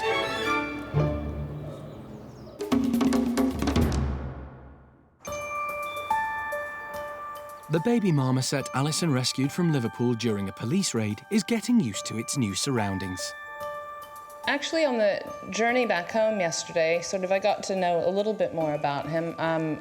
We think we know that we've got a little boy, and he got christened. So the name of the police operation yesterday was Solomon. So if indeed he's a little boy, he's been christened Solomon, so now at least we've got somebody to refer to. And, you know, his eating habits we're getting to learn about, and that is the critical bit about what happens to him in terms of his future right now. Marmosets are primarily what's called exudate feeders. So what that means is that they gouge tree bark and then lick up the sap that comes flowing out of trees in the wild. So for me, an animal this size and based upon the way an adult marmoset would eat, letting him lick from a dropper is the best way forward, because that's how he will continue to eat any liquid foods that we provide him into the future. Alison thinks Solomon is about 10 weeks old now. He's had a traumatic life so far, being taken away from his mum.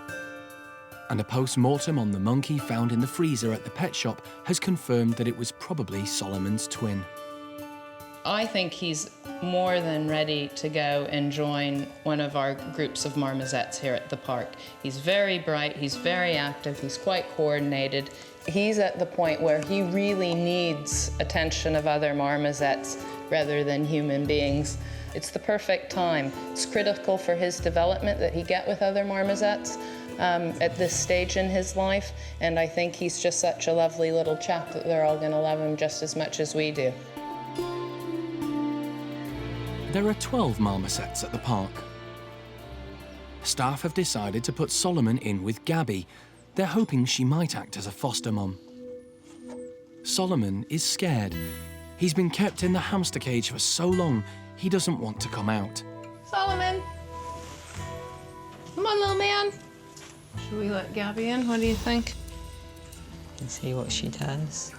Might encourage him to come out and see what she is. Yeah.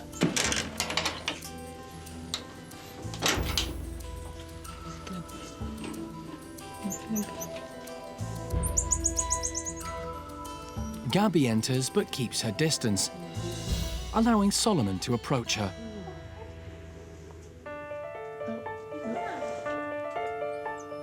Yeah. He latches on and has no intention of letting go. Little Solomon's only been with us less than, well, only about 12 hours or something like that now, and not only has he been christened, but we've given him an adult female to go with. They sniffed each other once or twice, and he just went, like, launched at her and grabbed hold of her in a vice, and you can still see his little muscles flexing and his heart beating on his side, and he's got her almost in a headlock. And clearly all of that instinct to be with his mother and to be with other marmosets is just so strong that he's now not gonna let go of Gabby. And it's just, you know, it can almost make me cry, but at the same time, I'm really happy that, like, he's sorted right now. He needs to understand that she's not going anywhere, we're not gonna take him away, and that he can relax and have little scampers off of her. I'm really pleased that she hasn't turned aggressive towards him. I think this will all calm down in about an hour or so. Oh, isn't that lovely? Little two faces side by side. He's just nuzzling up against her and loving her to bits. It's fantastic. Really lovely. It's a happy ending for Solomon, but not for the other 4 marmosets Alison discovered at the house in Liverpool. When the RSPCA went to check on them the next day, they'd disappeared. Solomon's owner was taken to court and banned for life from ever keeping a pet shop or trading in animals again.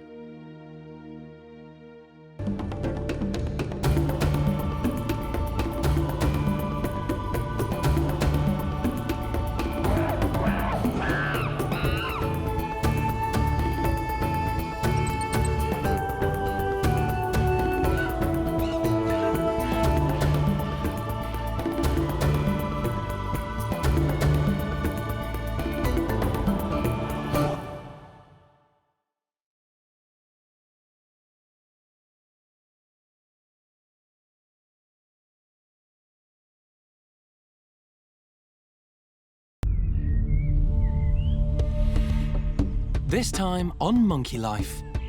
Shaolan refuses to play ball when the team try to do a pregnancy test. It'll happen, just time. It's just not missing it when it does happen. Capuchin Tao out in the trees for the first time in his life. Look at that, he just comes storming out, man on a mission, exploring the enclosure, and it just goes to show that every single monkey deserves a chance. And a bake-off at the Woolly House. They can be a little bit guilty of stealing food from each other, especially if it's something as tasty as their cake, which they all absolutely love.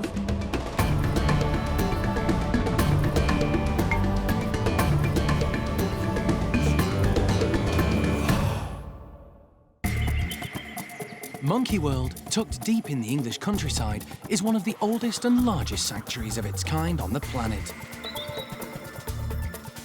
For 25 years, the team have been rescuing and rehabilitating abused or unwanted primates from all over the world. You wouldn't think it could be so stressful just moving a given 50 kilometres. The park is run by Dr. Alison Cronin and is home to more than 240 monkeys and apes from 17 different species.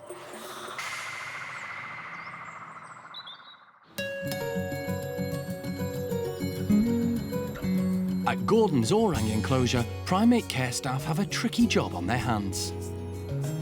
It looks like Shaolan might be pregnant, and they need to do a test. Shaolan has been at the park for 10 years. She was brought over from Taiwan after being rescued from an amusement arcade. This would be her first child. It's nice to confirm it with a pregnancy test. And what we're trying to do at the moment is get a urine sample from her. So if we've got her in this tunnel where when she has a pee, Jarno's going to dash under there like a startled gazelle and collect it in a cup. But that's easier said than done. Shaolan doesn't seem in any hurry to relieve herself. She's not actually had much to drink yet today, so we're just giving her a reasonable amount to drink to help sort of shorten this exercise.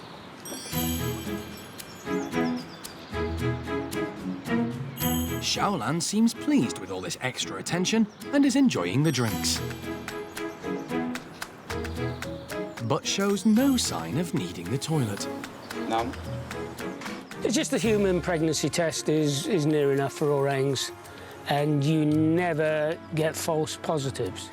Occasionally you might get a false negative, but if it says positive, you're positive. And I'm positive she's positive anyway, so... But it's nice to... I have been wrong before. Shaolan is still stubbornly holding on. And Jarno is still standing by. It'll happen, just time. It's just not missing it when it does happen.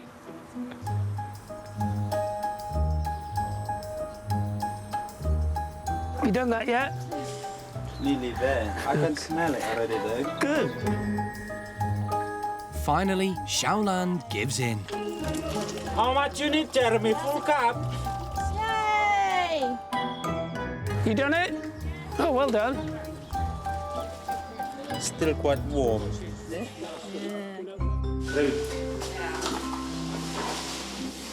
I did mine.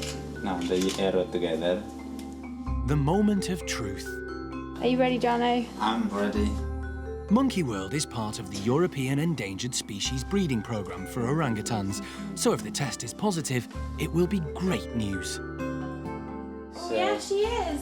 She's mommy. She is. There you go. Wow, look at that. Pregnant. Hi, love. Oh, yay. So, Shaolan is going to have a baby. But there's some dispute over who the father is. Although she's living in Gordon's group now, she's recently spent a month with Tuan's group. But Jeremy is in no doubt. Definitely going to be Tuan. He says Gordon has never made any moves on Shaolan. Nobody ever saw him show any interest in that department, whereas Tuan was very interested. Very, very, very interested. The gestation period of an orang is between 8 to 9 months. The team are keen to work out how far gone Shaolan is. Fortunately, they have mating records to help them with this. All the orangutan staff will make a note of regular sexual interest from Tuan towards the females that he lives with, and any matings are recorded on a wall chart in the kitchen to establish or get an idea of how far along the individual is, and then obviously their expectant date. It is very important to know sort of how far along she is in the pregnancy, and obviously because we have to alter things like diet, we like to monitor how well she's doing, and then obviously gear her up towards the end of her pregnancy and then obviously for the birth. Shaolan was taken from her mother at an early age, so wouldn't have learnt from her how to bring up children.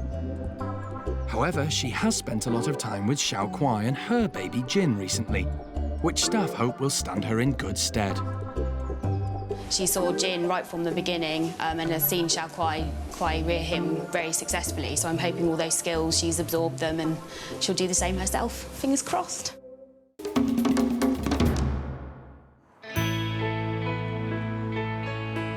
Golden-cheeked Gibbon Peanut has already proved to be an excellent mother, and she's just given birth to her third child. Staff didn't know exactly when the baby was due, but knew it was imminent.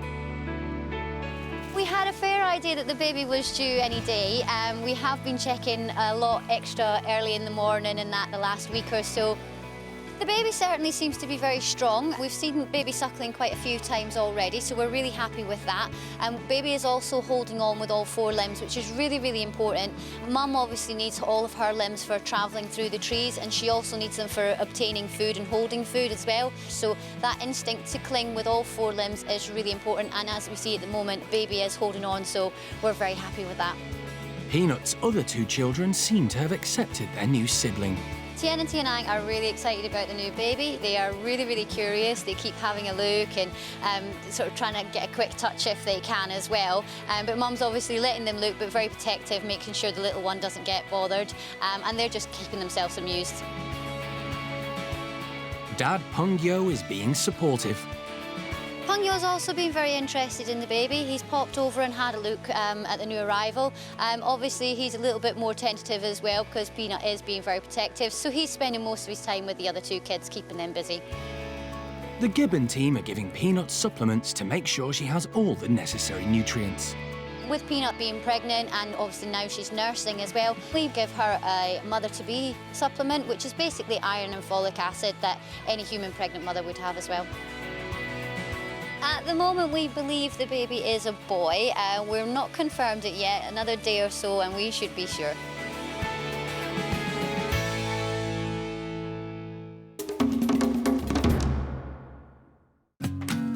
Peanut isn't the only one getting supplements. What do you think of this, Trees?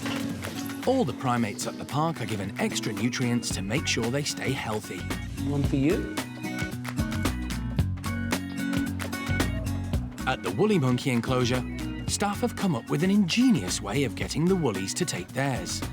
This is woolly cake. It's not cake like what you and I would eat. It's not pasty to my mind anyway. It's oats, yoghurt and all the supplements that they need on a daily basis. They'll not take their supplements just as it is, and I don't blame them because I wouldn't do that either. So what we have to do is put it into something that they find really tasty, and this is what we've come up with. So yeah, woolly cake. Woolly monkeys are critically endangered in the wild, but the park has had tremendous success in breeding them. We give them a cake each, and that way we know for definite they're all getting the supplements that they're supposed to get. They can be a little bit guilty of stealing food from each other, especially if it's something as tasty as their cake, which they all absolutely love. So we make sure that the cakes are all just nice little bite-sized pieces. All the woolies are given cod liver oil, evening primrose oil and a calcium supplement to help with their joints and skin and to keep their fur in good condition.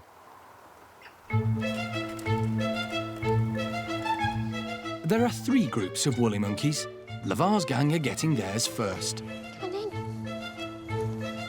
Julio grabs a cake while the coast is clear.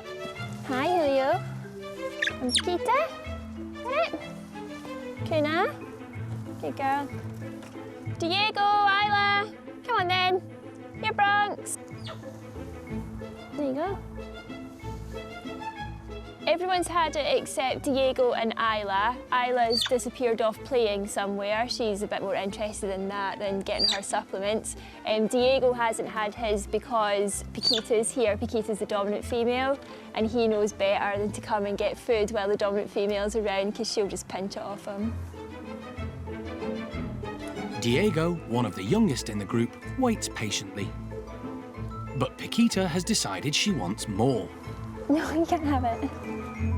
Diego is desperate for his turn, but waits until Paquita is well out of the way before trying his luck. Here, Diego. Good boy. Isla, come on. No, it's not yours. Having made short work of his, Bronco now has his eyes on Isla's cake. Isla, are you cake? Finally, Isla makes an appearance. Good girl. That's it, that's everybody had theirs now, so cake's finished and went down a street.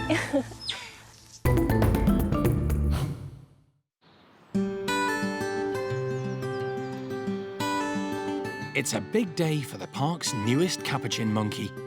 Tao is finally going to be allowed out into the trees, and primate care staff are carrying out last-minute checks at the enclosure. Tao was recently rescued from Slovenia, where he'd been kept as a pet. For 5 years, he lived in a basement flat with no natural sunlight. A lack of vitamin D3 caused him to develop rickets and a deformed spine.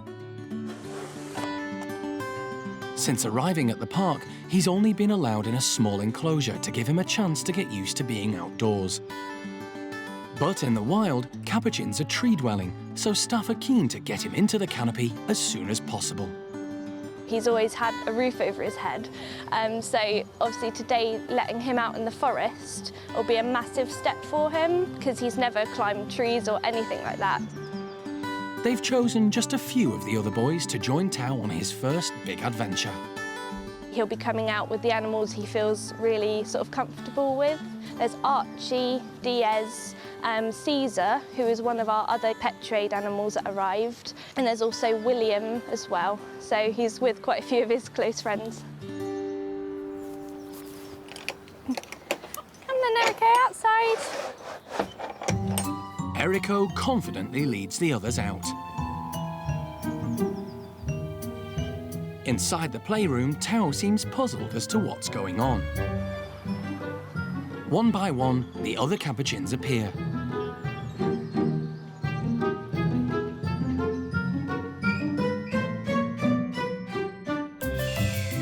Tao finally makes his way through the tunnel. he looks around for the others.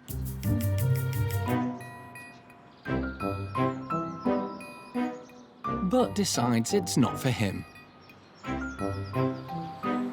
However, when William pushes past, he chooses to give it another go. He's still not sure. His friend Archie loves climbing in the trees and shows him there's nothing to worry about. Encouraged, he starts to explore.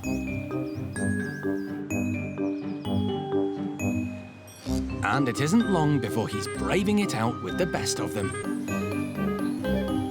It's a huge relief for Alison and the Capuchin team.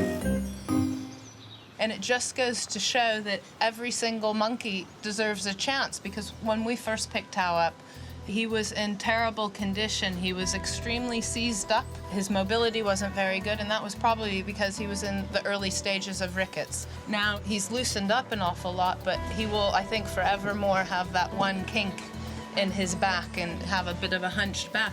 But today, look at that. He just comes storming out, man on a mission, exploring the enclosure and taking over the cargo nets and all of the hoses like a natural. Capuchin monkeys are highly intelligent and very inquisitive. They're just always switched on, checking everything, watching everything, investigating everything. And it's great to see, because Tao spent most of his life in a basement with very little sensory input. And it just goes to show that individuals who have led very limited backgrounds, that it is possible to rehabilitate them, and that all of those natural instincts remain inside the individuals we rescue. And we just have to provide them with the correct environment and care that they can express all of that natural behavior, and Tao's a perfect example of that.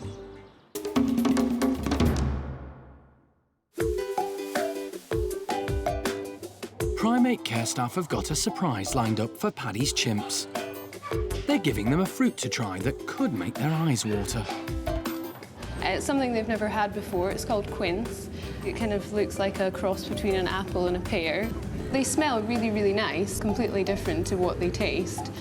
So they're probably going to be a little bit confused when they take a big bite of them and then, yeah, realise they're really actually quite sour. So it's not going to be what they're expecting.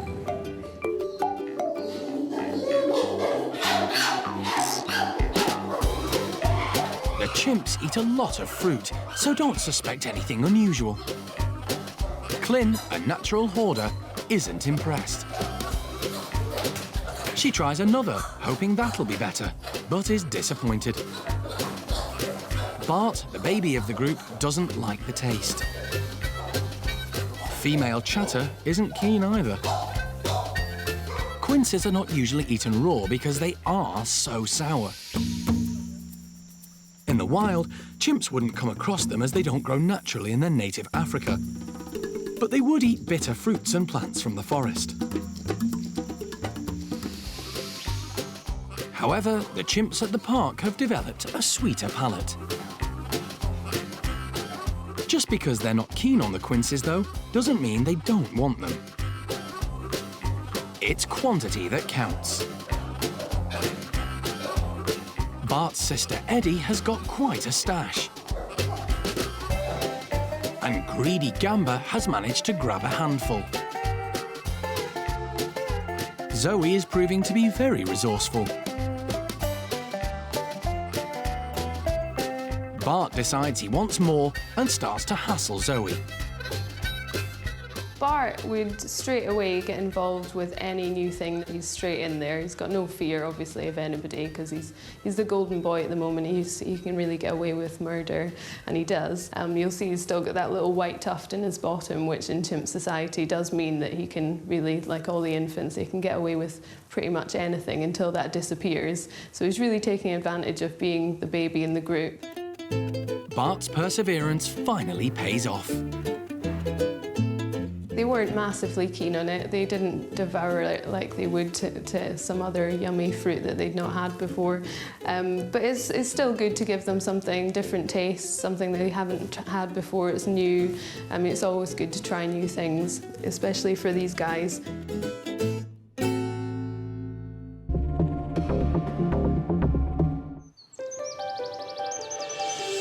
The chimps aren't the only ones having special treatment. At the Stumpy house, Phil and Paddy have also been singled out. They're being given additional food. Basically, the idea of our extras is just to help out the lower ranking members in the group. Just because obviously the dominant members of a group will always get first pick of any of the food that you put in there. So the lower ranking members often don't necessarily get everything they should. So we just supplement their diet with extras just to make sure they're getting the correct calorie intake every day. This has got multi-milk, but it's also got some complan in it and also half a tin of custard for each of them. Stump-tailed macaques are native to Southeast Asia, but the ones at the park were rescued from British laboratories where they were used for research. Staff separate Phil and Paddy from the others when they give them the extras to make sure they're not bullied. At 30, Paddy is the oldest member of the group. Go then, Pads. That's it. Paddy's quite the character in the group. He has a very close relationship with Phil, who is at the bottom of the hierarchy. They're quite a funny pair together. They're pretty much inseparable most of the time. We make sure that we monitor these guys' weight. We try and weigh them every month. And so just by looking at their weights, we can tell if an individual's not necessarily getting their share of the food that we put in. So we just put them on extras to make sure that their weight is staying stable over the months. That's it. Good boy. Phil and Paddy both suffer from cage paralysis. Their skeletons are deformed because they were confined to very small cages for years at the lab. Phil is the lowest ranking male of the group that we've got and the lowest ranking of the group as a whole as well. No matter where they are, there's always going to be somebody at the bottom of the hierarchy, and unfortunately it is Phil. But it doesn't mean that he's getting a really hard deal of it. Obviously, he has got a lovely outside, which he really enjoys going out in, and quite often he'll just kind of take himself off and just chill out on his own. So he's not miserable, he just, unfortunately, he is bottom and someone has to be. There you come in. Phil is nervous even when the others aren't around. Come on, buddy.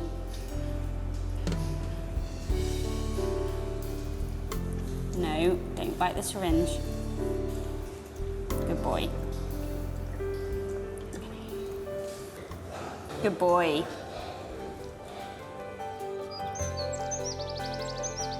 Outside, the rest of the group are unaware they've missed out. With full stomachs, Phil and Paddy blend quietly into the background.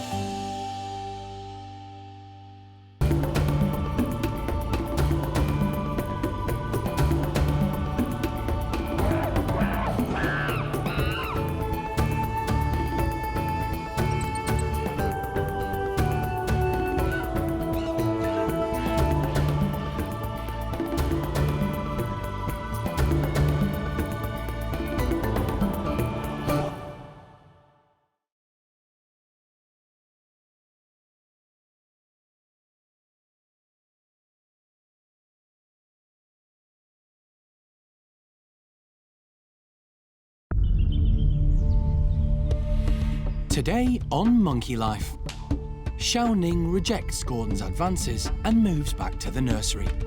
I think it was just too much for a sensitive individual to deal with. A delicate operation for woolly monkey Diego. It appears that one of his testes is much larger than the other one. And bully boy Jester throws his weight around at the Bachelors.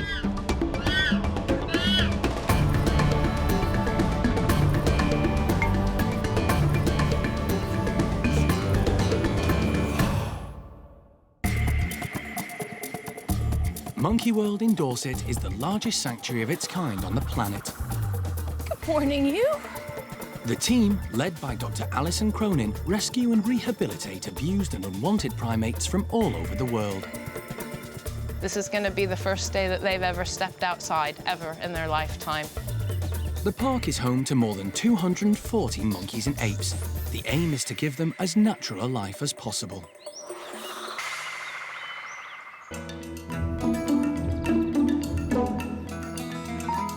At the Orang nursery, something unusual is happening. Osheen is locked in a tussle with Jolie. This play fight is a major step forward for Osheen, who has taken a long time to settle in with Linga, Dinda and Jolie since arriving from South Africa. Her progress is largely due to her budding friendship with baby Sylvester, who was recently rehomed from a zoo in Spain. He's managed to bring out a softer side in the big orangutan. But today, there's about to be another upheaval in the nursery. The orangs are being joined by an old friend. Dinda's sister, Shia Ning, who has recently been living in Gordon's group, is going back to join them. She has lived in there before, but she's never met Osheen and Sylvester. So this is the first hurdle to see if Shia Ning is just going to be very depressed and a downer about it, or it might be that Osheen takes an interest in Shia Ning. 8-year-old Shia Ning was moved out of the nursery when Osheen arrived because it was felt that she needed to graduate to an adult group of orangs. She'd been in the nursery since it was set up 6 years ago. But the move wasn't very successful. Shia Ning got on well with Xiao Kuai and her children, Jin and Kai. But she didn't like leader Gordon. As the dominant male, he did show an interest. But the feeling wasn't mutual, and Shia Ning kept her distance. Shia Ning was quite frightened of Gordon, but really, it was because Gordon's too nice and soft himself that he didn't do what a fully grown, experienced adult male orangutan would do, which is grab hold of her and do what he wants to do. And that allowed Shia Ning to sort of be wary, have opinions, slap her hands, and try and issue threats to him to back off. Whereas if that were Tuan, it would have been all over and done with. Shia Ning's just a very delicate individual. In the wild, she would have been moving away, if not moved away from her mother, and had a male within her territory, and eventually they would have met up.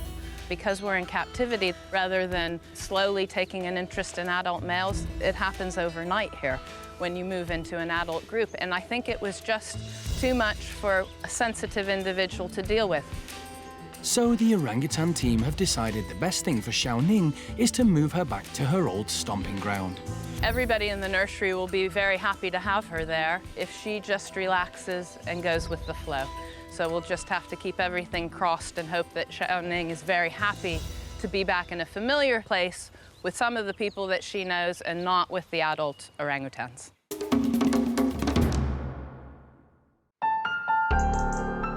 At the Parks Hospital, the veterinary team are preparing to do a rather delicate operation. Primate care staff have noticed that 3-year-old Diego has got a swelling on one of his testicles. He's a young male, and it appears that one of his testes is much larger than the other one and in a slightly wrong position. If the testis is retained inside him, it has a greater potential for turning into a tumour. Or it can cause pain in the groin because it's a physical lump in his groin, which is getting traumatised from time to time. Sometimes testes don't descend at the same time. So one can drop and then a while later another can drop, but I think the time has passed at which we'd expect that second one to have dropped fully. The odd thing is that normally the inguinal testis is smaller rather than larger. Oh, no. And this is bigger and progressively bigger. Woolly monkeys are prone to stress, so the team have to be careful when anaesthetising them. A member of the primate care staff who Diego knows has already given him an injection by hand to make him drowsy. Before we do it, I'd just like to see how crashed he is. Yeah. John and the park's vet, Mike Nathan, head down to Diego's enclosure to check the sedative has worked. They don't like to keep any of the primates under anaesthetic longer than they have to. So, as soon as they're happy, they head back to the hospital.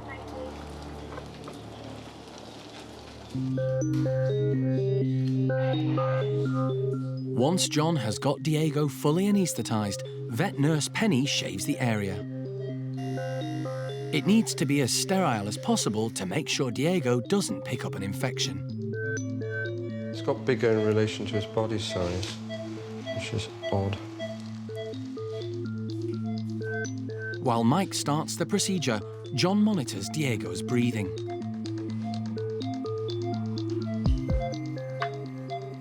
It's a hydrocele. Developmental abnormality. And it's just one of those things. Oh, yeah. So his testicle didn't drop and then it's surrounded with fluid. A certain part of the anatomy of the whole testis is fluid filled. It's Yeah. a cystic structure. Okay. And you can't just drain the fluid and then the testy would drop. You have to remove the whole parcel. The obvious thing to do is just to remove it. One testis would be perfectly fertile, perfectly male, sufficient testosterone. It's not going to. And are we happy the other one's actually dropped? Oh, yeah. Yeah. Okay. It'll be rather painful for Diego when he wakes up after the operation, so while Mike removes the testicle, John starts to administer pain relief. Some of the anaesthetic actually provides analgesia, and he has plenty of analgesia when he's asleep. When he comes round, obviously he's going to be a bit sore. I don't think we'll persuade him to take many pills at this stage, so he has an injectable analgesic, painkiller. It'll last him 24 hours. It was a very good call to do it. I mean, the fact is that it was getting bigger in relation to his body size, and we were always going to take this out at some stage because they're more prone to becoming cancerous in older life. So, and that's gone fine. It doesn't take the little woolly monkey long to wake up once they've reversed the effects of the anaesthetic. He's banging I around. think you should get him out of here. Thanks, guys. Prefer. He's perfectly fertile. He'll have as much testosterone as he wants. He just doesn't have an abnormal testis to cause problems.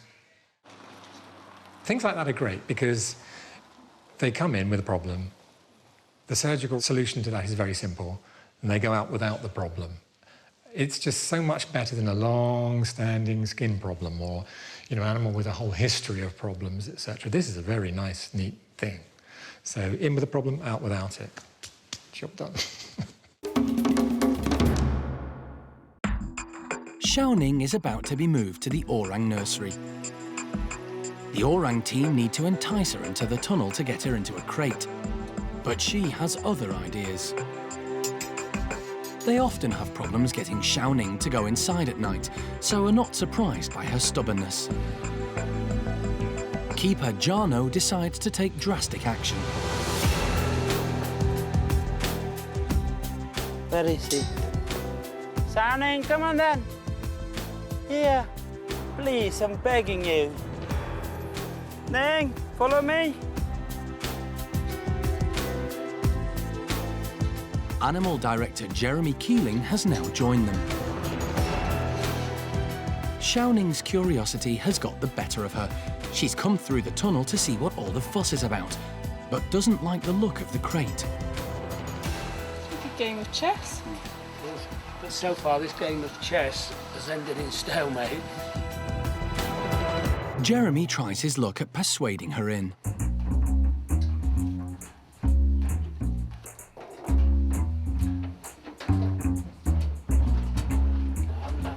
That bit.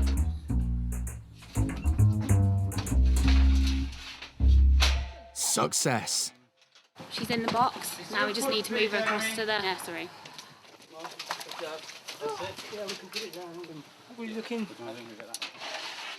As soon as she arrives at the nursery, she seems to recognise where she is. Is she looking like she wants to go in? You know, once she's in the box, which wasn't difficult, I think she was jolly pleased to be moving and she's happy. In the playroom, Osheen is oblivious to what's going on outside. She has no idea there's about to be a new arrival.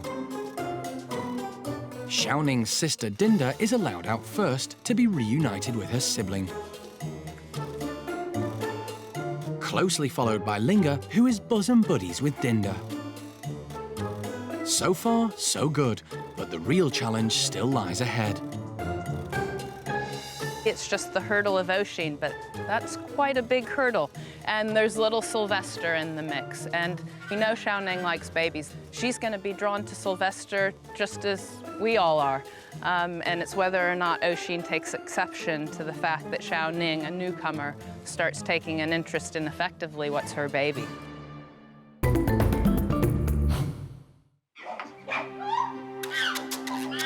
At the Bachelor chimp enclosure, there's a bit of a fracas. Low-ranking Seamus is upset, but heavyweight Jester is fed up with his squawking and decides to put a stop to it. Leader Butch intervenes to try to calm the situation.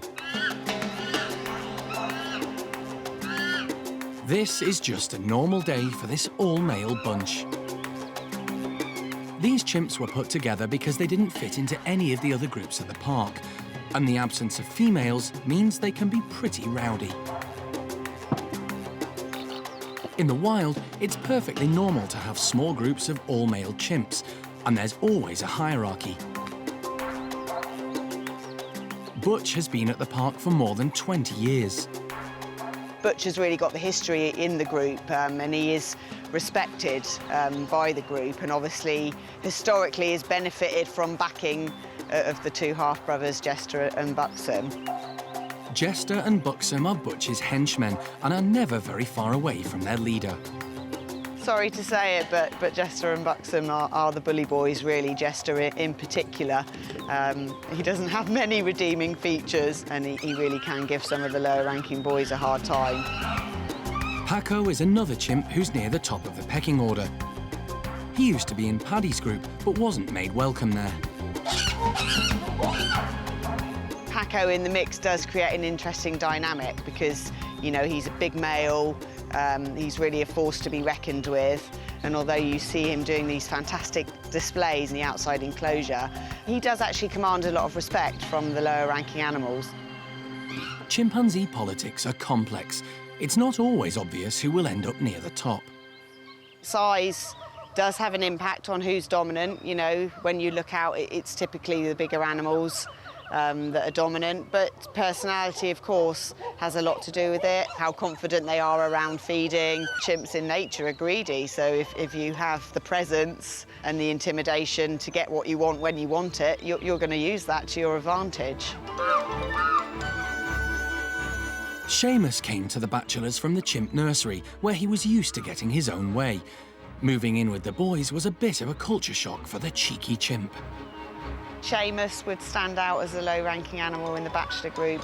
He's still got a fun-loving character and he still likes to have a nice time. So, you know, he does OK, but I definitely would class Seamus as down the bottom, really. Turkish Charlie also is very much a loner and really sort of almost exists on the periphery of the group. Charlie, who used to have his own TV programme in Turkey until he was rescued, often gets a hard time from Buxom and Jester. It's rough play in the Bachelor group. It's definitely not for the faint-hearted. We see nicks and scratches, but we don't see really serious injuries in this group, and I think that's actually quite significant. It's not all doom and gloom. They do have good times together, and they are a fun group, you know, and we can play on that and give them lots of activities so that they can, you know, burn off that energy in a positive way. Every chimpanzee you look at has a softer side, a playful side, and, you know, it must be pretty tiring to be intimidating all of the time.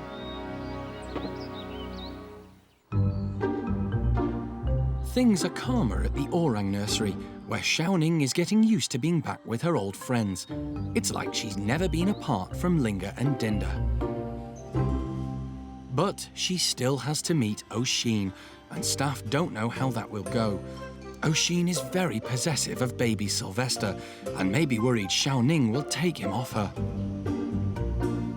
Shia Ning is allowed into the back bedrooms where Osheen and Sylvester are already waiting. Introductions are done here because it's a smaller and more controllable area. Jarno tries to keep things calm. As always, baby Sylvester is keen to hold out a hand of friendship to Shia Ning. The early signs are good because inside she's actually sitting alongside Osheen through a mesh panel. eating and so on, Sylvester and Osheen, and she looks all right with it.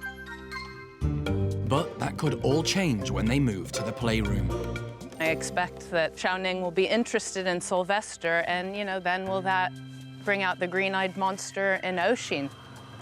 We'll all have to wait and see how this pans out, but we're all gonna play it as if it's just another day and open the slides go and see what happens. Mischievous duo Linga and Dinda are no problem. They seem happy to have their old friend back. But staff aren't taking any chances with Osheen and Sylvester. Jeremy has decided to join them in the playroom to act as referee. What? Osheen is immediately on her guard, keeping a vice-like grip on Sylvester. Shia Ning enters the lion's den. Good girl, hello. Ning seems unfazed. As she gets closer, Osheen decides to take to the hoses too, but she's not letting go of her baby. Where she goes, he goes. But Shia Ning wisely avoids confrontation with the big orangutan and decides to take a breather outside. That's one up to Osheen. Shia Ning obviously came in and Osheen saw her and there wasn't any really horrible negative reaction, and the one thing I was worried about was Shia Ning coming in here and camping in here and never moving again. Well, obviously that didn't happen because she came in and then went out again. So now Shia Ning's disappeared into the tunnel system somewhere, and that's fine. Everybody's happy, so I'm going to fade away now. Shia Ning has found a quiet spot in the tunnel. Osheen guesses that Shia Ning will be getting treats outside and doesn't want to miss out.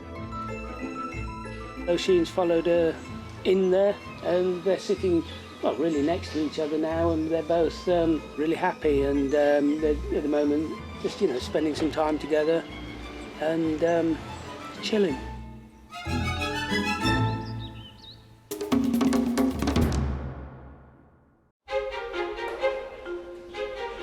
At Lavar's Woolly Monkey House, primate care staff are putting out treats for the group to welcome back young Diego. The little woolly's recuperating after an operation to remove one of his testicles. When he was recovering from his anaesthetic, we watched him constantly just to make sure he was okay. But now he's completely back to normal, except for the fact there's something interesting on his tummy.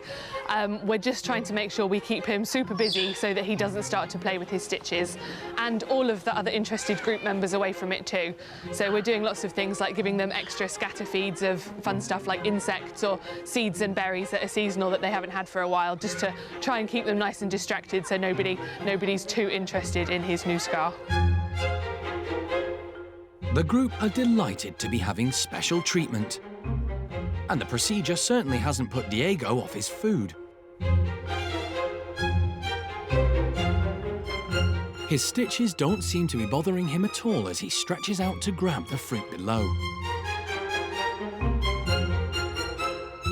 Diego's dad Lavar doesn't seem curious about his son's scar at first, but his mum Kuna can't resist getting a closer look. Well, this group of woolly monkeys is a really tight-knit group. They're based on family, so they're really interested in each other, and they groom each other all the time to make sure they're all nice and clean, and any injuries they have, they'd obviously take a huge interest in to make sure they're okay. This isn't so much an injury, but perhaps to a woolly it looks like one. But they're all focused on it, trying to clean it, give it a prod, make sure they know what it is. And that's fine, as long as they don't open the stitches. So we're happy for them to have a bit of a look and be interested, but not to start picking at things. Fortunately, they soon lose interest in the stitches and turn their attention back to their stomachs. The only problem Diego seems to have is a thorn in his foot from one of the blackberry brambles. I'm really relieved now that the whole procedure's over. We know Diego's okay. We've all seen that he's nice and healthy, and we know that the operation was straightforward. So we're all really relieved that we've finally bitten the bullet and done it, and hopefully he'll be a much happier, healthier monkey for it.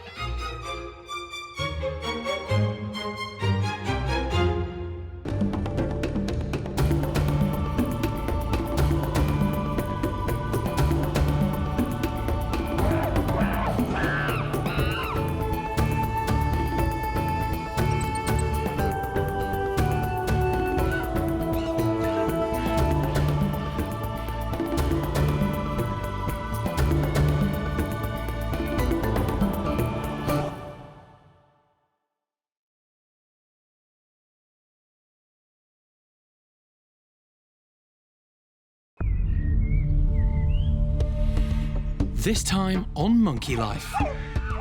It's all change at the chimp nursery.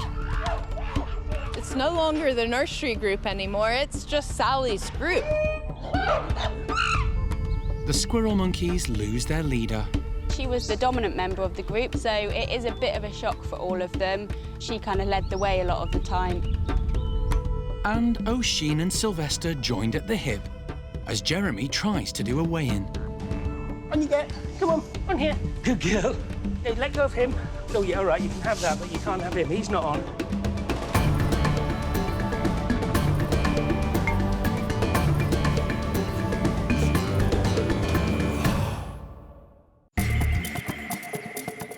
Monkey World in Dorset is the largest sanctuary of its kind on the planet. The team, led by Dr. Alison Cronin, rescue and rehabilitate unwanted and abused primates from all over the world. This is always, for me, the most stressful time. I want to see Kiki fit and healthy. The park is home to more than 240 monkeys and apes from 17 different species.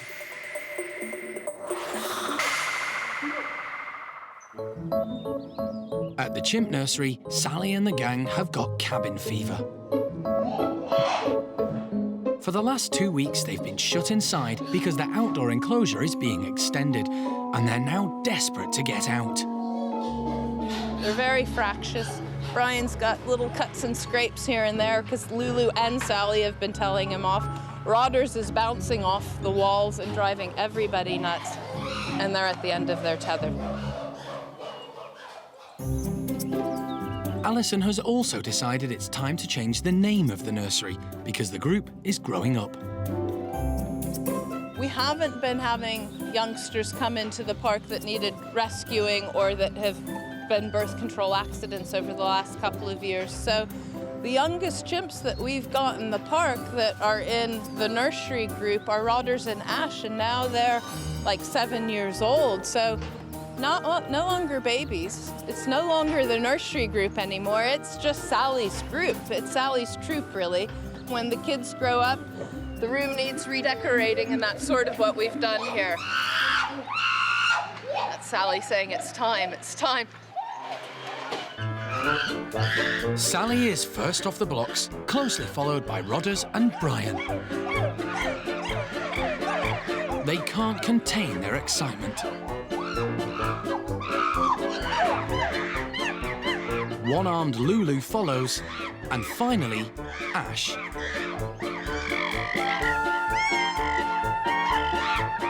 They're quick to try out the new hoses that have been added to the climbing frame. But it takes them a while to notice a rather large new structure. During the building work, a tree had to be removed, and primate care staff decided to leave it for the chimps. They seem intrigued, but also rather nervous. Ash isn't sure what to make of it. Brian wants to have a closer look, but holds back. Rodders is reticent too. In the end, leader Sally shows them there's nothing to be afraid of. Mischievous Rodders doesn't need any more encouragement. And 8-year-old Brian starts to explore. Now they've seen they've got an extension, and more interesting, they've got a tree. People are quite happy.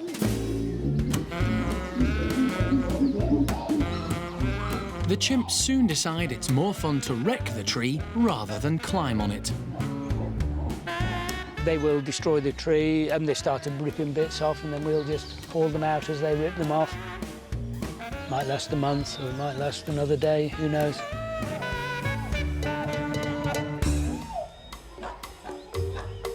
Sally arrived at the park in 1993, but didn't get on with other adult chimps, so she was put in charge of the nursery and has proved to be a great adoptive mum. Lulu joined her 7 years later. She used to belong to a circus in Cyprus and lost her arm after her mother attacked her. necessity is the mother of invention. And if you haven't got an arm, you haven't got an arm, and you either get on with it or you don't. And Lulu got on with it. And Lulu's not disabled particularly by that arm. I can't think that in what way Lulu is disabled by the fact she's lost an arm. Although Sally is the dominant chimp, Lulu has been a great help to her in keeping control of the youngsters. However, the hierarchy in the group could soon begin to change. Brian is turning into an adult, and as the oldest male in the group, will probably challenge Sally for the leadership. Physically, Brian has changed enormously. I mean, just look at him, he's grown up, he's having his testosterone flush. Sally still dominates Brian mostly, but we're getting to the point now where every now and again, Brian will turn around and say, no, I don't need this. It won't be easy for Brian because he doesn't have anyone to learn from. He was rescued from Mexico, where he was being groomed to be a beach photographer's prop. He's going to have to evolve into being a grown-up with no role model at all. It's going to be a slower process because he doesn't have any teacher, he doesn't have any example to follow, and we can only hope that Brian doesn't have it too tough with a dominant lady like Sally.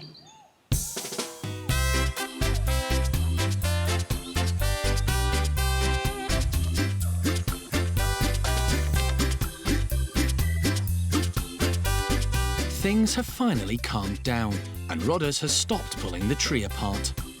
That could be a good sign that it's gone quiet now. You never know with these. They could be plotting something. Who knows?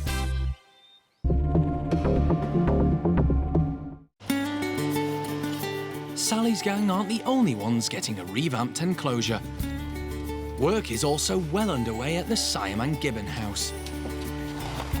The fences need to be reinforced and new ropes put up before Sam and his new partner Sassac can be allowed out into the trees. We are hoping that it's only going to be a month or so and they'll be back outside in the big woodland enclosure that they have. So that'll be fantastic to see them both up in the trees and singing. It'll be amazing. Sassac has only just arrived from Dublin Zoo, but the two Gibbons are already getting on famously and have even started singing together.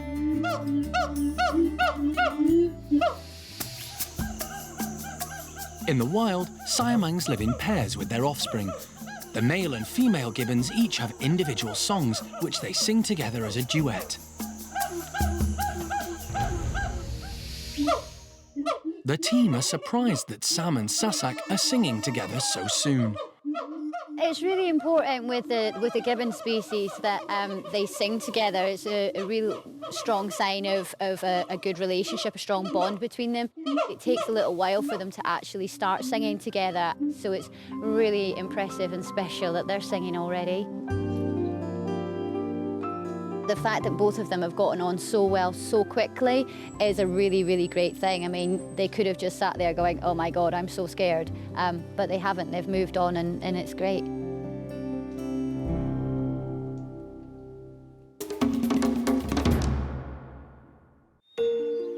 Another resident who's finally managed to settle in at the park is Max. The Marmoset has been at the centre for 3 years, but has struggled to adjust to life with other monkeys after being brought up as a pet. He's lived with several different groups, but hasn't got on with any of them, until now. As a last resort, he was put in with 16-year-old Betty Boo, the park's oldest Marmoset. And they've clicked. You wouldn't really expect such a young one and an old one to get on, but we're really pleased that they've actually made a really good bond together and they're getting on really well so far. Betty Boo's really unique here at the park. She's absolutely lovely. I don't know a single member of the primate care staff that doesn't absolutely adore Betty. But Betty Boo and Max's time together may be limited, as Betty is not only geriatric, she also has a lot of health issues. Unfortunately, as Betty was kept as a pet, she has undergone a lot of physical problems from this. The main issue that Betty has is that she does suffer from a really severe case of rickets. which means that she finds it really hard to move around. She's quite fragile and quite wobbly on her feet as she does move around. She's also got quite limited eyesight as well now. We think she can probably only just about make out shadows. Luckily, because she's used to this enclosure, she does manage to kind of memorise the layout of it. But when it comes to hand feeding her with things like insects, it does rely a lot on the calling that you do and the shaking of the box, so a lot of it relies on the noise that she can hear. Betty! Come on, Betty! That's it, well done. Good girl. Here you go. Recently, we have noticed that Betty has kind of slowed down slightly. Obviously, it's not come as a surprise because she is so old, but she is spending a lot more of her day sleeping. She has a particular sunspot in the back of her enclosure where she just likes to chill out in the sun when it's coming through the window. She has lost a little bit of weight as well. She is still eating throughout the day, but obviously these are just all kind of signs that she is getting on a little bit in her years. Max is a handful for Betty, but she seems to have got the measure of him. She's the only marmoset here that's managed to tame Max. She manages to keep him in line, and she's just an all-round lovely character.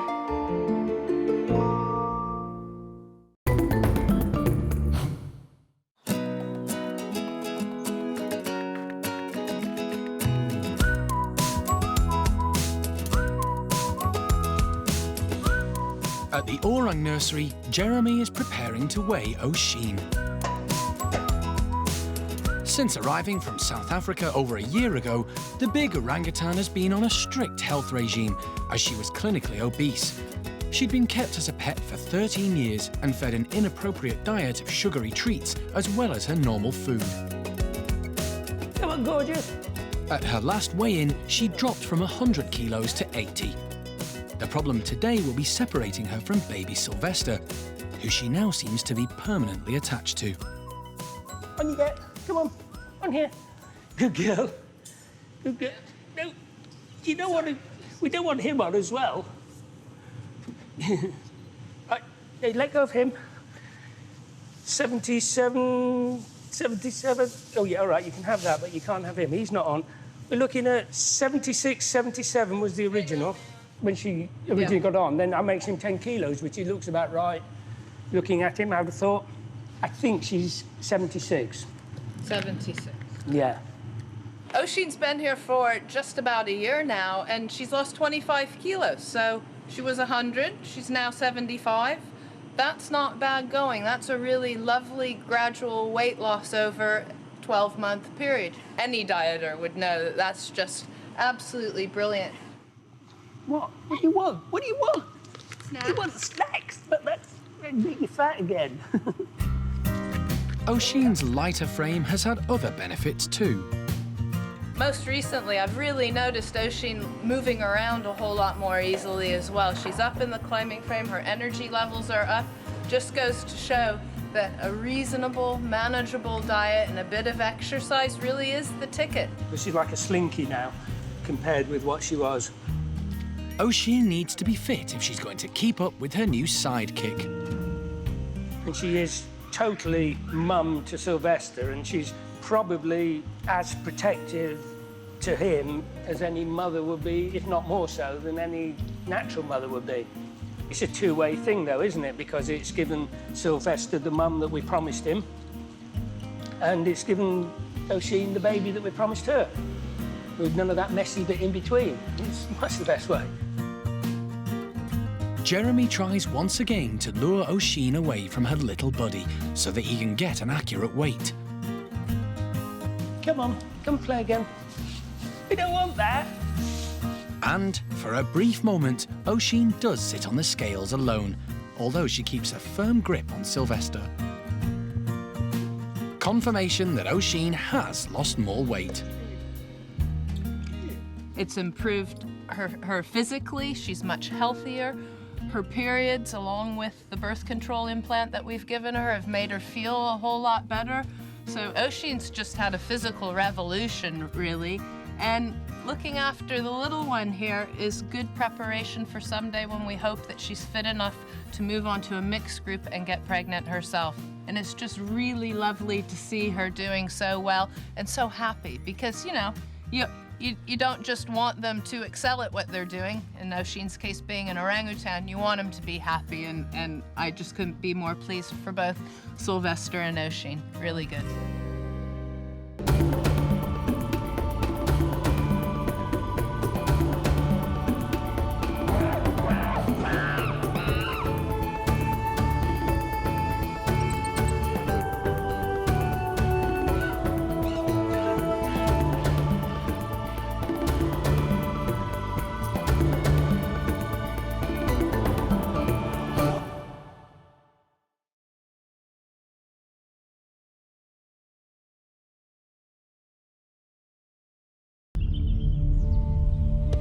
Today on Monkey Life. Hold him here. Major problems for the team when Hunchback Tao is on the operating table. For Mike right now, it's a real nightmare to operate in a good position and keep his airflow good. Mother-to-be Shaolan shows off her blooming figure. She's got a nice big round bump, so you can tell, especially when she stands upright or if she's swinging, you can really see it. And Waska's woolly monkeys get a new house.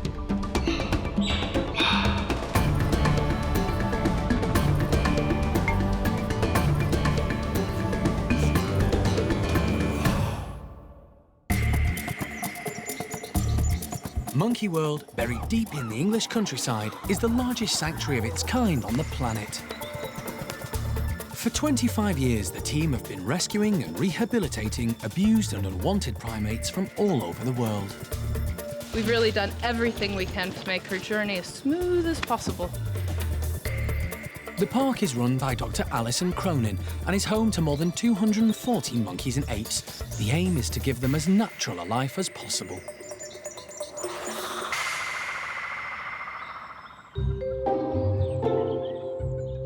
There are 84 Capuchins at Monkey World. Until now, most of the males and females have lived separately. But recently there have been some problems in the boys group. So primate care staff have decided to move 4 of them in with the girls. Sean was a dominant male, but recently Winslow has been challenging him. Bruce is constantly overgroomed by the other boys, which has led to him developing some wounds. Caesar came from the British pet trade and is a bit of a loner. He's never really fitted into the group. And then there's new arrival Tao, who was rescued from Slovenia.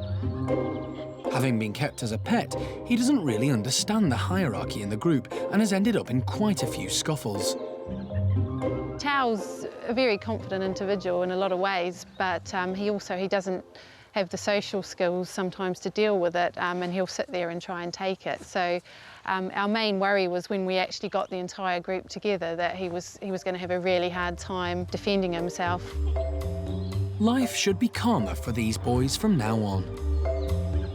Our females generally are a little bit more relaxed and chilled than all the boys in this house. So we're hoping, it's going to be a little bit easier life for them. And also being the only boys in amongst those females, they're probably going to get a lot of attention. But before they can move, Tao, Bruce and Sean need to undergo a rather delicate procedure. 3 of the boys are getting vasectomised. We've got 84 Capuchins, so we're not really wanting to breed with them at this point, mainly because there are other Capuchins that may be in need of rescue, so we don't want to use up any more space. At the hospital, the park's vet, Mike Nathan, is making preparations. The unknown factor for us this morning is not so much Sean and Bruce, who've both been anaesthetised before, but Tao, who hasn't been. I mean, hopefully there won't be a problem, but we'll see. Bruce and Sean are first on the table. They were both rescued from a laboratory in Chile, along with most of the Capuchins at the park, where they were being used for reproductive research. Their vasectomies are fairly straightforward and don't cause Mike any problems. Give him his wake-up drugs, and he goes down to his new home.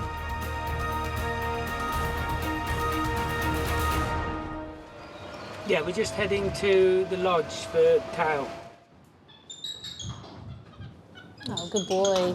Just like that. Tao has been left till last because he's also going to have a health check while he's at the hospital. Normally, they would have examined him earlier, but he was underweight and frail when he arrived from Slovenia, and an anaesthetic at that point would have been too risky. Even now, Alison is worried. A little bit of a nerve-wracking time. He is very skinny, he has had rickets. We don't know a whole lot about his medical history, so you just don't know how he'll react under anaesthetic. Tao has a deformed spine because of the rickets, which has given him a hunched back. This immediately causes problems for Mike. Right, that's going to be the fun, isn't it? I knew that would be my problem. Just having problems with positioning him. Yeah, hold him here. No, I've got sandbags I can use. Just hold him in position.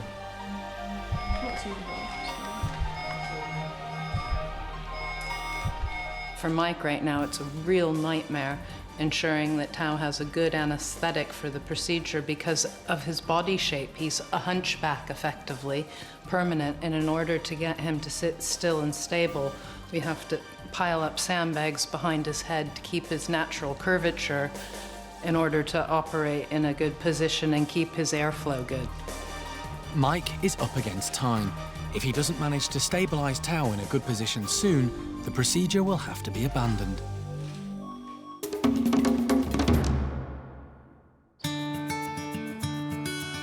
At Gordon's orang enclosure, the team are keeping a close eye on Shaolan, who's due to give birth in the next few months.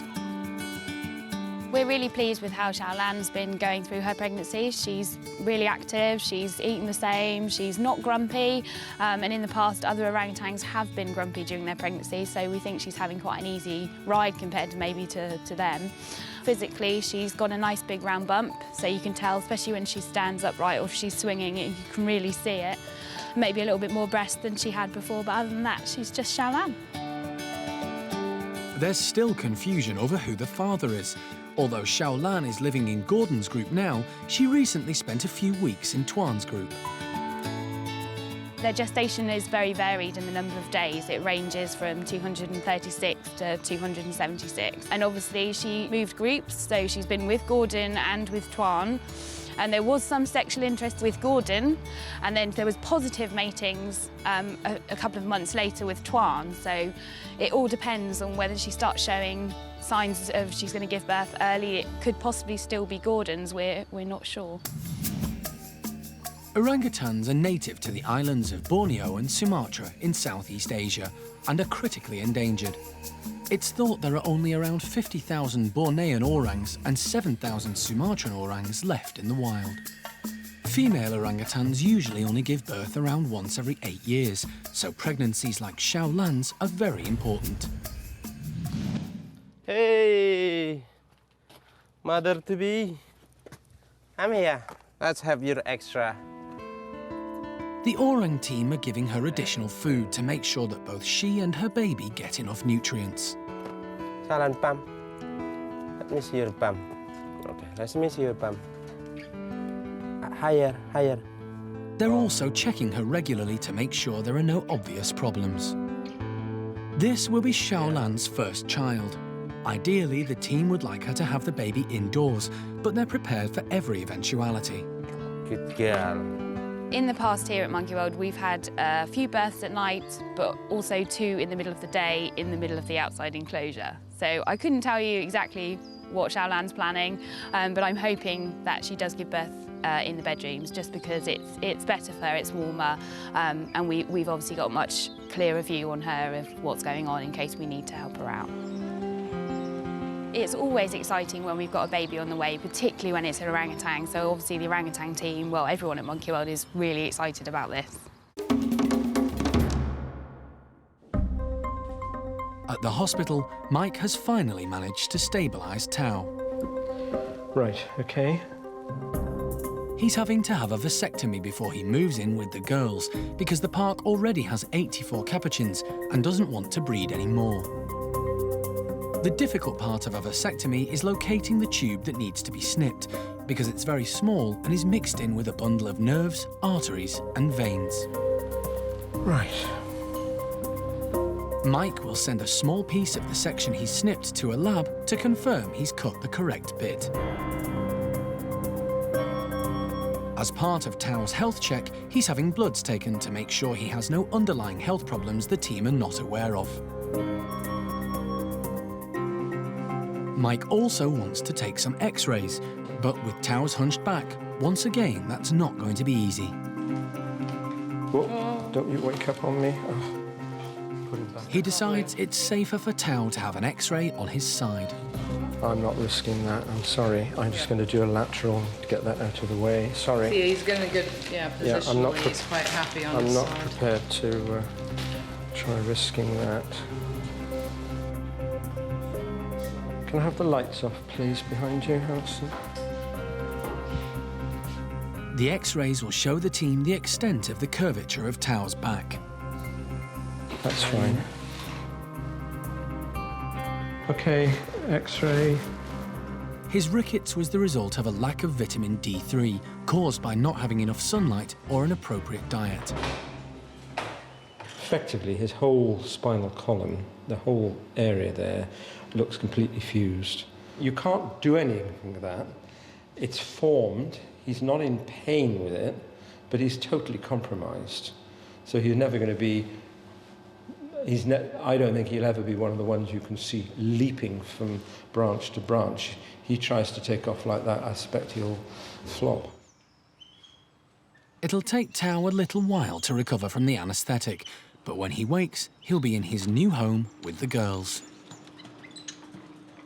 Went well, I think, but we're just going to give him a little while because he is being a bit slow to come around, and obviously we're worried in terms of his mobility if he starts trying to climb, you know, before he's fully awake. So just going to maybe monitor him for the next half an hour and then see how he goes.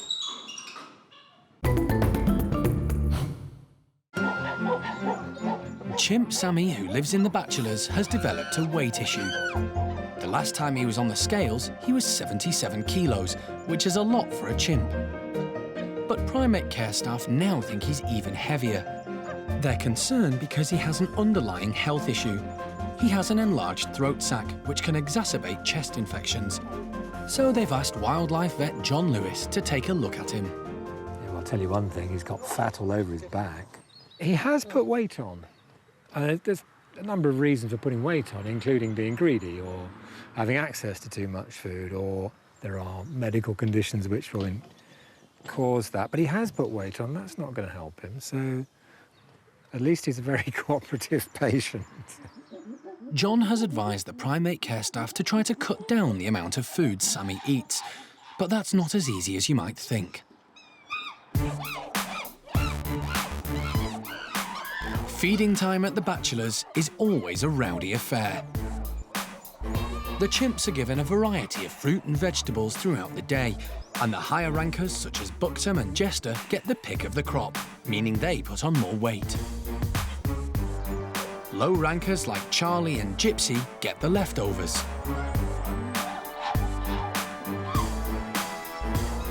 Sammy isn't at the top of the pecking order, but when it comes to food, he's very clever. Sammy does tend to hoard his food. So he'll look around, he'll pick a couple of pieces out, and then he'll put one in his mouth and he'll add to his stash. So he's constantly looking and he's constantly filling his space. So he has an effective feeding strategy. Being a big chimp, no one challenges Sammy when he's eating.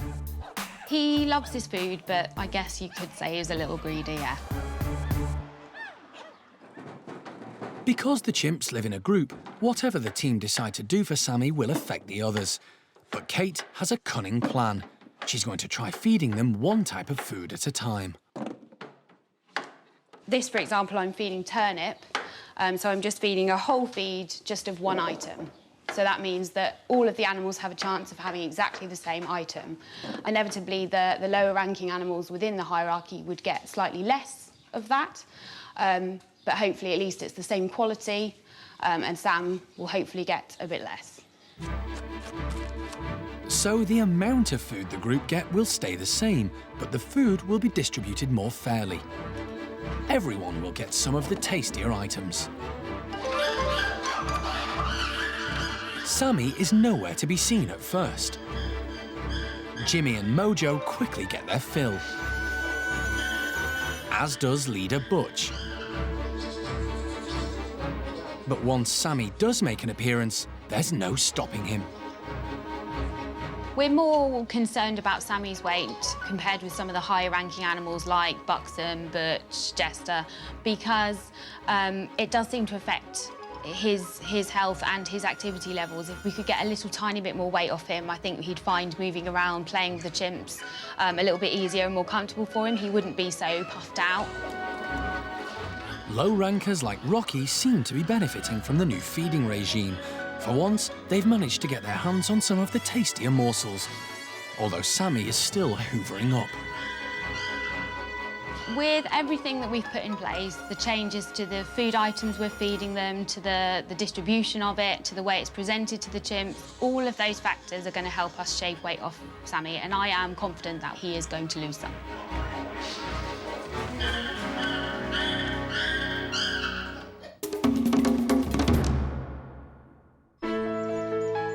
When Wask arrived at the park last year from Basel Zoo in Switzerland, it was decided he would lead his own group of woolly monkeys. He was joined by Quappa, who came with him from Basel Zoo, Lena and Zingu. They were put in a temporary enclosure until a new house could be adapted for them. Work began in earnest a couple of months ago, and the final touches are now being made to the building.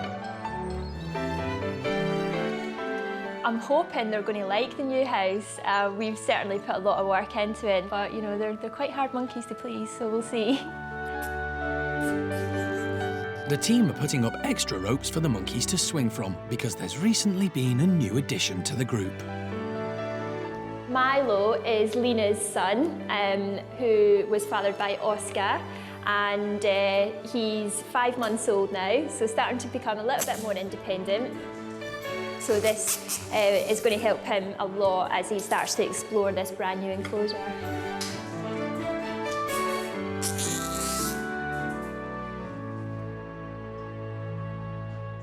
Woolly monkeys are prone to stress, so the team want to make the move as smooth as possible.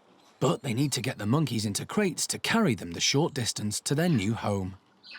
Oscar's crate training has went fantastically well. He's been brilliant, so we've got actually no worries about him going in a box. He seems quite comfortable about that. The 3 girls are a bit more worked up about it, just because obviously Lena's got the baby that she needs to worry about, and then the other 2 girls are feeding from her, so if she's worried, they're going to be worried as well. But we'll just take that as it comes and see what happens. They decide to move Wasker first because he's likely to get stressed if he sees his females being taken away from him. As soon as he arrives, he marks his ground. His normal behaviour would be to go around, throw his weight around and make sure everyone knew that he was in his territory and that, you know, no other woolly monkeys should be around this area because it's his. Woolly monkeys are critically endangered in the wild, but the park has been very successful in breeding them. Enticing Lena and baby Milo into their crate is not simple. Right, Lena, out you come. The main obstacle with moving the girls is the fact that they get so highly strung, so getting them in the box is going to be the big obstacle. Lena. We have to be very careful. Their blood pressure can be quite a problem for them, so we have to keep everything quite strict and quite simple in our daily routines, and that just helps them to make sure that the blood pressure doesn't get raised. Finally, they're on board. As Lena and Milo start to explore, the team head back to pick up the last 2 woolies. Oscar was just really happy to see everyone, so I think when Quappa finally arrived and he knew that was his group complete again, I think after that it was just a case of business as usual, and they've just gotten on with the rest of their morning now. Just such a relief to get it all over with. Everyone's where they're supposed to be, and now we can just get on with it and just make sure the woolly monkeys are as happy as they possibly can be.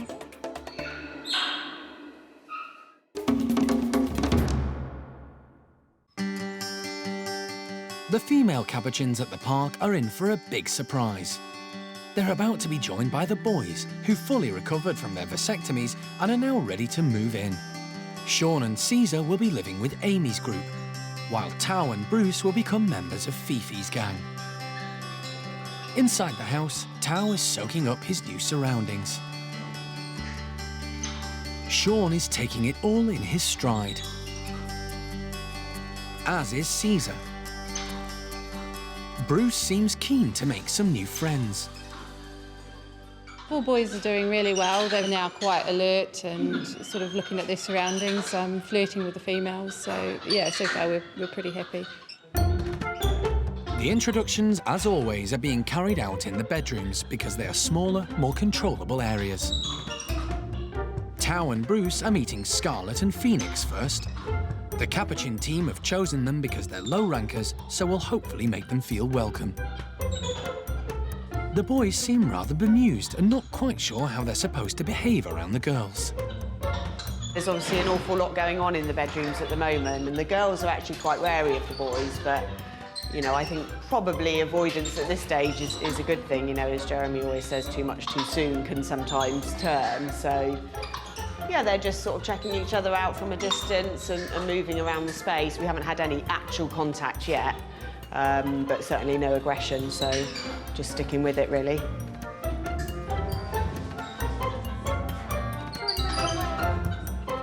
The other boys are being eased gently into their group too. And Sean seems to hit it off with Debbie, who immediately starts flirting. You can have animals that seem to get on very well at one moment and then the next minute they're not getting on so well. So it really can change like that because you've got lots of personalities in the mix and then they're going with females that they've never met. So lots of dynamics, lots of personalities and lots of things to watch out for. But yeah, hopefully we'll get there in the end.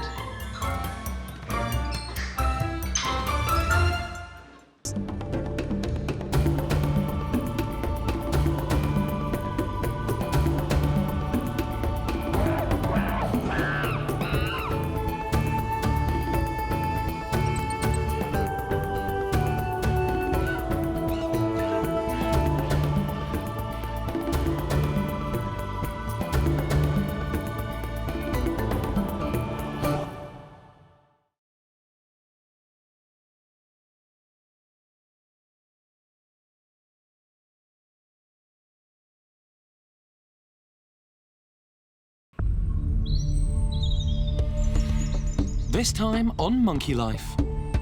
Kai says goodbye to his mum and heads to the Orang nursery.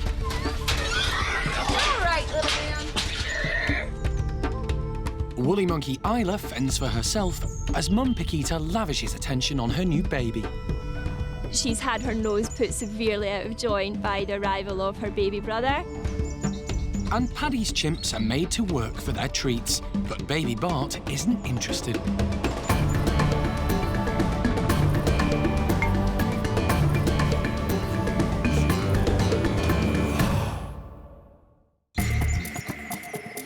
Monkey World, tucked deep in the English countryside, is the largest sanctuary of its kind on the planet. The team, led by Dr. Alison Cronin, rescue and rehabilitate unwanted and abused primates from all over the world. What we did find was a body in the freezer. It's not good news. I haven't undone it to see if it's the infant.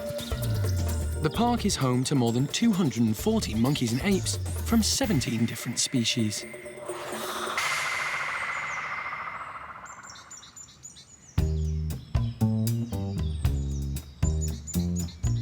Young Kai is on the lookout. Ever since the Orang enclosure was split in two to allow both Gordon and Tuan's groups to have their own outdoor space, he's been fascinated with who is over the other side of the fence. Tuan has been equally as inquisitive in the neighbouring enclosure and keen to protect his territory.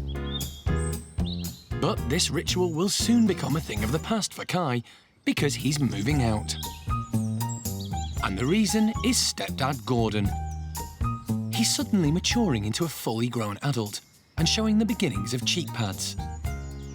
Gordon's changing, you know, those secondary sexual characteristics are coming on now, and every time you look at him, he's bigger, he's starting to get his cheeks, you know, he's going to start acting like a fully adult dominant male, and typically males aren't tolerant of other males. We've seen the way that Gordon is behaving towards Kai change. You know, they used to have great play sessions, and now he kind of is establishing his dominance and being more kind of divorced from Kai. The team are keen to avoid a repetition of what happened to Gordon when he was Kai's age. He hurt his eye when Tuan lashed out at him. Tuan was mating a female that Gordon got involved, actually Amy, Gordon's mother. And again, that is entirely normal behaviour. You see that in the wild, you know, adolescents interfering when their mothers are mating with adult males. So, you know, if Gordon's going to be showing interest in Xiao Kuai again now, and also potentially Ame, we don't want Kai in a situation where he's perhaps curious as to what's going on, and he's at the wrong place at the wrong time and gets a telling off that could end up in something a bit more serious. So, you know, rather than take the risk, I think we need to move him sooner rather than later. Kai is going to the nursery to join Osheen, Sylvester and the gang. The hardest thing for the 7-year-old will be leaving his mum, Xiao Kuai. Kai was her first child, and the two of them are very close. She's always been very protective of Kai, and even when Jin was born, continued to spend lots of time with him. But staff have been trying to wean him off her gradually. Orangutans in the wild have the longest period where they're dependent on their mothers, so we've been gradually building up the periods that Kai was separate from mum. The separation won't be easy for Xiao Kuai either.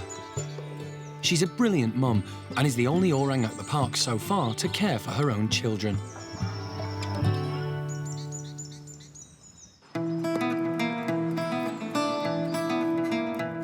Kai is only going a short distance, but the team will have to transport him in a carrying crate. Mum Xiao Kuai is oblivious to what's going on. Okay. Having been born at the park, Kai has never moved anywhere in a travelling crate before and is reluctant to venture out, despite the treats on offer. We stand back a bit.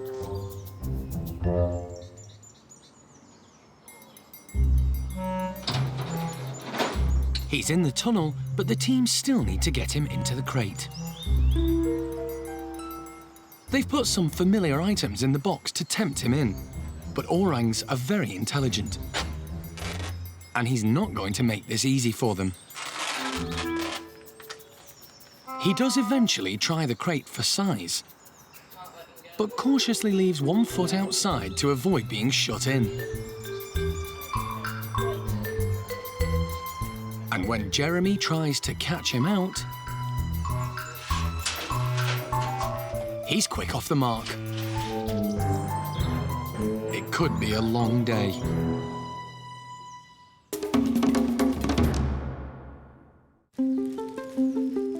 Paddy's group are being kept inside because the chimp team are preparing a special treat for them. They've put up a log feeder which hopefully will encourage some natural behaviour. What we're doing for Paddy's chimp group today is we're actually filling some logs that we've drilled holes in, and we're putting some yoghurt inside it and scattered also a little bit of sunflower seeds because they love yoghurt and sunflower seeds. We're also supplying them with some browse. They have to then find all the branches, and they then will use them as tools to actually dig into the yoghurt log and pull all the yoghurt and the seeds out and lick it all up. Paddy leads the way, followed by Buster. They're all keen to see what the team have left for them. But it's Kay who's first to try out the feeder. She manages to get a few seeds, but hasn't worked out how to get at the yoghurt. Gamba, however, is very bright and heads straight for the browse. He's realised he's going to need some help getting at the treats. But he's going to have to be quick, as Mickey and Buster are already digging in. They're cleverly using sticks to get in the holes.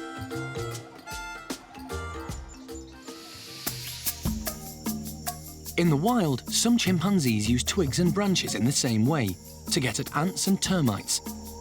They fish out the creatures from their nests by poking a stick into the mound. The termites defend themselves by biting on the stick, and the chimps lick them off. This is an ideal opportunity for youngest member of the group, Bart, to pick up some essential skills. But he's more interested in playing than learning how to forage, and Cindy has something he wants. 4-year-old Bart is Paddy's son, and being the baby of the group is spoilt rotten. He knows he doesn't really have to make an effort with the log feeder, as he always has food on tap. Chimps feed from their mums on and off up to the age of 5. And Susie is always happy to oblige.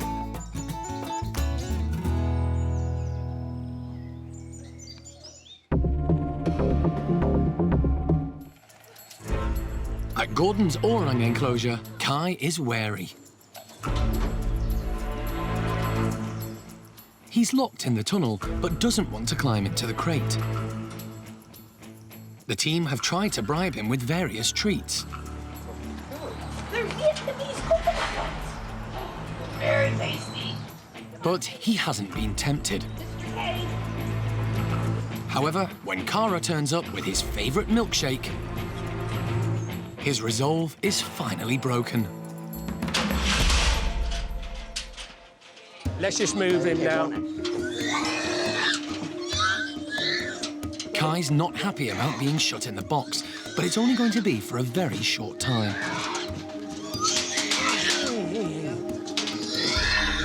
OK, you got the ratchets, well done. All right, little man. Right, if we go, keep going that way. Yeah, OK.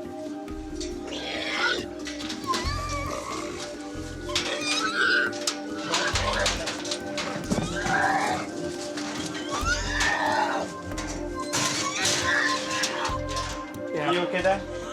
Shh. Hey, just 1 minute. What, you want the door closed? What you do? Don't worry.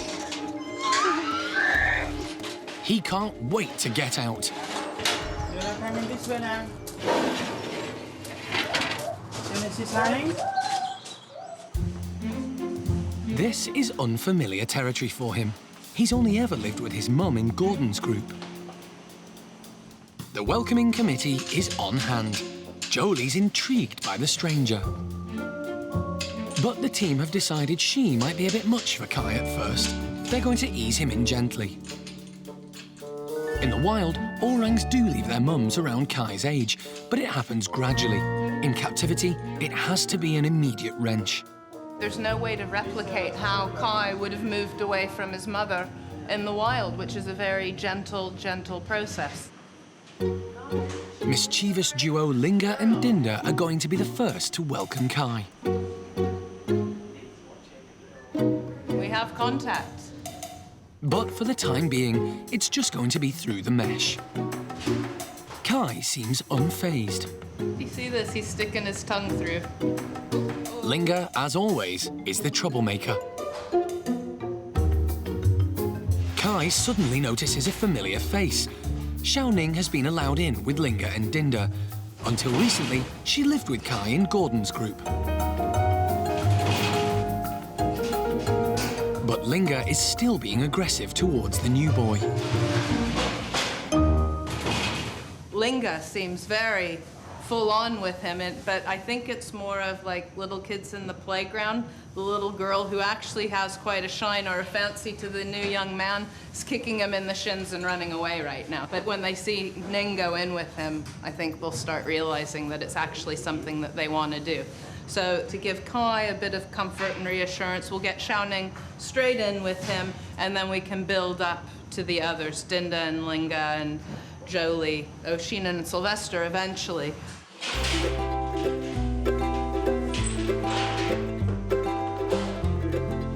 Good girl, Ning. The two orangs seem delighted to be back together. To say that he's never really been away from his mum, he's done very well. Yeah, because they can squeam and squeam and squeam for days and days and days. They have the capability, whereas he's obviously not going to do that.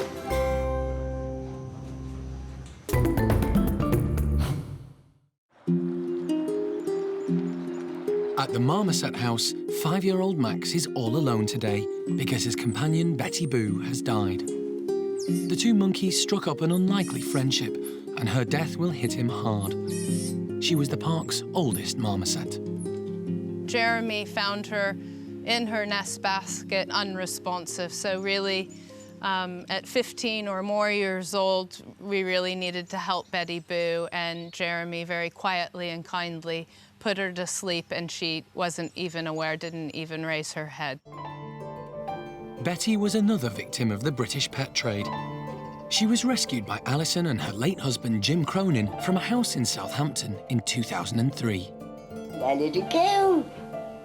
Her owner was actually an older lady who was having problems with her mobility and things, but had kept Betty Boo inside of her sitting room in a small cage and would let Betty Boo out onto her shoulder to have snacks, and she'd brush her with a toothbrush. But, unbeknown to her owner, Betty wasn't in great health because she hadn't been given the correct vitamins. Please don't get me wrong, her previous owner loved her to bits and really cared for her, but this is the tragedy of the British pet trade so many times that we find the owners are so well-meaning and love their pet monkeys, but really don't understand what their needs are, and that the vitamins they require, supplemental vitamins into their diet, are absolutely essential a couple of times a week or their bones will break. Betty Boo was a prime example of that. Really bad, crippling rickets that left her with broken limbs that were fused. And I would have never expected from that little cage in that sitting room in Southampton that we would be able to give Betty Boo the quality of life that we did for so many years. Betty's easygoing nature made her a favourite, not only among the primate care staff, but also with the park's other marmosets. However, it's her special relationship with Max that she'll be remembered for. He struggled to get on with any of the other marmosets until he met Betty. Betty Boo and Max were the match made in heaven. He was happy, she was dominant, and all was good for them when they lived together. How I'm gonna pick a new individual to try with Max, I don't know, but we need to try and do something for him, so I'll have to get busy on that now.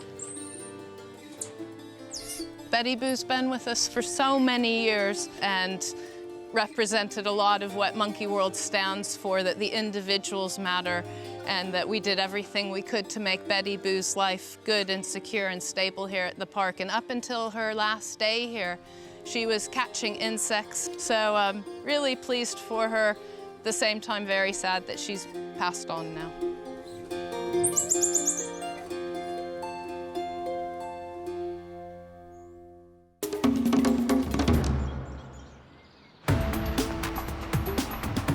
Maintenance staff have had to uproot a tree and have decided to give the stump to a good cause. It's going in Lavar's woolly monkey enclosure. It's got lots of bugs and stuff still in the roots, so yeah, we're going to let them out and just demolish this as much as they possibly can. At the moment they're having to move it. It's a bit too close to the overhang, and we don't want any bouncy monkeys being able to climb onto it and then bounce over the fence and out, so they're going to have to just move it a little bit more into the centre of the enclosure so we don't get any escapes.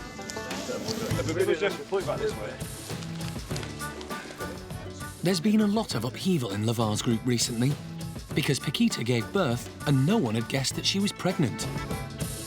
It's really important that we keep the whole group busy at the moment, just because Paquita has just had the baby. He's only a couple of weeks old, and all her attention is concentrated on him. So just to keep everyone else busy, to leave her alone with the baby, we've put this in the hopes that they'll find it nice and fun, and everyone will have something to do.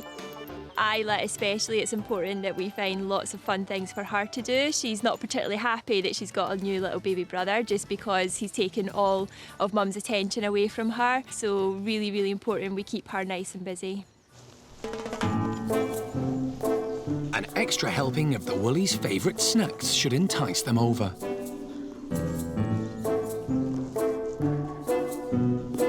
As the dominant male, Lavar is first on the scene and shows his authority by displaying.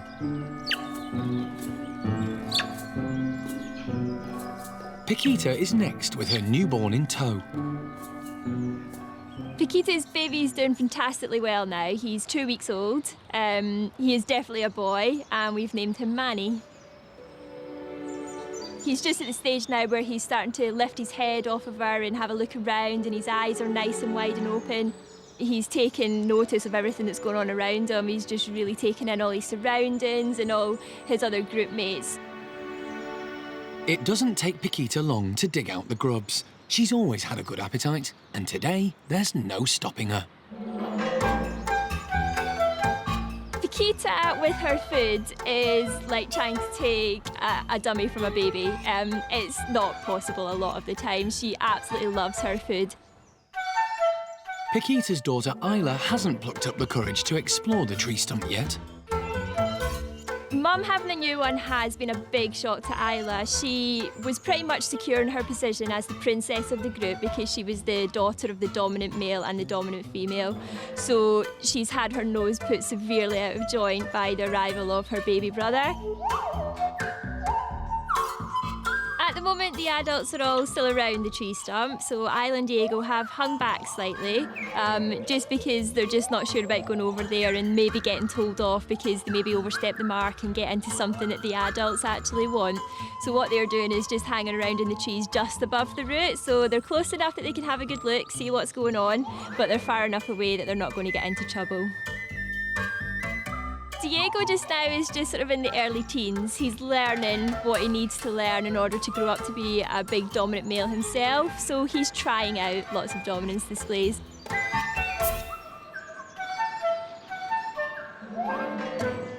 Isla's finally there. She's finally foraging around in the root. Looks as if she's big and brave. She might not last there very long, but at the moment she's certainly enjoying it. So yeah, big congratulations to Isla.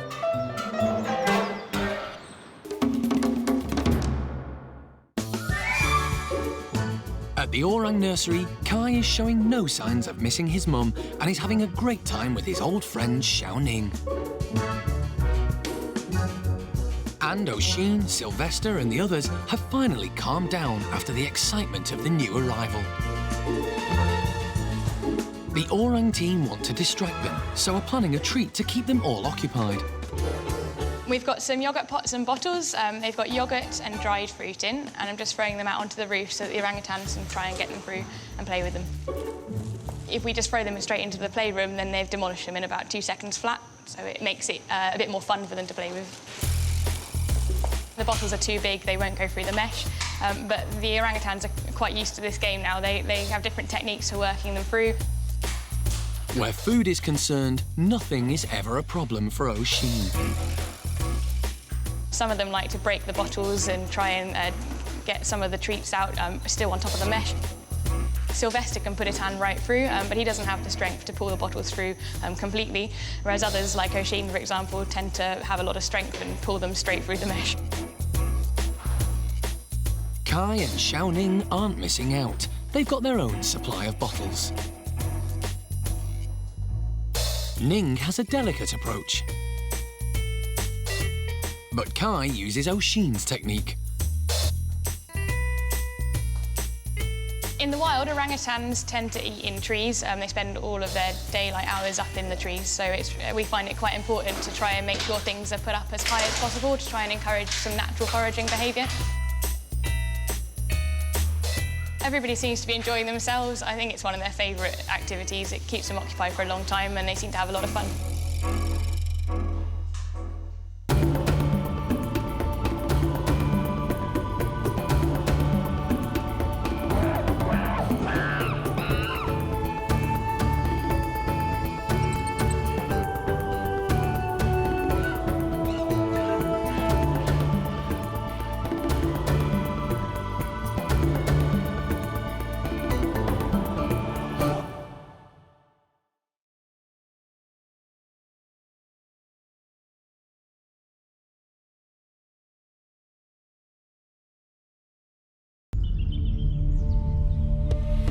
Today on Monkey Life, Alison and Jeremy go to the rescue of 4 marmosets in the West Midlands. Yeah. Well done, Jeremy. Short and sweet. Woolly monkey Milo tries to follow in Dad's footsteps, but Mum Lena has other ideas. She will not let Milo go until she knows it's safe herself. And Peanut's new baby finally gets a name.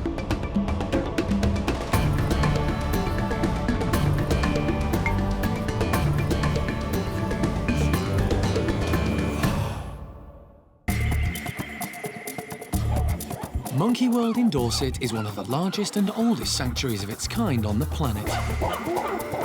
For 25 years, the team have been rescuing and rehabilitating unwanted and abused primates from all over the world. This is always the most stressful time. I want to see Kiki fit and healthy and up. The park is run by Dr. Alison Cronin and is home to more than 240 monkeys and apes.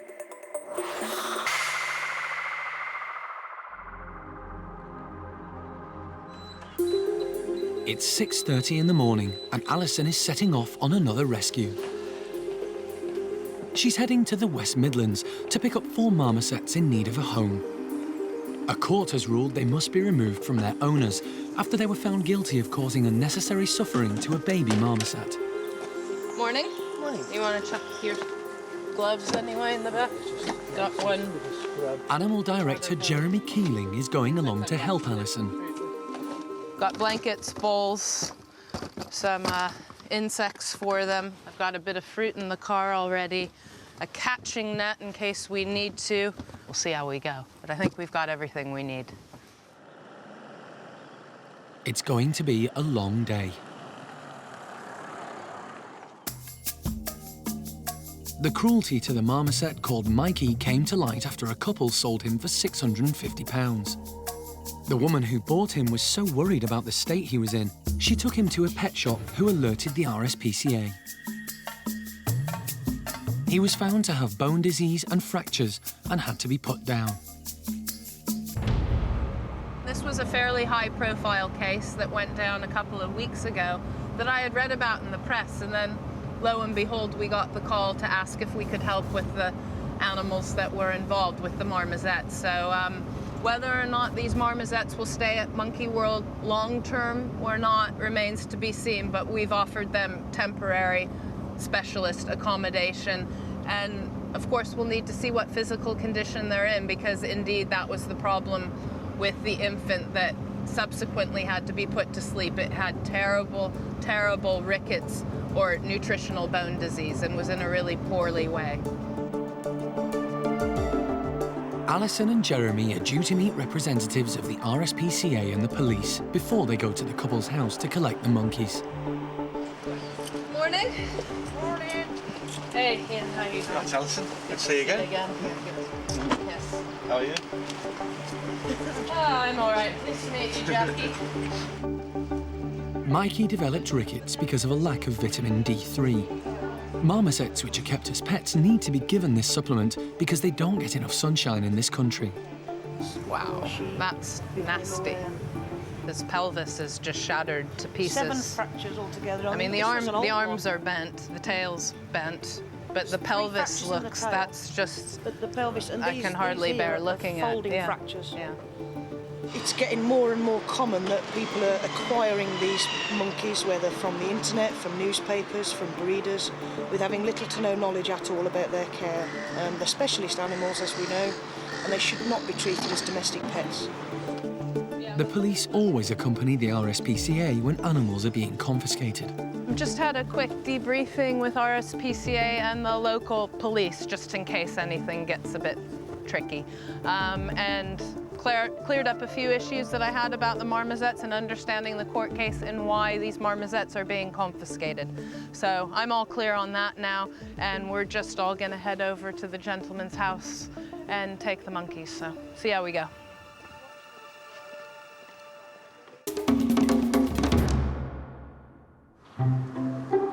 In Dorset, the park's youngest golden-cheeked gibbon has finally got a name. Peanut gave birth to a baby boy 2 months ago. Well, after much debate, we've actually decided to call the baby Teo. Now, the reason for this is we all agreed we wanted a name beginning with T, so that it would fit in very well with Tien and Tianang. And we wanted something that was Vietnamese as well. It just means Tom, and it's a really nice, lovely name that fits in very well with the family. Teo is doing really, really well. We're really happy with him. He's holding on tightly to Mum, which is the most important thing for him still to be doing. You can see that he's starting to take a bit of interest in the world. He watches things going by, and he's starting to stretch his head out and have a look at things, but still holding on tight to Mum at the moment.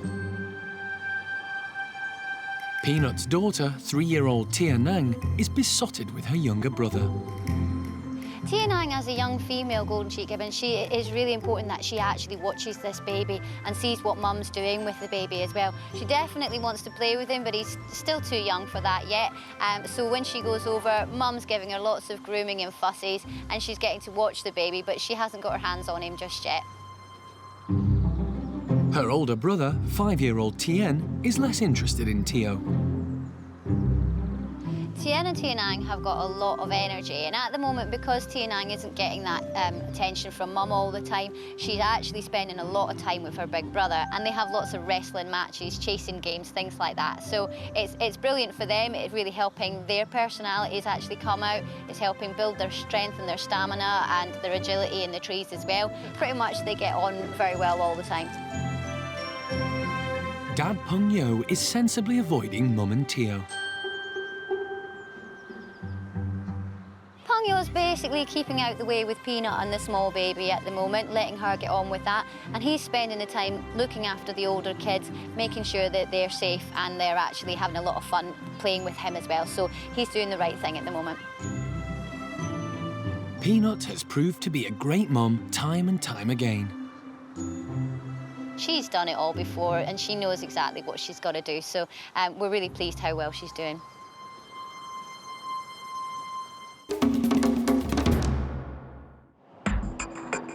Alison and Jeremy are on their way to pick up 4 marmosets in Stourbridge near Birmingham. The owners have been banned from ever keeping animals again, but the team don't know how they're going to react when the monkeys are taken away. With the police and the RSPCA alongside them, the owners allow Alison and Jeremy into the garden, but don't want to be filmed. Well, do you want to have a look at the pens and see what we need to do? Brilliant. OK. The marmosets, who've been named Gizmo, Lucky, Bubble and Squeak, were bought from a dealer who encouraged them to take breeding pairs. The baby that died belonged to Bubble and Squeak. To give them the best care, Alison needs to find out as much as she can from the owner. So these 2 are about how old, do you know? So how long? So roughly about the same. About the same. Roughly. No, it's just a watching And there. out of curiosity, how much did he sell them to you for? 700, I think they was. Each? Yeah. Marmosets come from South America. They're popular with the pet trade because they breed quickly and they almost always have twins. Jeremy has got the tricky job of catching these 4 and getting them into their travel crates. Now, if you can just...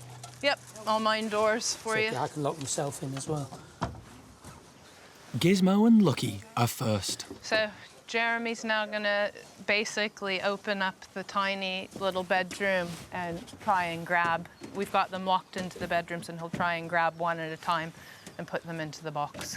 Because in the setup, it's just, he could chase them around the outer cage, but if you're in a smaller area, it's quicker and faster just to grab.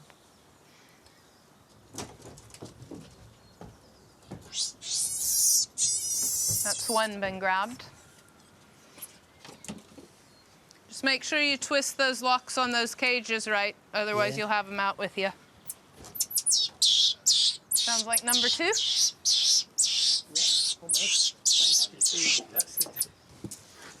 So, 2 down, 2 to go. There's a tail in We could set these inside and we'll face them just to keep them warm and facing each other. Is that all right? Yep.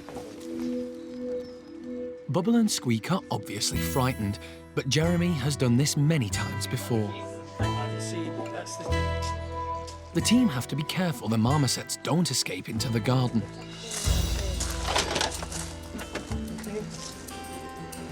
Got you. Yep, got you. You're good.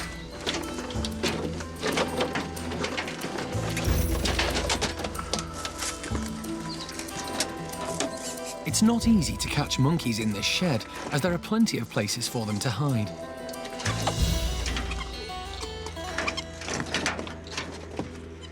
Jeremy has to be cautious because marmosets have a nasty bite.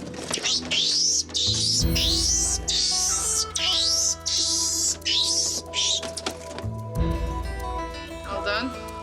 Might just want to leave that one in until you get number 2.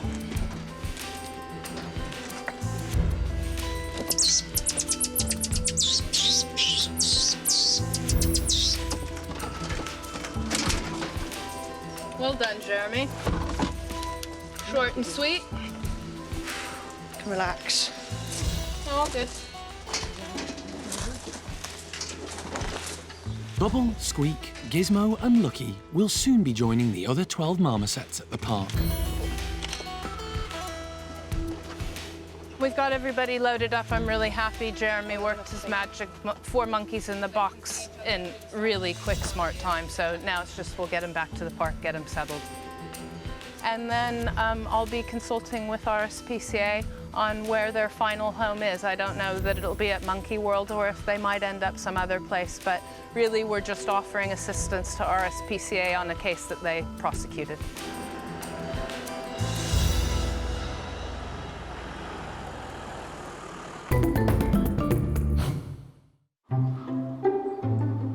There's been a lot of upheaval for Owaska's woolly monkeys recently. They've moved into a new house, and today they're going to be allowed into their outdoor enclosure for the first time. Owaska's group have now settled into their new house. We've given them a few days just to get used to everything that's in there. They've explored every inch of that. They've seen all of us in there sort of fussing around this enclosure from their house window. So they seem to be quite curious as to what's going on here. So hopefully as soon as we open the slide, they're going to be quite excited.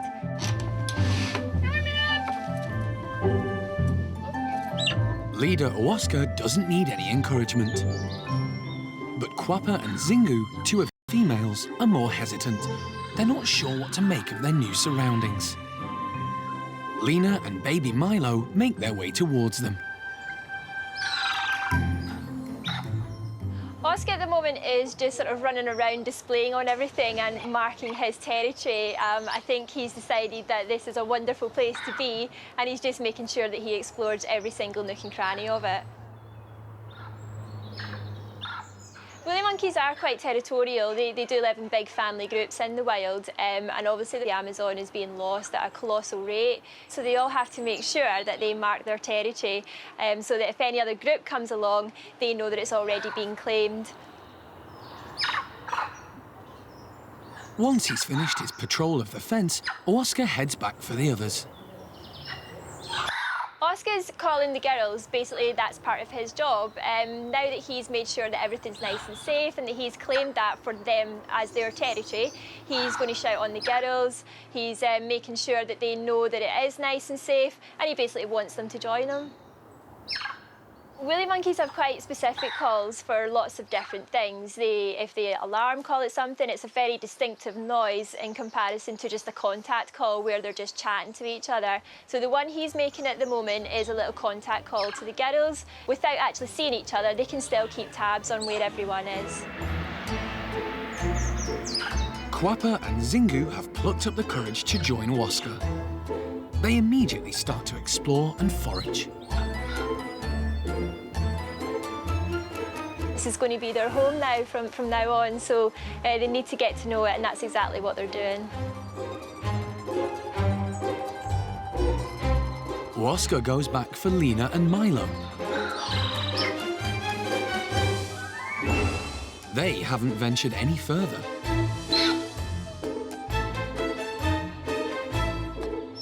Milo is 5 months old and adores his dad. He's keen to go with him, but his mum has other ideas. Owaska keeps going over and trying to convince both of them to come over and into the enclosure. Lena's not quite ready yet, and she's not quite ready to let Milo go yet either. She will not let Milo go until she knows it's safe herself, and it doesn't matter what Oscar tells her. He could tell her till this time tomorrow that it's safe, and she's still not going to go until she's completely ready, so she's not going to let Milo go.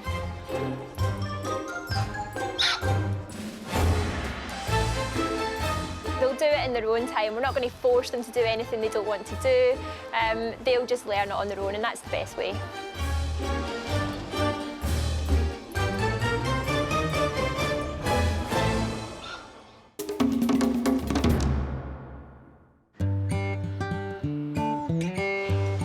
The park often benefits from large donations of food, and today, Hananya's gang are in for a tasty surprise.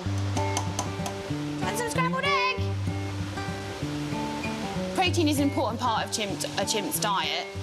We provide it in the form of eggs once a week. Their primate pellet that we also feed them has a good quantity of protein in there. Obviously, we wouldn't like to overload them with eggs, but as we have had quite a lot in today, we're giving them a treat. Hananya is probably the biggest fan of eggs, and usually he's quite gentle and he doesn't always steal from the other members of the group, even though he's the alpha male and could do, except when there's eggs in the equation, then he will steal from the lower rankers. In the wild, chimpanzees sometimes eat birds' eggs they come across when they're climbing in the trees, so it's not an unusual food to give them. We're going to feed the chimps little cups with a small portion in. So I expect some of the high rankers will grab a few cups, so they'll probably get quite a big portion of this, which is why there's not a huge amount here, because obviously we wouldn't want to massively overfeed them with eggs. The cups are scattered all over the playroom to try to make sure everyone gets their share. The team have also put out some bread and pineapple to give the chimps some variety.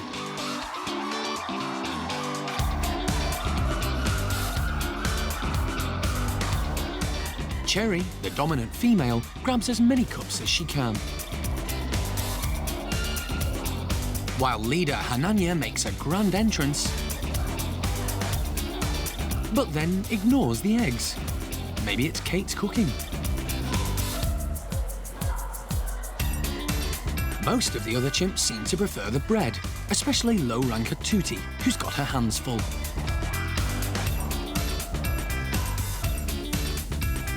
Evelyn does at least try the eggs, but quickly decides she prefers the pineapple.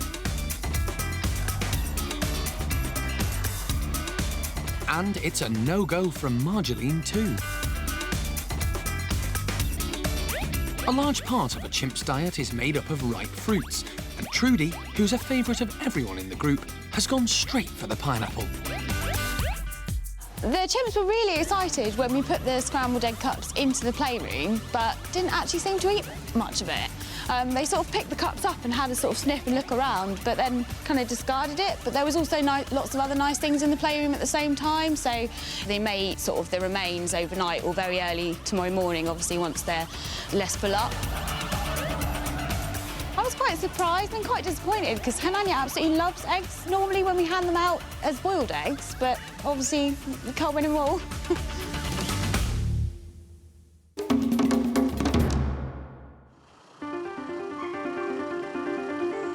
Alison and Jeremy have arrived back at Monkey World with the 4 marmosets they've rescued from Stourbridge in the West Midlands. Hey guys. Primate care staff have been preparing some temporary bedrooms for them to make them feel at home. These are the 2 youngsters. They're a bit more flighty. We could, if you want to carry the other 2 in, Jeremy. But you can see they're already banging off the walls a bit. This one here is.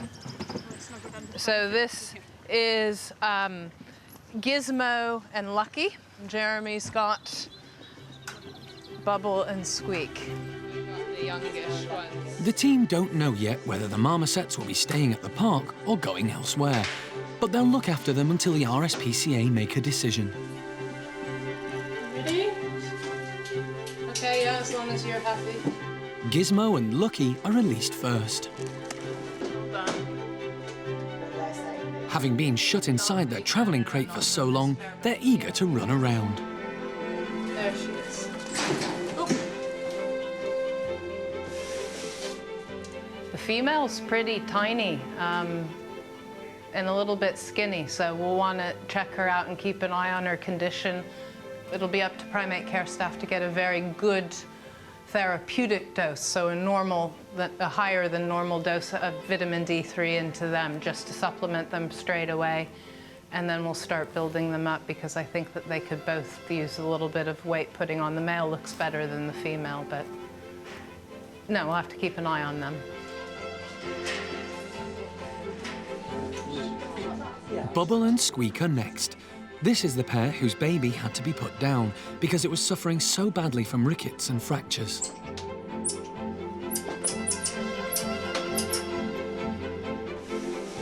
Everybody's huddling together and sort of stuck up in the corner. And really, for this evening now, it's late in the afternoon, we just need to make sure that they have both food and water right up near to them, because I don't think that they're going to be sort of exploring too much today. And then start clean slate tomorrow morning, get them moving around, and hopefully by tomorrow it'll be a whole new life for the two pairs of marmosets, and they'll be well on their way to sort of a bit of a healthier life.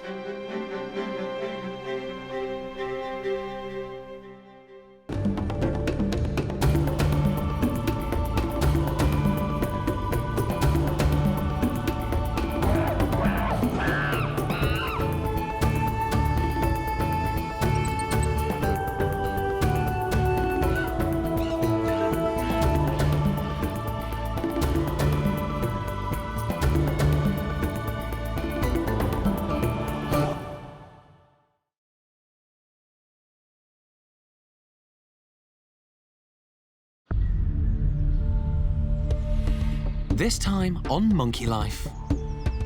It's all hands on deck when Sam and Sassac are allowed back out into the trees. Jeremy and Kat, you've got eyes on them down there? Keep an eye where she gets to down on the ground. Woolly Monkey Bueno is taken to the operating theatre. He's lost a lot of weight recently. Out of the dominant males, he's our smallest one now, and this has to be looked at. There has to be a reason for it. And Linga gives a hostile welcome to newcomer Kai. We just have to make sure that the overexcitement doesn't get out of hand, because right now we're going at it like sumo wrestlers, but with teeth.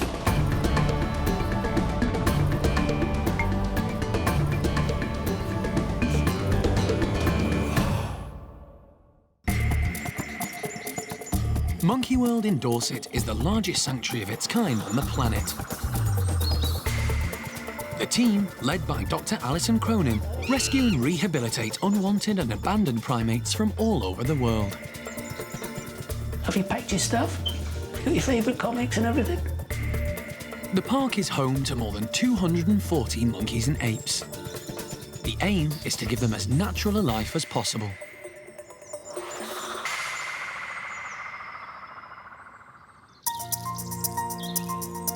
For several months, Siamang gibbons Sam and Sassac have been living in a temporary home, while their tree-filled outdoor enclosure has been upgraded. The team decided to take down the electric fence when Sassac arrived, and instead erect a smooth aluminium one the gibbons can't climb. They've also taken the opportunity to improve the rest of the enclosure. Moving up some ropes right high up into the trees and putting up some feeding platforms quite high up as well, just to encourage them off the ground and encouraging their natural gibbon behaviour. Sam has been through a lot of upheaval, and the gibbon team are keen to get him settled. With losing Onion, moving house and meeting a new girl, it would be nice to get him back and back to some normality that he knows. Sassac too has had to cope with a lot of changes. When she gets there and she's faced with the nice big outside, hopefully it'll make up for a little bit of stress of moving. The first stage is to get them back into Sam's old house. To do that, they need to be persuaded to climb into a carrying crate. The gibbons, like all the species at the park, have a dedicated team looking after them. This allows the staff to build up trust with the primates, which is particularly important on days like today. Even new girl Sassac hasn't caused them problems. She's doing well. She went in very well. Sam went straight in. Sass had 30-second delay and then she came straight in, so really good. Really happy. The enclosure does look different now the new fence has been put up, and some may find that unsettling. But the Gibbon team are taking things slowly and want the two of them to get used to the house before they go outside. Push, Sam, push. Good boy. Sam's just come out of the crate. He's just shot inside, obviously. He doesn't want to be in the crate too much. He's a bit anxious because he's separated from Sassac. They're quite strongly bonded, so they don't really like being separate at all. So the sooner we get her inside, the better. Are we ready? Push us up, Sass. Come on, sweetheart. Sassac is unperturbed, but Sam seems a bit on edge. They've settled down now. Sassac has just helped herself to a bit of breakfast there. So, yeah, Sam's obviously a little bit anxious still, but she seems fairly calm, actually. A lot calmer than him. Once the Gibbons have got used to their new home, they'll be allowed back into the trees.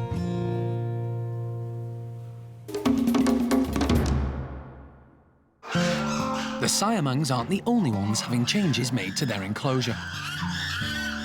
Butch's group of chimps are being kept inside because they're getting a brand new climbing frame.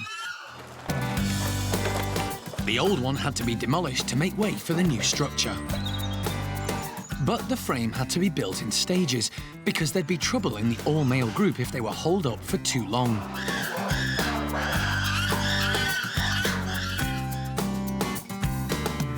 The enclosure was getting a little bit old, a little bit tired. The Bachelor boys were getting a bit bored with it as well. It was the same thing every day.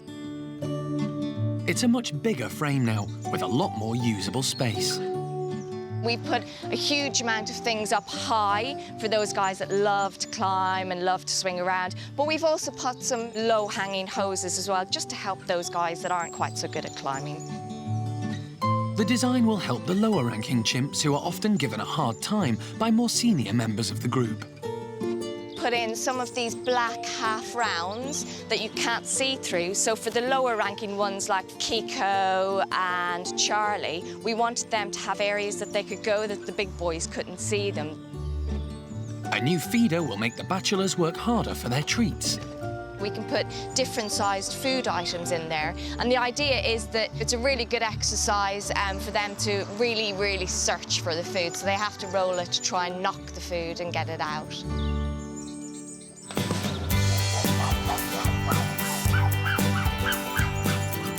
The boys seem to like what they see. This group are a particularly rowdy bunch, and the chimp team are hoping this new climbing frame will help dispel excess energy. Absolutely loving it. It's been really nice to watch them actually getting up higher than they've ever been before. Particularly Paco, he's just climbed right up to the top pole.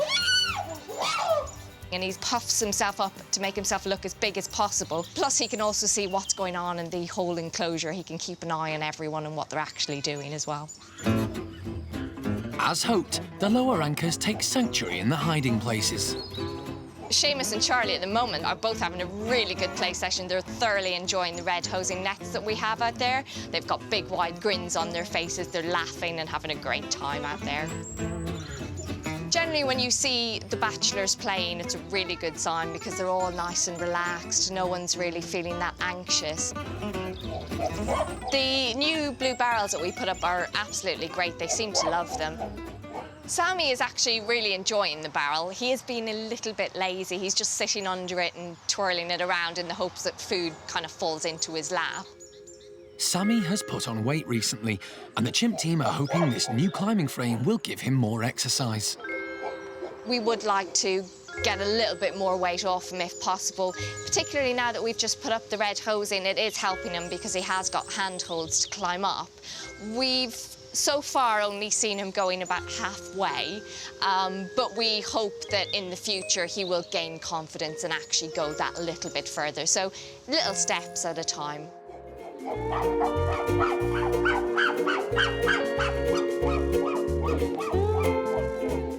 Everyone seems to be having an absolute amazing time. We've never seen all of the boys outside for so long.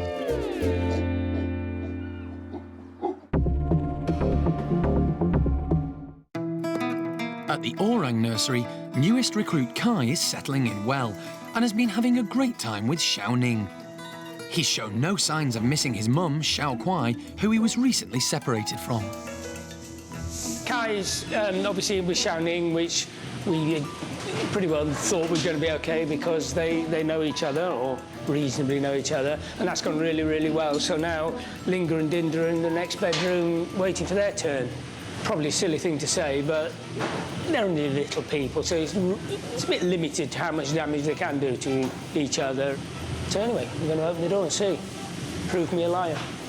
Again. When you're ready. No, you're good. Linga, in particular, has a reputation of being rather hostile to newcomers. She's already tried to have a go at Kai through the mesh, so this encounter could be interesting. Kai is keen to meet Dinda, and she responds well. That's good. Look at Dinda. Good girl. Oh, see, it's not so bad. But when he approaches Linga, she's not so welcoming and sticks close to Dinda. All right, Linga. I think he's at least as hard as you, Linga. These introductions are being done in a small area on purpose, so that if there's trouble, the team can separate the orangs more easily. He's just saying hello to everybody. Of course, Linga's got an attitude and he doesn't care. Linga seems to have met her match in Kai. Realising he's not getting anywhere, he turns his attention back to Dinda. Dinda's been perfect. She's very friendly and sociable. That's probably why Linga's got so much of an attitude, because her best friend is very shallow and has dumped her already. Come on, Linga, join in. Yeah, she says, I'll join in.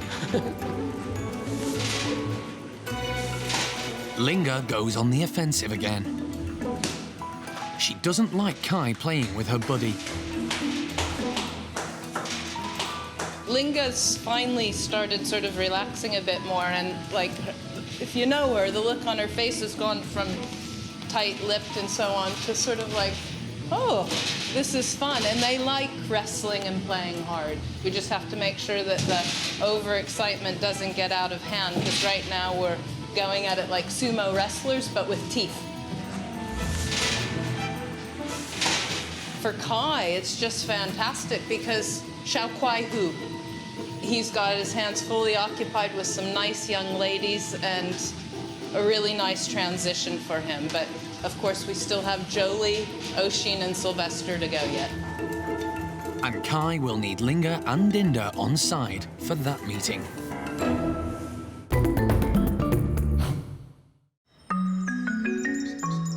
There are 3 groups of woolly monkeys at the park, each led by a dominant male. Bueno is very well respected in his group.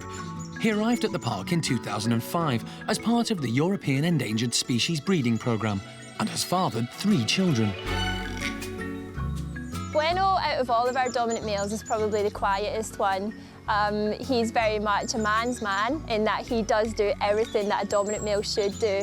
He mates with the females, he makes sure that no one's in any danger.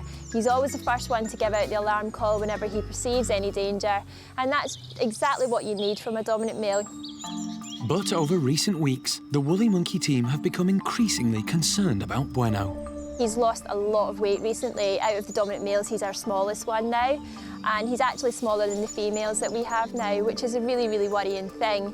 He hasn't actually went off his food any. He's still eating really well, but for some reason just not gaining any weight, and this has to be looked at. There has to be a reason for it. To carry out any investigations, Bueno is going to have to be put under anaesthetic, and it's the woolly monkey team who are going to give him the injection. They know him very well, so it's much easier for them to do this. Excellent. At the hospital, wildlife vet John Lewis and the parks vet Mike Nathan are ready and waiting. Bueno has had an anaesthetic before when he had a tooth extracted. But anaesthesia always carries risks, and the team haven't made this decision lightly. After feeling his chest, they prepare for an X-ray. All yours. Okay. Captain McGrath. Fire. Mike notices something unusual. What on earth is that? Oh, something odd there, John. Sorry? That doesn't look good. What is it? That's what we're feeling here. I mean, that's all soft tissue. I suspect that that is where our growth is likely to be, what we can feel. A growth could indicate a cancerous tumour. Mike wants another view, so prepares for a second X-ray, this time just of the chest area. X-ray. John continues to monitor Bueno's breathing. Anaesthetics can go wrong at any point. This X-ray suggests a different diagnosis. Oh, there's... Wow. Cardiac.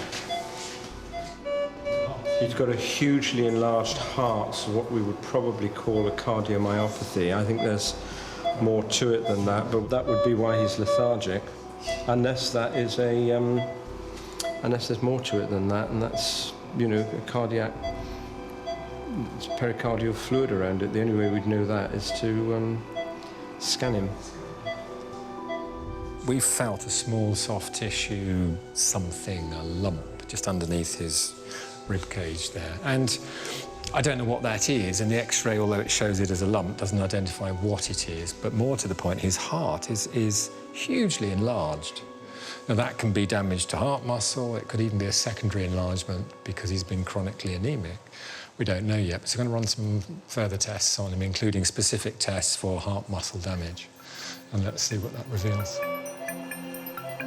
As the diagnosis isn't conclusive, John takes some bloods to test for other potential problems. Yeah. I think that's enough, Mike. Yeah, it's fine. While he's still asleep, they also take the opportunity to weigh him. 7.55. That's 2 kilos below the average weight for a male woolly monkey of his age. Primate care staff are going to have to keep a very close eye on Bueno over the next few months. If Bueno didn't recover from whatever it is he's suffering from, it would be a huge loss, not only to us personally and emotionally, but to the woolly monkey collection as a whole. These guys are so few and far between now, and every individual is precious, so we really need to make sure we're doing our best by Bueno and that doesn't happen.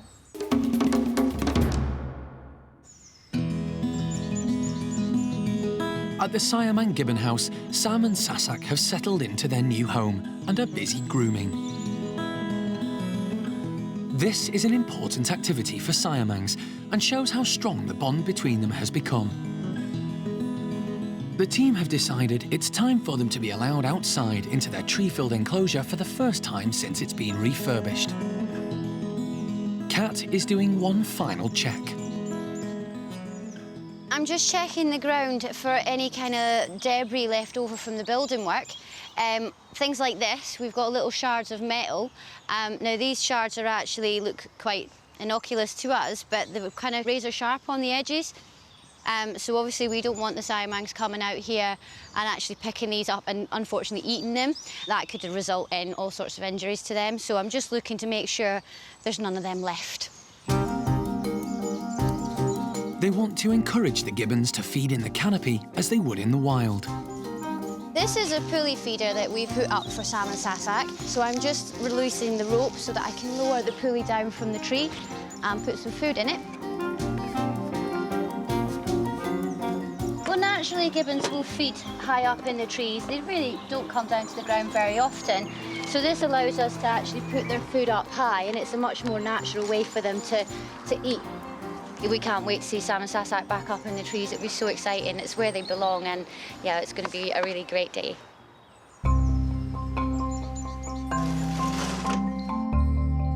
Inside, Sam and Sassac are unaware of all the excitement. Guys, you ready to come out? They don't seem in any hurry. Sam, come on. Jeremy always says better slow than fast, so in their own time, that's fine. We'll wait them out.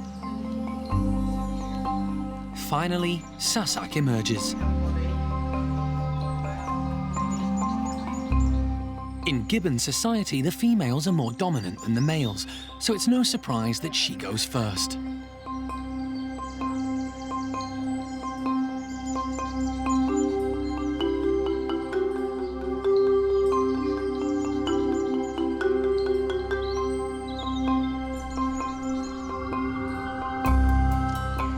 They seem to be exploring the trees quite a lot and the ground as well, so far so good. Sam is unsettled by the new fence. Siamangs are native to Malaysia, Thailand and Sumatra.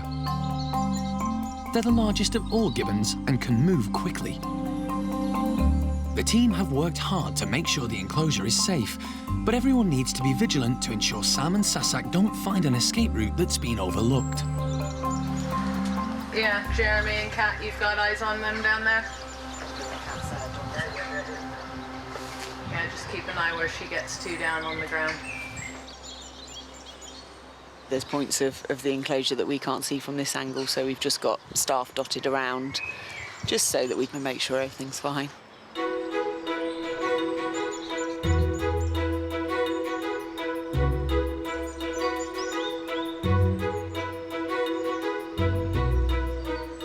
One thing I'm quite surprised about is Sassac isn't staying as close to him as I thought she might, but everybody's really calm. Sam isn't sure about the new fence, but he's had a look at it up close and went back into the trees. The feeders certainly seem to be a success. Obviously, with all the other interesting and exciting things to do, they went off exploring rather than sit and eating, but they've come back and they've been picking throughout the morning, just taking all their favourite bits and pieces. Sassac has actually surprised us all. She is so laid back. She seems to just take everything in her stride. She doesn't really seem bothered or upset whatever's happening to her, so we're really, really impressed with how well she's done. Sam and Sassac definitely are our Romeo and Juliet in the park at the moment. They just seem to be totally in love, and they are always grooming and touching, hugging, and just having a lovely time together.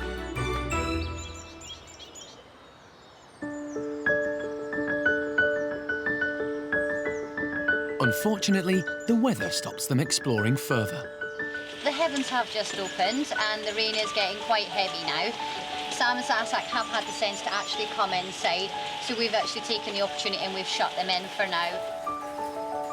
They've explored every inch of the enclosure, they've used a lot of muscles today, and they've also had a very emotional day as well, because there's a lot of excitement for them as well. So I'd imagine that they're just gonna wanna tuck down to bed quite early and sleep right through.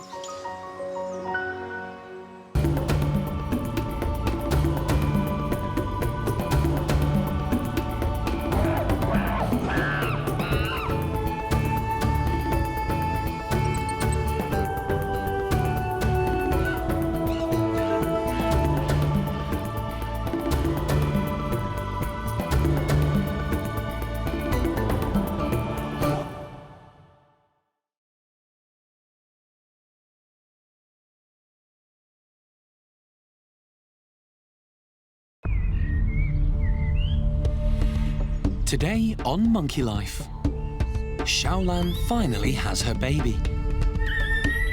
But the team face serious problems when the new mum refuses to look after it. What, you want me to come with you and leave the baby?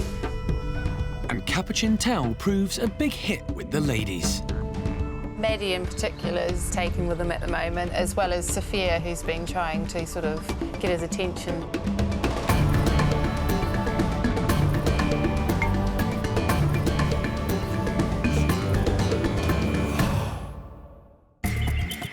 Monkey World in Dorset is the largest sanctuary of its kind on the planet. The team, led by Dr. Alison Cronin, rescue and rehabilitate abused and unwanted primates from all over the world. They're all going to have a chance to live proper lives again. Perfect. The park is home to more than 240 monkeys and apes from 17 different species.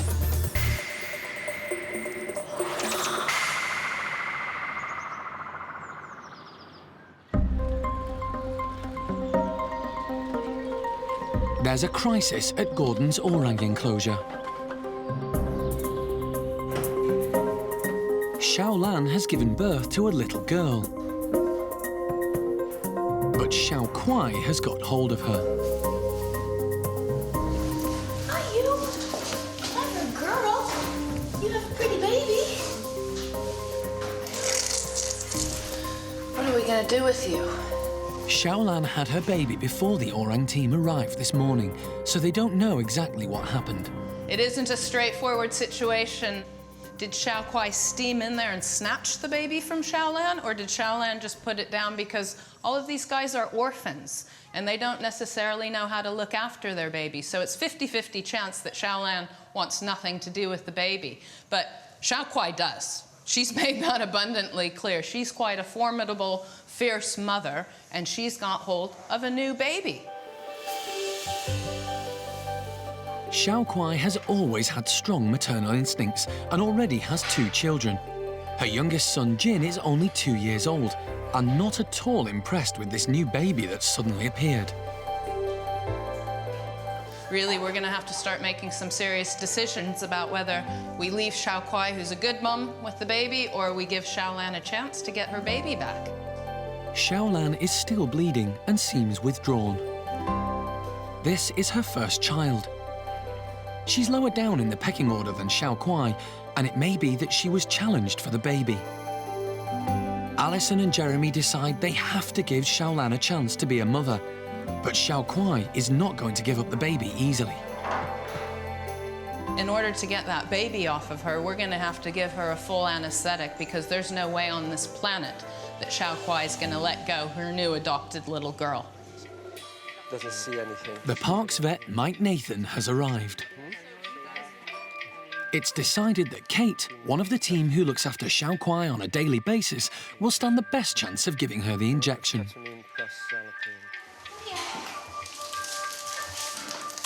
All the orangs have regular needle training to prepare them for days like this.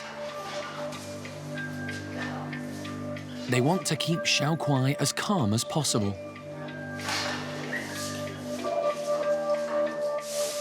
Yeah, she's had it. Just took a hand injection, so hopefully she'll go down pretty soon, and then at least we can give Shaolan a chance with her own baby. Hey, Xiao Kuai, look what I got over here. Great girl. You got Jin right there. As the anaesthetic begins to take effect, Jeremy manages to persuade Jin to go into another bedroom away from his mum.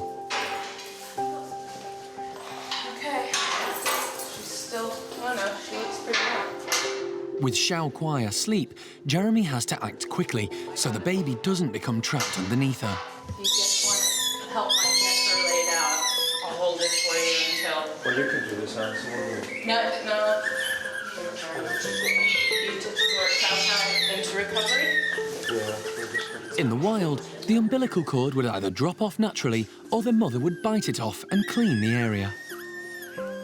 As he has the opportunity, Mike decides to cut it to make sure it doesn't get caught. Yeah. Oh, squeaky. She's beautiful. She's a beautiful little girl, and look, she's trying to suckle. Yes, it's Jeremy over to J-Man. I'm going through the tunnel. Now the moment of truth. Will Shaolan take her baby back? The team are hoping she'll feel less threatened now she's separated from Xiao Kuai. And try and get it up to a breast if that's a possibility. The baby needs to suckle, and at first, the signs are promising. But Shaolan quickly changes her mind. Okay, you might hang on a minute if you're happy she's stable. Jeremy's determined to give Shaolan every chance to reclaim her baby and tries again. But she doesn't want to know.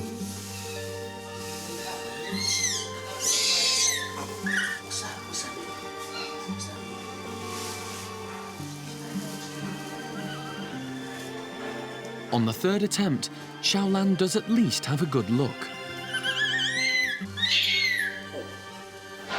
So,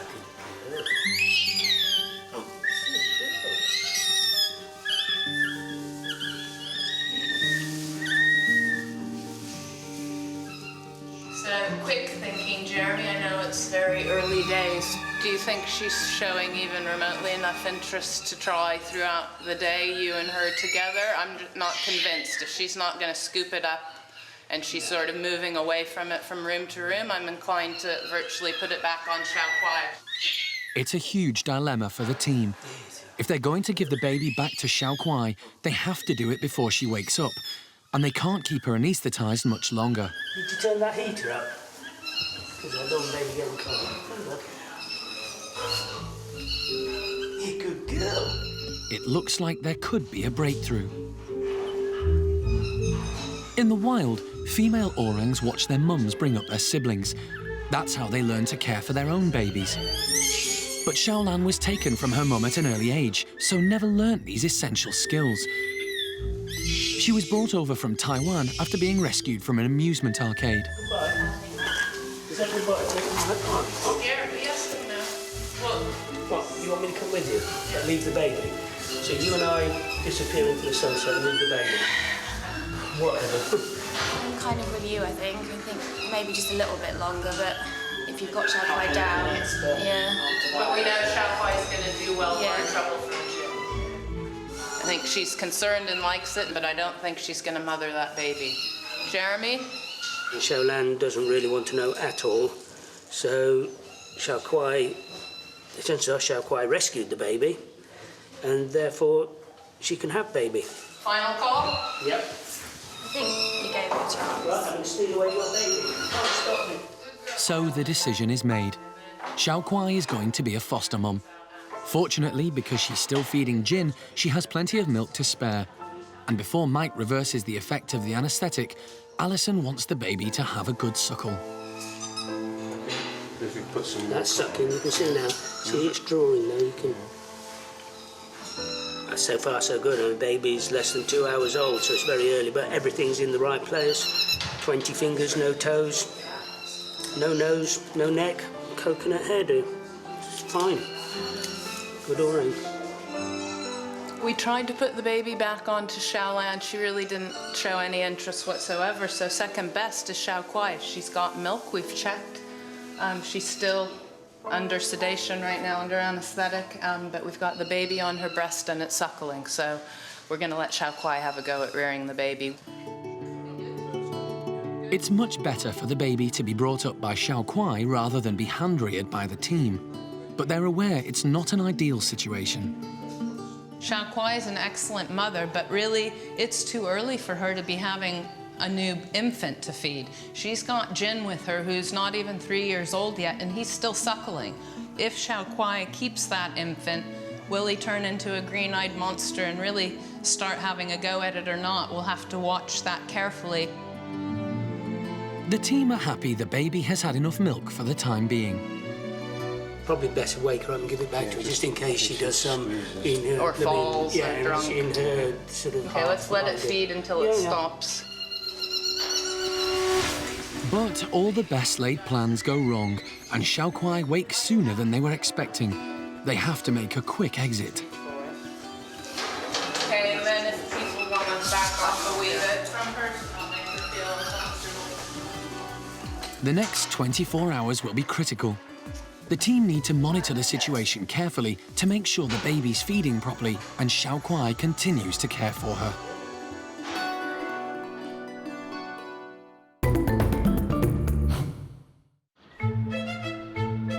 There's love in the air over at Fifi's Capuchin enclosure. New boy Tao and his friend Bruce recently moved in with the girls because they were having a hard time with the boys. Tao seems to have been an instant hit, particularly with Scarlett, and today they're being allowed outside. The weather isn't the best today, but I think Tao will come outside. He's been looking through the window, particularly if Scarlett comes out, he'll follow her out as well. I'm more worried about getting him back in at the end of the night. As predicted, Scarlett heads out first, and Tao is quick to follow. There we go. Oh, yes, good boy, Tao. So far, the two boys have only met the lower-ranking girls. The Capuchin team have decided to leave the more dominant females till they've settled in. This is Tao's first experience of female Capuchin monkeys, as he was kept on his own as a pet until recently. And there's no doubt he's taken a shine to Scarlet. When she does show him some interest, he quite often does sort of do some little flirting back, and I've seen him playing a lot with her as well. However, today, Scarlet seems distracted, which is good news for Tao's other admirers. He's had a couple of followers. Maddie in particular is taken with him at the moment, as well as Sophia, who's been trying to sort of get his attention by throwing sticks and tagging him every now and then. But at the moment, he's sort of not overly interested in them. Tagging is a natural Capuchin behaviour, where they reach out and touch a more dominant animal. Tao seems to be cornered. Maddie and Sophia are both fighting for his affections. Sophia went up and sort of tagged him and then ran away. I think she was hoping he was going to follow, because she looked back, but Tao was busy munching on grass. So, yeah, I don't think she's going to have much luck. Maddie hovers around hoping Tao will notice her. It'll be interesting to see whether they eventually wear Tao down and he does suddenly take notice of them and start interacting with them. But Tao isn't the only one getting attention. Bruce is doing amazingly. He's also turning into a bit of a ladies' man. He's got quite a few followers as well. Phoenix has a particular soft spot for Bruce. Unlike Tao, he doesn't play hard to get and is happy to flirt with her. I think because a lot of them are a similar species to him, he does seem to fit in a lot better, whereas initially with Tao, they're a little bit wary, which is understandable. He's quite a big monkey and he's quite striking in amongst all the sort of golden-haired ladies. It's really good to see Tao and Bruce outside, and they're both so relaxed and so happy. Completely different animals down here with the girls. But there's no respite for Tao. Even when he heads inside, Maddie and Sophia are hot on his heels. Scarlet has some serious competition.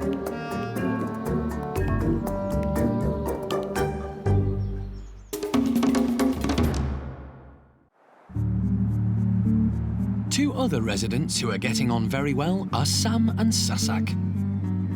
The Siamang gibbons are happily settled in their newly refurbished enclosure, and to everyone's delight, are now singing in the trees.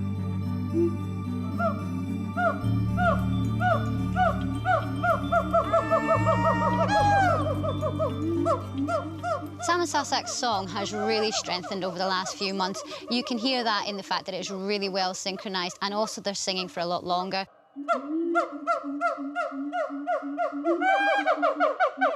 Gibbons in the wild, they naturally sing because they're very territorial.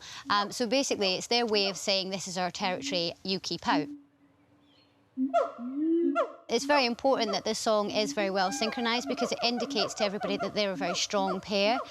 So other gibbons in the territory will know they can't come into that territory because it is a strong bonded pair that's in that area.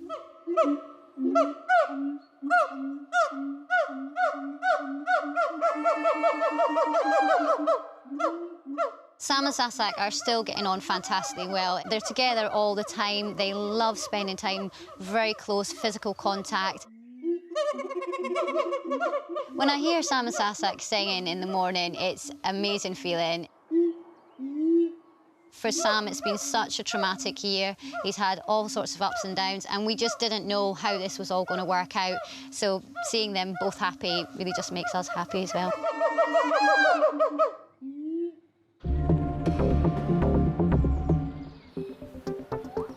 It's 24 hours since Xiao Kuai took on her role as foster mum to Shaolan's newborn baby girl. And she seems to be relishing it. But the Orang team are monitoring the situation very closely. The proof of the pudding is going to be during the next couple of days is how much and enough milk the baby's getting. You see it feeding and it appears to be feeding, but you don't know what she's taking. You know, she's in the right place. You don't know the volume. So the next 48 hours is the telling point, whether the baby's alert and strong and obviously being fed.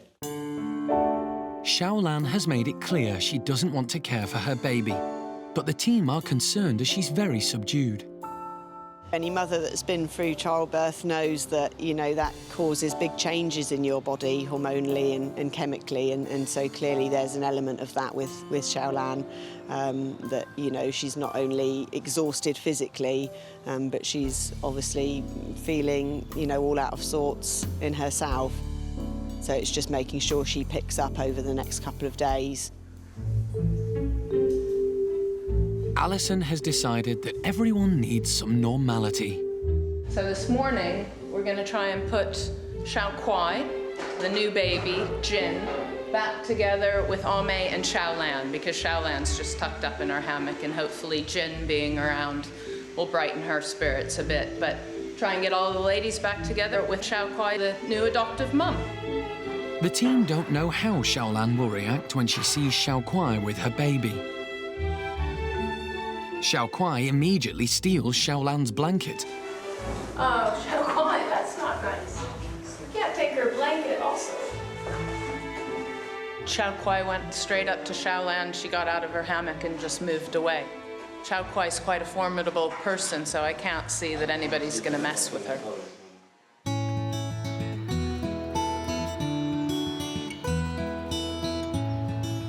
The dominant male of the group, Gordon, is being kept away from the girls for the time being. He's not been with baby yet, and we've kept it that way for today. He's got outside access, so just making sure that he's happy and giving him lots of activities. It had been thought Gordon may be the father of Shaolan's baby, but having carefully examined the dates, it looks as though the park's other mature male, Tuan, is the dad. Shaolan was in his group for a few weeks around the time she fell pregnant. The other one that we're looking at very closely is, of course, Jin. You know, he's still very young, he's not yet 3. He was still suckling and very dependent on mum, and so, you know, that's not going to stop overnight. It's going to be a gradual process now, and Xiao Kuai's juggling the needs of a 2.5-year-old and a tiny baby.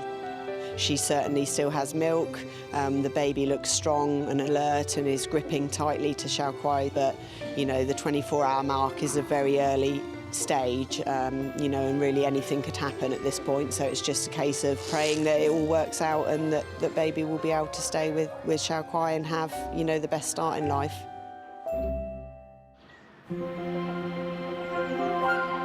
There've been a number of other newborns at the park this year, and thankfully, they all seem to be thriving.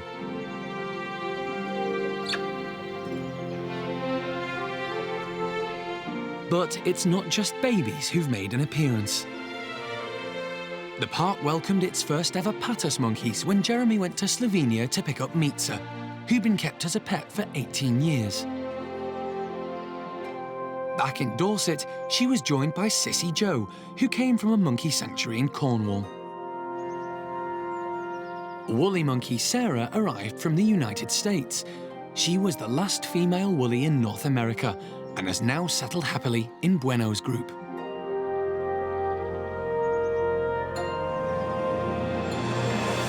And then there's Sylvester. Hello, Jeremy. Hello. Nice to meet you. He was rehomed from a zoo in Spain and has made a massive difference to big orangutan Osheen.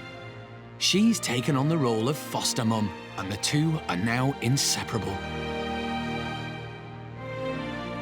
It's 25 years since the park first opened its doors, offering a lifeline to monkeys and apes who'd suffered from abuse and neglect.